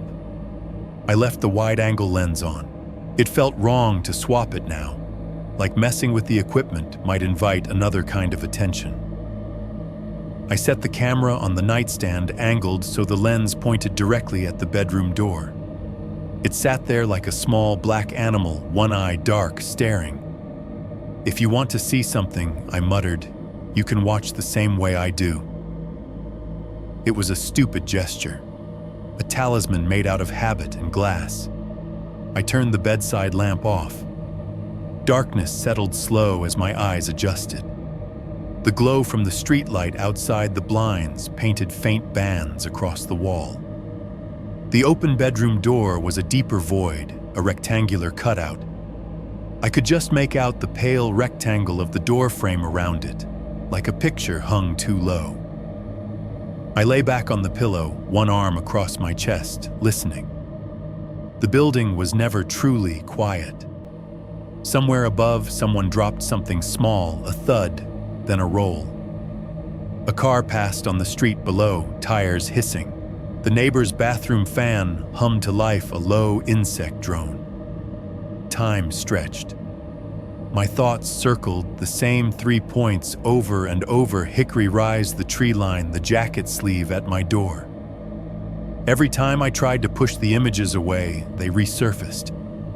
I must have drifted, because the next thing I remember clearly is the pseudo jump scare. I was hovering in that half place between awake and asleep, where sounds seep into dreams and back out again. My brain had just started to let go when I heard it. 2 soft creaks in the hallway, not above me, not overhead, not the neighbor. These were closer with the particular tone of my own floorboards, a lower, more intimate groan, creak, creak, a 2-step. The exact pattern you'd make shifting your weight from one foot to the other just outside a door, testing the spot. My eyes snapped open. The room was a shade lighter than pitch, the kind of darkness where you can just distinguish shapes if you don't blink. The bedroom door was still open, a blacker rectangle against the less black hallway. I held my breath so hard my ribs hurt and listened. The upstairs neighbor's bathroom fan kicked on with a grumbling whir, cutting across the hallway's silence. The toilet flushed. Pipes rattled. "It's the building," I whispered to myself. "Old wood, shared joists, sound travels weird, that's all." I stayed staring at the doorway long enough that my eyes started to water. At some point, my body decided it was done with the adrenaline dump. The edges of my thoughts blurred. The dark softened. The doorway stopped pulsing like an open wound and became just an absence again. I wasn't fully asleep when it happened. It felt more like being underwater, aware of my own breathing, heavy and slow, aware of the weight of the blanket over my legs, aware in the back of my mind that the camera was on the nightstand lens pointed at the door like a glass sentinel. That's why the sound cut so cleanly through whatever I was drifting in. An impossibly faint, mechanical tsk, half click, half thunk. Quiet, but so specific it might as well have been whispered into my ear. I know that sound better than I know my own voice. It was the sound my camera makes when the shutter fires. For a second, I tried to fold it into the dream I'd been having, something about walking down a hallway that wouldn't end the floor under my feet, turning from carpet to gravel without me noticing. But the sound didn't belong there. It belonged on my nightstand, in my room, in the dark, 3 feet from my head. My eyes opened again slowly, the way you do when you're afraid something will be inches from your face. The bedroom was the same as before. Dim. Doorway a deeper cut. Streetlight stripes barely visible on the wall. The camera sat where I'd left it, a black shape against the lighter rectangle of the nightstand. Its LCD was dark. No LEDs glowed. The lens was pointed straight at the door glass, catching the faintest hint of ambient light. I lay there perfectly still, heart climbing into my throat. And the only thought I could form, that simple, bare, stupid thought, was this: if it just took a picture, it knows more about what's in that doorway than I do. 7.1. Writing to the Horror Channel. Right now, as I'm typing this, I'm sitting at the same kitchen table I've mentioned 3 or 4 times already. The surface is fake wood peeling at one corner. There's a coffee ring near my left hand that has outlived at least 3 mugs. My laptop is dead center screen, brightness turned down lower than usual because the rest of the apartment is dim and I do not particularly want to see my own reflection in the black parts of the display. Behind me, the fridge hums its familiar low-note drone. I can feel it through the chair legs, a faint vibration in the laminate floor like the building's heartbeat. From the ceiling vent above the stove, the AC pushes a steady, lukewarm stream of air that rustles the edge of the takeout menu pinned to the wall. Somewhere upstairs, a TV is playing. The sound is muffled through 2 layers of drywall and cheap insulation, but I can pick out the rhythm's dialogue pause, canned laughter commercial. Every 30 minutes or so, the building's elevator dings at the far end of the hallway, that soft electronic tone followed by the low grind of the doors. Out on the highway, cars hiss past in an endless line. Every now and then, a motorcycle tears by its engine, tearing a brief hole in the white noise. A dog 2 floors down barks once, just once, and then stops like someone put a hand gently over its muzzle. That's the soundtrack while I write this? Not the cabin, not the forest, not the gravel road. Just an old apartment in Knoxville, Tennessee, doing what old apartments do. You should know I'm not writing this for the police. I never have. I never filed a report about Hickory Rise, or about the pictures, or about the man on the road, or in the trees, or in the glass. Part of that is pride, I guess. I don't want to walk into a station, sit down across from some bored officer, and say I think there's a guy following me around the hills taking artsy photos with my camera, and maybe he's getting into my apartment at night. I don't want to watch the look in his eyes shift from annoyed to this guy needs a different kind of help. Mostly, though, it's because I don't know what the crime is. Trespassing on paper, maybe. Stalking, if I could prove he was the same person every time, I guess. But what am I going to hand them? A wide shot of a driveway, where if you squint, you can convince yourself there's a shoulder behind a post. A reflection in glass that might be a tree, or might be a tall guy in a jacket if you're in the mood. 3 photos of my own back, walking away. 2 shots taken inside my apartment at times. I don't remember touching the camera. And then the part where I tell them I'm pretty sure my camera fired by itself in the dark, while I lay there pretending not to breathe. I'm not crazy enough to believe that would go well. So I haven't told them. I'm telling you instead. You meaning whoever runs this channel. And whoever's listening to my voice right now, maybe in a car on the highway, or in bed with the lights off, or at work with one earbud and pretending to answer emails.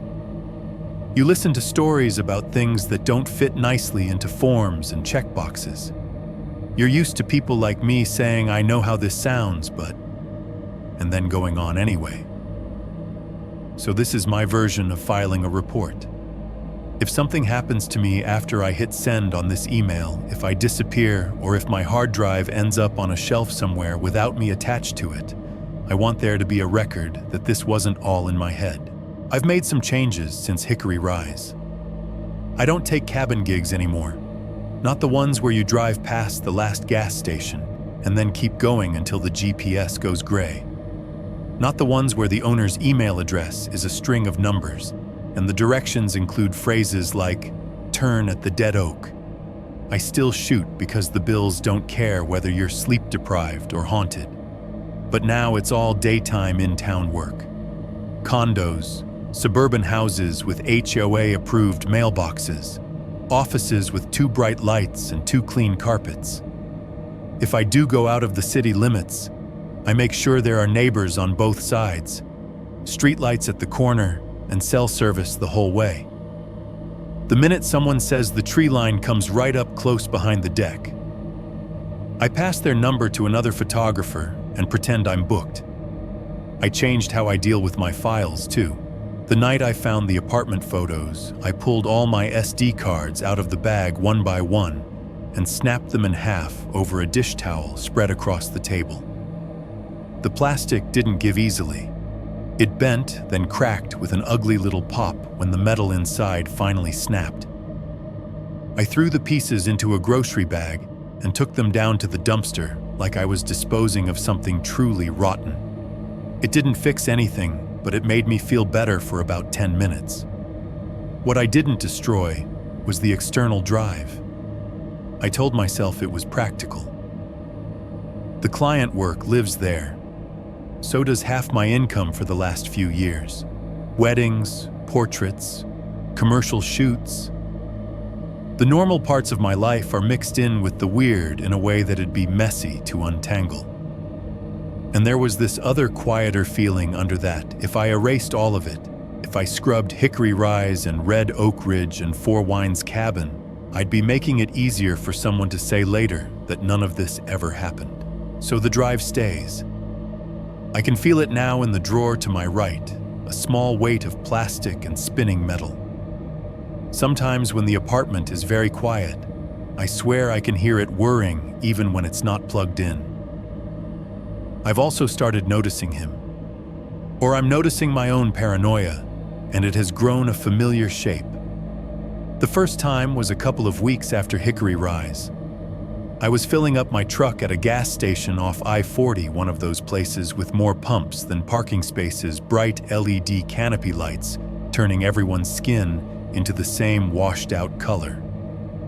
As I stood there watching the numbers climb on the screen, I glanced up and caught sight of the far edge of the lot near the road.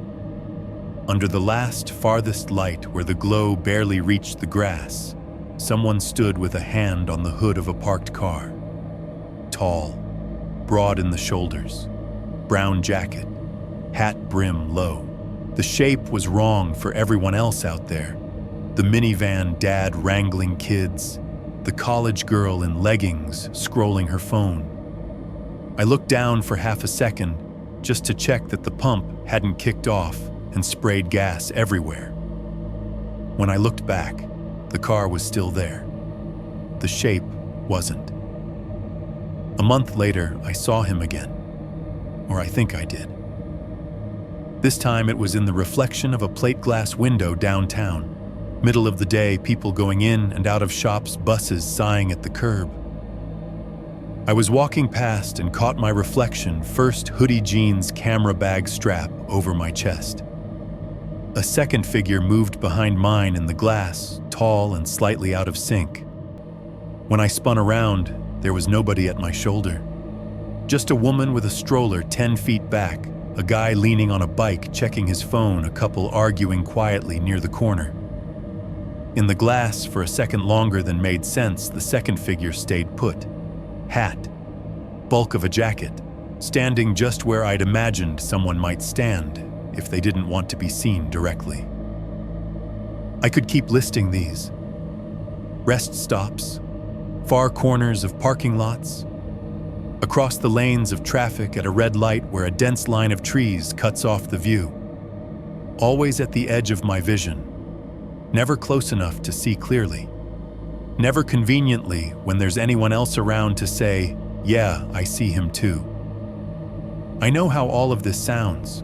Like a guy who spends too much time alone, who stares at screens and grainy images until every pattern looks like a face. Like someone who's taken one bad night in the woods and stretched it into an explanation for everything that's wrong in his life.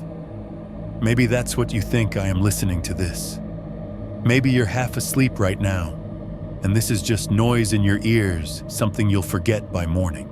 But for me, sitting here at this table with the fridge humming and the AC hissing and the neighbors living their lives inches away through thin walls, it feels important to get this down, to put it into a shape that isn't just looping in my head, to give it to someone whose job is collecting stories like these and releasing them into the world like little flare guns.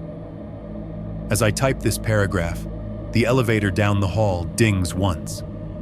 I hear the muted roll of its doors. A washer in the shared laundry room starts up a low, building-wide whump followed by the spin whine.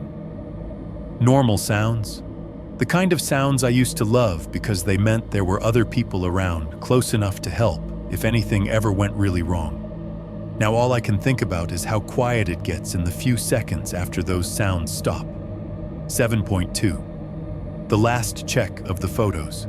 At some point in this writing, I did the stupid thing again. You would think I'd have learned by now that just checking is never just checking. It's opening a door and then acting surprised when there is in fact something on the other side.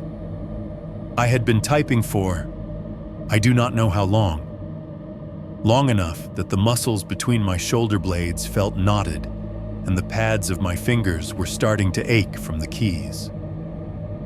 The laptop's palm rest was warm under my hands. The word count ticked up at the bottom of the screen more digits than I meant to write in one sitting. I paused to reread a paragraph about the 3 photos on the gravel road, about the sleeve at my door. I wanted to make sure I had the details right, the exact times, the angles, the way the jacket looked.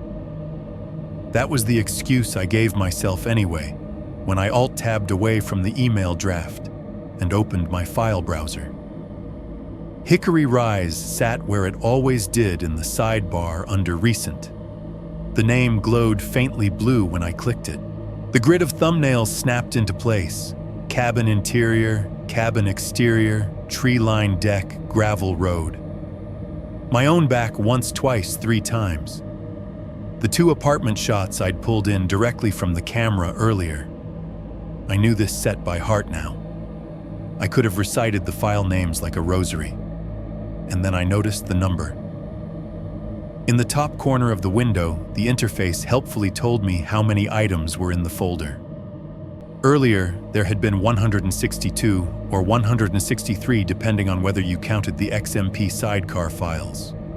Enough that I had to scroll. Now it said 164. It was such a small change I almost missed it. 2 digits 1 notch higher. The kind of thing you overlook all the time when you're batch editing jobs, adding exports and duplicates and crops. Except I hadn't added anything. I hadn't imported anything since the last time. I'd been sitting here in this chair at this table writing to you. My camera was on the nightstand in the bedroom, powered off. The SD cards were broken in a grocery bag in the dumpster downstairs. I dragged my eyes to the thumbnail strip at the bottom. All the same little images marched along in their usual order. Kitchen, living room, back window, tree line, deck, gravel road, my back on the road, apartment couch, front door. At the very end of the strip, with a tiny Today timestamp under it, was a new gray rectangle. DSC 01064. My chest did something unpleasant and tight. For a second, I just stared at the file name, hoping it would blink away or resolve into a sidecar file, or prove to be an export I'd forgotten making. But the icon was a photo thumbnail little mountain outline, just like the rest. I checked the timestamp. Taken today. Time 11:07 p.m. I glanced at the clock in the corner of the screen. 11:10 p.m., 3 minutes ago. I had been sitting here the whole time. I had not moved from this chair except once 10 minutes back to refill my water. The camera was not connected. The only device on this table was the laptop. My hand trembled a little as I moved the cursor and double-clicked. The image opened slowly, as if the laptop were struggling with more than just processing power. For a heartbeat, it was just noise, grainy static, darker at the edges. Then it resolved into a scene I recognized with a kind of sick lurch. It was my kitchen table. This table. Right now. I was in the picture, hunched over the laptop, shoulders curved, head tilted forward. From the back, I always forget how much space my own body takes up, how ordinary and unremarkable I look. Just some guy in a dark hoodie sitting alone at a cheap table. The laptop screen was the brightest thing in the frame, a harsh rectangle of white and blue casting light across the surface. The reflection of my hands on the keys ghosted in it, blurred by the exposure. The cable of the power cord draped off the edge, shadow stretching long. The shot was slightly off level, tilted just a few degrees. The top of the frame caught the edge of the cabinets. The bottom included the back of my chair and a sliver of the floor. The angle was wrong for any view I should have been able to see myself from. It was taken from the hallway near the doorway that leads into the kitchen, just outside the room at the corner, where the walls form a little L. If I crane my neck right now and look back over my shoulder, that is exactly where my gaze would land. The doorframe, the dark slice of hall beyond. In the picture, that hall was a deeper black grating into nothing. There was no blur, no shape, no sign of whoever had held the camera.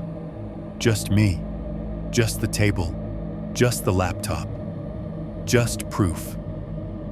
I don't know how long I stared at it. Long enough for the light from the screen in the photo and the light from the screen in front of me to blend, making it feel like I was looking down two tunnels at once. Long enough that my own posture began to feel like something I was watching, not inhabiting. At some point, another part of my brain, older, stupider, maybe wiser, noticed the sound. Or rather, noticed the lack of it. The fridge behind me had gone quiet. Not between cycles, quiet. Not the usual few seconds of silence before it kicked back on. This was a flat, total absence, like someone had unplugged it. The gentle rush of air from the vent above the stove had stopped too. No soft hiss of climate control, no rumble in the walls. I tilted my head, listening past the uneasy ringing in my ears.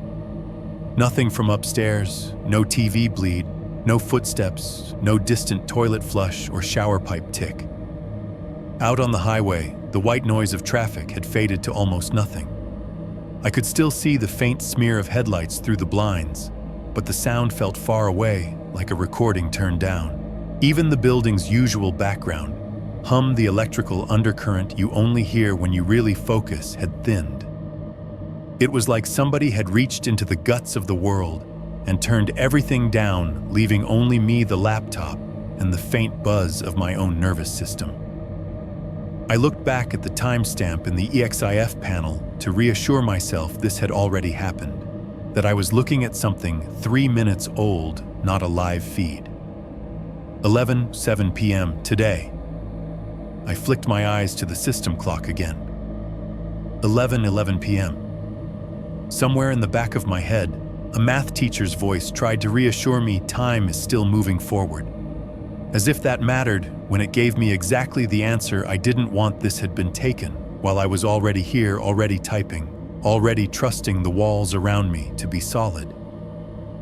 I can feel my fingers on the keyboard as I write this sentence. I can hear the faint, plasticky tap, tap, tap of the keys under them. I am telling you this in real time. There is a photo on my screen of me taken from behind, from the hallway in my apartment, time-stamped a few minutes ago. I did not take it. I did not hear the shutter this time. Whoever or whatever stood in that doorway long enough to frame this shot was close enough that if I had pushed my chair back, suddenly it would have hit them. The silence in here is so deep now that I can hear my own pulse in my ears. My breathing sounds too loud. Every small movement of my fingers over the keys is sharp, like someone tapping a spoon against glass. I am not going to turn around yet. That probably sounds ridiculous, I know. Like the oldest horror cliché in the book, he was behind me the whole time. But there is a difference between believing that as a story and living inside it. Right now, my entire awareness is split between the glow of the laptop in front of me and the black rectangle of the hallway behind me, that I can see faintly reflected in the top of the screen. If you are hearing this as a finished story later, it means I eventually did one of three things. I finished, hit send, and nothing came of it. I finished, hit send, and something did. Or someone else found this draft open on my laptop and sent it for me. I don't know yet which version you're listening to. What I do know right now, as I type these exact words, is that the building's normal sounds are gone, and a new image has joined the others in the Hickory Rise folder without my help. And the man in the Carhartt jacket, if he's still out in the woods, does not need trees anymore to stand just out of sight. 7.3. The hush and the footsteps. The cursor is blinking like a pulse. Little vertical bar, on off. At the end of the sentence, I just wrote about not turning around. My fingers are hovering over the keys. They look weirdly separate from me, tendons, standing out a little sheen of sweat on the knuckles. For a second, I'm aware of my own body the way you're aware of a stranger in an elevator, too close, too real. The silence has weight now. No fridge, no AC, no upstairs TV, no elevator ding, no highway. Just the almost not there whir of the laptop fan, a tiny insect buzz under my palms. It sounds like it's working harder than usual, like it knows this file matters. I can hear my own breathing loud and shallow in my ears. The tiny clack of each key when I press it snaps in the room like breaking twigs. I'm typing exactly as this is happening. I need you to understand that part. You, the person reading this on a screen later, or listening to someone else read it out loud. This is not memory. This is not me polishing a scary thing that happened last year into a neat story. This is me trying to get the words out faster than the world can change around me. Somewhere in the building far off, something sighs, maybe a pipe, maybe the wind. Then even that fades. It feels like I'm in the center of a sphere of quiet, and everything that used to make noise has been pushed just beyond the edge.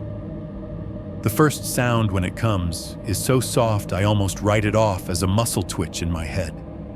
A single step.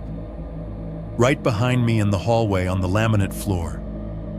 It's not the heavy thud of someone jumping or charging. It's the careful, measured weight of a boot coming down on a board, pressing, testing. The laminate gives a tiny groan in response.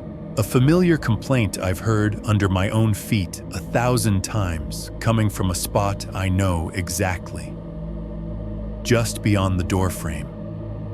My fingers freeze over the keys for half a second. The cursor keeps blinking without me patiently. Then another step. Same pace, same weight, closer. The air moves with it just enough that the hairs on my arms lift. There's a faint rustle fabric against fabric, like a thick jacket shifting when someone rolls their shoulders. I keep my eyes on the screen. It feels wrong to do it, like breaking some instinctive rule. Every part of me is screaming to turn to look, to confirm, but the only defense I have left right now is the fact that I am telling this to you as it happens. If I stop typing, this stops existing anywhere outside my own skull. So I write, I just heard a step in the hallway. Then another sentence, hands trembling a little over the letters, someone is standing just beyond the doorway. The smell reaches me next, slipping in under the fear damp earth like the ground after rain in the woods. Old leaves, a faint stale thread of cigarette smoke or wood smoke. It does not belong in this apartment 3 floors up over a parking lot surrounded by concrete and drywall. For a heartbeat, I am back on the gravel road. Drizzle on my hood, wet rocks under my boots, the feeling of being paced from behind. Somewhere behind my reflection in the darkened laptop screen, the doorway is a charcoal rectangle. In the top edge of the glass, just above the browser bar, the shadows deepen shift. Something tall is standing there. It doesn't step fully into the kitchen light. That would be too easy. It stays where the yellow from the overhead fixture dies into gray just inside the hall. I can't make out details, just edges, the slope of shoulders, the suggestion of a hat brim, the bulk of a jacket that makes the doorway look narrower.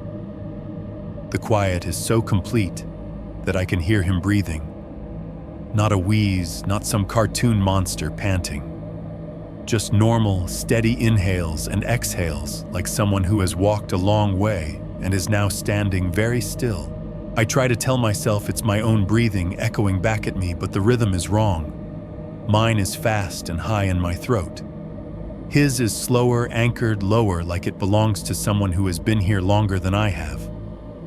The smell gets stronger. Wet dirt, cold air, smoke. A ghost of hickory rise in the apartment hallway. Keys move under my hands. I don't even remember deciding to type, but words are appearing. I can hear him breathing. He smells like outside, like the cabin, like the road. My field of vision narrows until it's mostly just the rectangle of the text window and the faint, shimmering reflection above it. I can see my own silhouette on the screen, hunched over and behind that taller, darker at the doorway. The laptop fan ticks up one notch, a little whine as it spins faster. It sounds like it's straining against the hush.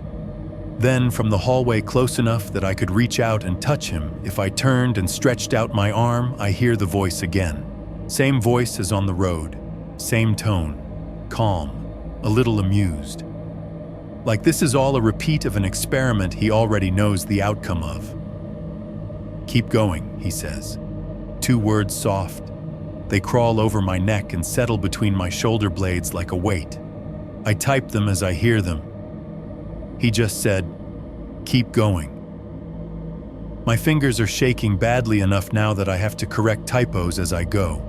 The little red underlines pop up bright, insistent. I backspace, retype, force accuracy. It feels important to get this right. I don't know if he can see the screen from where he's standing. I don't know if he cares. But something in his tone when he said it, nothing threatening, nothing urgent, just a simple directive, makes me think this is what he wants. Not for me to run, not for me to scream, not for me to charge the hallway like an idiot and bounce off his chest. For me to document, for me to make a record, for me to keep going. So I do. I write to you, to the channel, to whoever is on the other side of this once it leaves my hard drive. I tell you plainly, there is someone in my hallway right now. He is tall. He is wearing something that rustles like a heavy jacket when he moves. He smells like damp leaves and old smoke. He was close enough to me minutes ago to take a picture of my back while I typed. I don't know if he is a person who has been very committed to a long, cruel bit or something else that learned how to use a camera and the gaps in my attention. I don't know which answer is worse. The cursor keeps jumping forward as I type. My world has shrunk to the glow of the screen and the awareness of him behind me like a second gravity. You might be hoping for some big finale here. A chase, a fight, a revelation. I wish I could promise you that. I wish I could say this is the part where I turn around and finally see his face. I haven't turned yet. Part of me is convinced that if I do, that will close the distance between us in some way that can't be undone. Right now, as long as my eyes are forward and my hands are moving, there's a tiny barrier, a screen, a page, a story. So instead, I'm going to tell you what I think this is. I think this whole thing, hickory rise, the tree line, the gravel road, the footsteps, the extra photos, the apartment shots, has been a kind of collaboration. One-sided, sure, but still. He finds me. I document him badly, accidentally, in reflections and corners. Then he starts documenting me. He uses my gear, my angles, my spaces. He leaves proof where he knows I'll eventually find it. He stands just out of the light. He speaks only twice, both times giving the same instruction. Keep going. I don't know if this story will ever be read out loud on your channel. I don't know if the file will open fine or if it will show up as corrupted gibberish on your end. I don't know if by the time you're hearing this, my apartment will still be holding my furniture in the same arrangement, or if a new tenant will be listening to pipes tick in the walls, none the wiser. I don't know if he likes the idea of being turned into content, of being half-witnessed by strangers in cars and bedrooms and warehouses, a tall shape in their heads for a few nights before they move on to the next story. Or if that's the point. Maybe this is the only way he wants to be seen, secondhand, filtered, safely distant. Not by cops with forms, but by people like you, people who understand that some things are only real once they're told. The hush around me hasn't broken yet. It's still that too deep quiet, the kind you hear on a country road at 3 in the morning when all the insects stop at once. My ears feel full like pressure before a storm. The laptop fan is the only mechanical thing brave enough to make noise. I'm going to keep typing until something changes, until I hear the fridge kick back to life behind me, compressor rattling, until the AC breathes again through the vent, until a car horn on the highway cuts through the glass, until the neighbor flushes a toilet and the pipes chatter awake, or until none of that comes back. If you're hearing this, it means at least one thing is true: he let me finish.